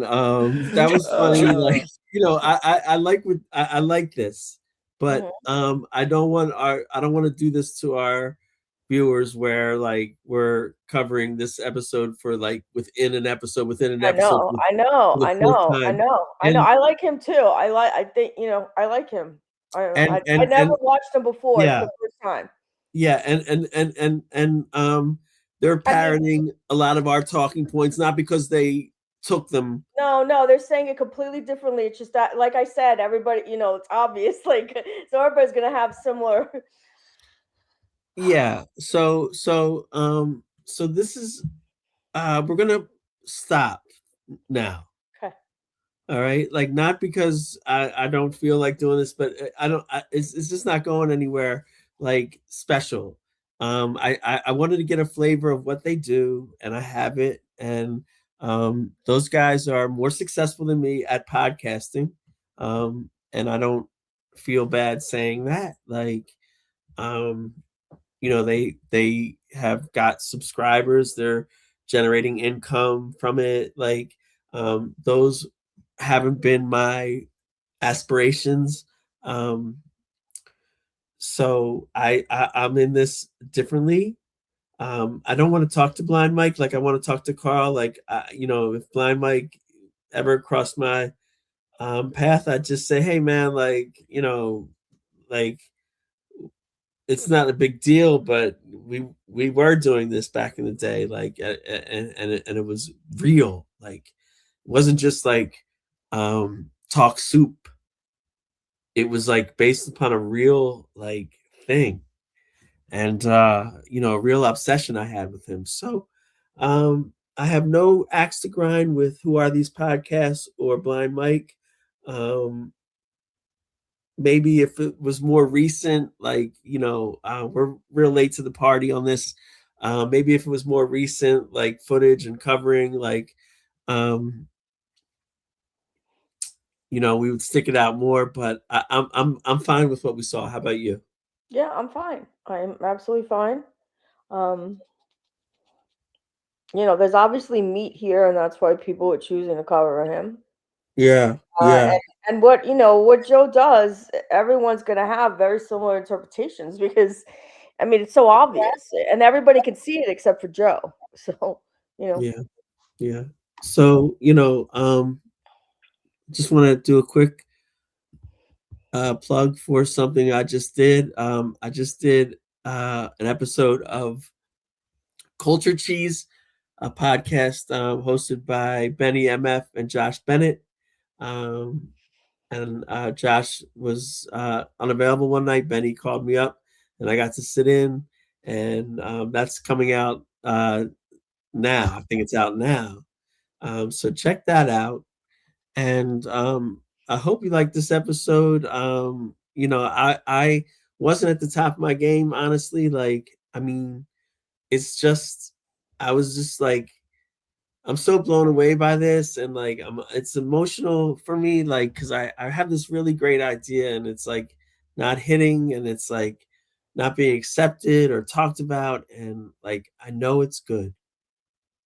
I know it's good, even if it's about Joe's attempt to make it back to big time comedy, and everybody can relate to that. So I want to say thank you all. Do you have any closing words, Phil Fan? No. It I was want fun. to thank you. I want to thank you guys for hanging out. Like I said, I don't think I crushed it this episode, but I wanted to put out an episode for you guys, even though like we've put out a 10-hour episode less than 2 weeks ago and another 3-hour episode a week ago. So we're out here, and I just wanted to catch up with everybody and put that out. There is one other thing we can show, maybe. Yeah. There's somebody named can you bring it up? Yeah, I'm gonna bring it up. So I don't get all the jokes. I don't get all the jokes or the references, although I did know DJ AM, who was in Crazy Town. We were connected by Philly and some similar friends. I did know him some, but he was an incredible DJ. But he was in this band before he like exploded. He was in Crazy Town, and they had a big hit called Butterfly. And I don't know all the references. I've been talking to Mark Santana, who made this song, parody song by Crazy Matarese, called Crazy Matarese by Joe the Burden. I told him, I'm on Twitter. We've been communicating in DM a little bit. I told him I'm not going to watch this until the show, which we're about to do. And he was like, "Are you on a show with Joe Matarese?" And that lets you know, like, guys, like, it is a struggle to get noticed in this world. Like, you know what I mean? Like, I couldn't have done anything more about Joe, and there's people that still don't know, like, that are into it. So you can't take the offense to these stuff. And I explained to him a little bit of our history. And then he said, well, then you will love the song. It's about him replacing Shifty Shell Shock in Crazy Town and asking his wife to not cut him off. She's a doctor. So I just asked him, hey, do you want to jump on our show right now? We're about to play your song. I would send you a link to join us. But now I'm noticing like there's some weird thing about Twitter where you can make a call like on Twitter. So let's try that. We're back on MWOT episode 48, and we are now joined by Mark Santana, creator of this song. Is the name of the song Crazy Matarese? That's the band name. The song is called Joe the Bird. Okay. Amazing. So, and I noticed you sent it to Big J Okerson, the attention of Big J and Joe. Did either of those folks write you back? Not yet, but I'm assuming Jay will probably see it. People were telling me I needed to send it to him after I posted it in the Legion of Skanks Facebook group. Okay, so you're a fan or affiliated with Legion of Skanks?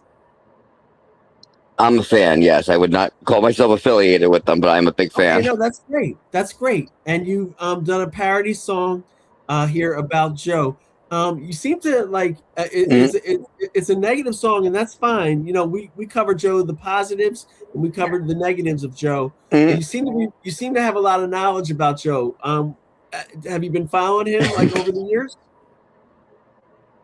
It's sort of in the strangest way. It all ties back to Big J Okerson. They call it his segment Matarese Cast as a joke on whenever he brings up Joe on Legion of Skanks, he'll go on like a 20-minute tangent. For some reason, that man is somewhat obsessed with Joe Matarese, almost as obsessed as he is with the band Crazy Town. Now I think you kind of see the connection to Crazy Matarese.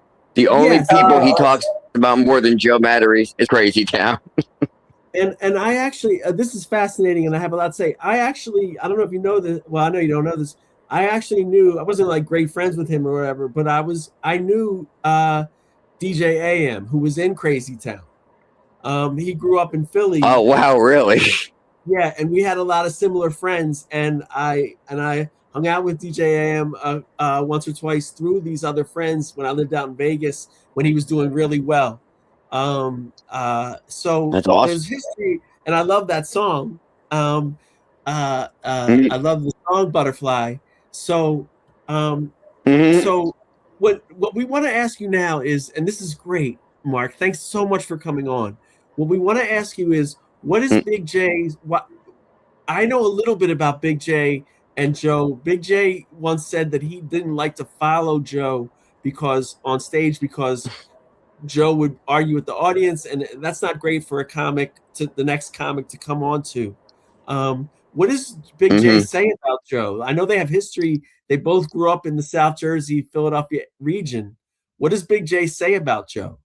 Well, it's more that he saw Joe, I guess, in his mind, kind of like go from where he used to talk about him kind of positively, and then he started to dislike. I think he listens to Joe's show, and he just started talking about how, like, you know, Joe's not doing well, but he just keeps taking money from his wife. He'd always bring up that his wife was a doctor and that she's earning the money, and he just played clips of Joe's show, no offense, of like his wife telling him he needed to stop comedy, and it was like kind of sad, but Jay just finds the dark humor in it. And he's like, no, I like Joe as a person, but like his other hosts would start going, no, you don't. That's why you keep bringing him up. The other two of them go, the other two guys know nothing about him. And they're like, we have no problem with Joe Matarese. Why do you keep bringing him up at random? And Jay would just go on these tangents about his doctor wife. And I don't know. I think he doesn't respect Joe's comedy for whatever reason. I don't know the exact reason. I don't know. Jay when he picks at somebody, he doesn't stop. No worries. So what I want to say to you is, I don't know, like, if you know, I was telling you a little bit about my backstory. I had, and you're not familiar with MWOT, the Monumental Waste of Time podcast, the show you're on right now, and that's totally cool. I bear you no ill will. I just want to fill you in a little bit. From 2017 to 2019, I had a real life obsession with Joe. Okay. That was born out of, he had a self-help podcast that helped me through a really difficult time when I was transitioning from male to female. I know my voice sounds like a guy, I'm sorry. But so, and then I started a podcast about him, and then like within like a couple months or something, the whole thing with hit with, like, you know, the whole stuff with, I don't even know, like, if you're in the Legion of Skanks fandom. Like, you might not even know about everything that happened with like Red Bar and Anthony Cumia. Are you familiar with that at all? With them, particularly with Joe Matarese, I don't know what they did with Joe, but Yeah. How about, okay, that's fine. I'm just trying to get a little background. Did you see the documentaries about Joe?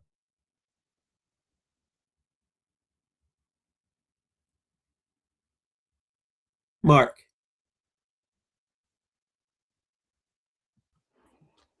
So I believe I saw one made by Bass Frequency that he did on Joe. That was basically, that's where I think Big J pulled a lot of his knowledge from, if I had to guess, because he seems to quote Bass Frequency a lot. So I think I've seen that one, I believe. Okay. I don't know that I know Bass Frequency is, but I think this commonly happens. I'm not sure if Bass Frequency did one, but it was Porcelain who did the documentaries. But that's okay. We'll get that all straightened out. So you did see the documentaries, and you have a lot of knowledge. You saw one of the documentaries, and you and Big J seems to you've informed us a lot. It seems like Big J Okerson talks about Joe a lot still. So you made this song, and we want to thank you for coming on. We're gonna play it, and then we're gonna play it again. Okay, Phil fan, let's play the song while Mark is here, and then we'll head out. Yeah, we definitely might want to ask him additional questions right after it, because this is really impressive. And I mean, of course, you must be a musician. We're sort of wondering what instrument you play and how many people are in this band. So let's play it. Mark, okay, we're going to play the song now and ask you some questions at the end, okay? Mark, we can't hear you. Mark, we can't hear you, but you're not on mute, so I'm not too sure what's going on. Yeah, it's so weird. It keeps going out. Am I back? Yeah, you're back now, and we're going to play the song. And if you're still here, we're going to ask you some questions at the end, okay? We're going to play it again from the top. Okay. All right.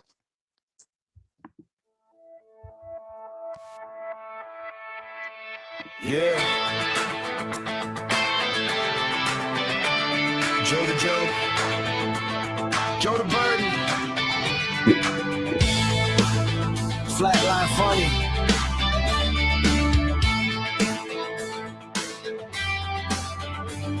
I'm a washed up, wanna be with a mic and debt. Punchlines weak, still ain't landed yet. Podcast dead, yeah, I talk to air. Only ones listening don't even care. 5 streams total, 3 of them me. 1 pitted, click from my family tree. You a doctor, saving lives every night. I'm a grown-ass child in a losing fight. I ain't funny, I just think I am. Dollar store dreams, T-Move man, you got status. I got excuses, all I do is burn through your resources. I know I'm trash, I know I'm low. You married a man with nowhere to go. But if you leave, there's nothing left. Just a broke ass joke and a pile of dead. Don't pull the plug, dog, I'm barely alive. I'm just a loser, too dumb to survive. Find my dreams, yeah, I'm begging again.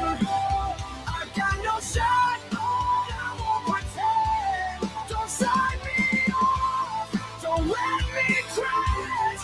I'm just dead weight, burning your cash. I know I'm useless, I know I'm wrong, but you're the only thing keeping me on. You come home tired, I'm high on hope. Talking about clips that nobody quotes. I say I'm next, you roll your eyes. You see the truth, I live in lies. Open mic nights, yeah, I bomb again. Same sad story, same fake grin. They laugh at me, not with me though. I'm the cautionary tale of a dude named Joe. I name drop legends like it's my lane. Like I'm running jokes with Big J Okerson. But I ain't him, I ain't even close, son. I'm the drunk guy laughing at my own roast. You said grow up, I said just wait. But I've been late since my first mistake. If dreams were drugs, I OD'd hard. Now I'm flatlined in your back. Dog, I'm barely alive. I'm just a loser, too dumb to survive. Find my dreams, yeah, I'm begging again. I got no shot, but I won't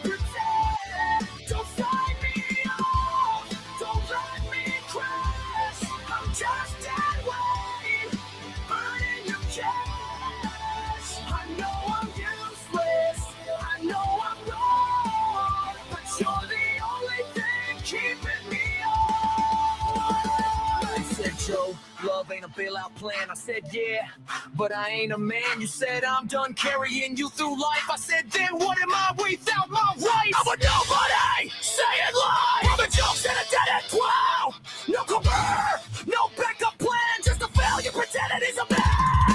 No last, no future, no age. I can pull the fucking second headshot. He's wavelengths, I'm waste space. Just a patch on whether you would play. Go ahead, don't pull the plug tonight. Ain't no saving this parasite. I change your love, I change your soul. I ain't half of you, I ain't even whole.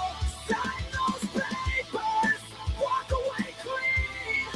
You deserve more than this in between. I know I'm nothing, I know I'm gone. Guess I was never worth holding on. No laughs, no crowd, no wife, just silence now. Wow.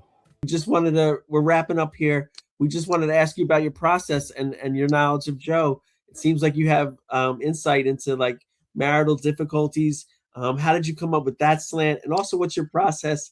Are you a musician? Like, I see you're a graphic artist and a wrestling analyst. Yes, I am. So,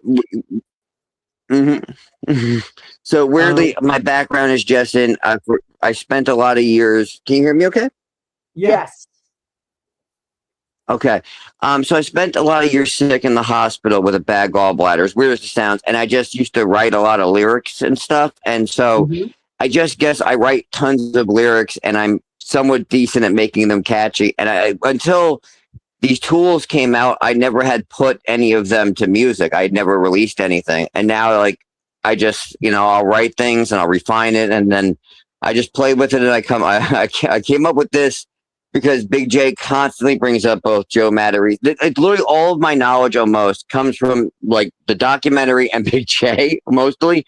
I have no negative feelings towards Joe Matarese, for the record. It literally was just a joke for Big J Okerson because he just talks about both Joe and Butterfly. Yeah.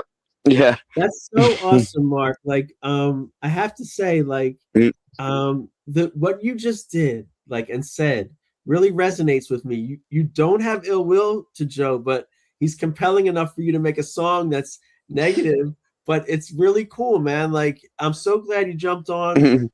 You saved this episode, bro. Like, thank you so much. And let me ask you something. Thanks for having me. Oh, you're welcome. Did Legions of Skanks replace Dave Smith yet? No, I don't think so officially. They're kind of playing this game with maybe it's Ari, maybe it's Zach Amico. We think it's going to be Zach Amico, which would be great. I love Zach because Ari's just never around. That dude like travels the world. So we think it's going to be Zach Amico. Makes the most sense. Very cool, Mark. And we'll love get a mic, man, and we'll get you on the show. Like, get a mic to your computer and we'll get you on the show. Mark's on his phone right now, which is why absolutely. He can't see his face. Yeah, we'd love to have you on again because I'd love to ask more about your creative sort of what you do creatively. This is really fabulous. I mean, the lyrics are great, and thank you, thank you so much. Are you a musician? I mean, just in this form, not really anywhere else. I've never played an instrument. I just write silly songs. Oh, and what did you have? Like an instrumental of the track? I used an instrumental of Butterfly and I remixed it. So I changed it around so it would be copyright free. Yeah, and that's your you were performing it, right? No, that actually is an AI voice. Oh, AI voice. Yeah, okay, I wrote the lyrics. All right. Listen, I write the lyrics. Yes. I'm glad you wrote the lyrics. The lyrics are fabulous. All right, but everything is coming full circle now. AI, you know what I mean? Like that's really interesting. Wow, AI. You know, I'm vehemently against the AI, Mark, because I'm like a creative type, as you are. You're using it as a tool, which is cool. You're not using it to like, Yeah, you know, to make sure he got his lyrics out there, and that's like yeah. What I in a perfect world, Mark, what I would love for you to have done is write it and work with a band that could perform it and that kind of thing. But I don't I would love to do that eventually. Yeah. Okay, sorry. So just to fill you in on us, we ran from 2017 to 2019, and I was obsessed with Joe in reality. Okay. And then the obsession, I stopped the show in 2019. And then we picked it back up in 2025 because I'm fascinated with the guy still, and I thought there was still more to the story. I think it's great, man, that you did that song about Joe. And what I've been trying to, it's a perfect lesson for us because you don't have anything against Joe. You like him. You made the song. He needs to understand that everything isn't always like positive. You know what I'm saying? Like, so I know like if somebody made a song about me that was negative, I would be into it. I wouldn't go like, oh, they're shitting on me. Like, you know what I mean? All right, we're gonna wrap up here. It's been amazing. This needs to go. This needs a lot of time and care and post. So, hang tight. And we thank Mark Santana so much for coming on the show. Thank you so much. You're fabulous. And yeah, that was really a cool treat at the end. And we love you guys. Let's like take a little pause of a couple weeks or something. Okay, because we've done 3 shows in the last like 3 weeks, and I'm a little burned out, and there's no new podcast coming. So hopefully folks can check out episodes 46, 47, and 48. And if something jumps off, we'll do another episode as quick as possible. If not, give us like 2, 3, 4 weeks, guys. Please, my voice and everything. And we just love you so much. Thanks a lot for checking out the Monumental Waste of Time, episode 48. Take care.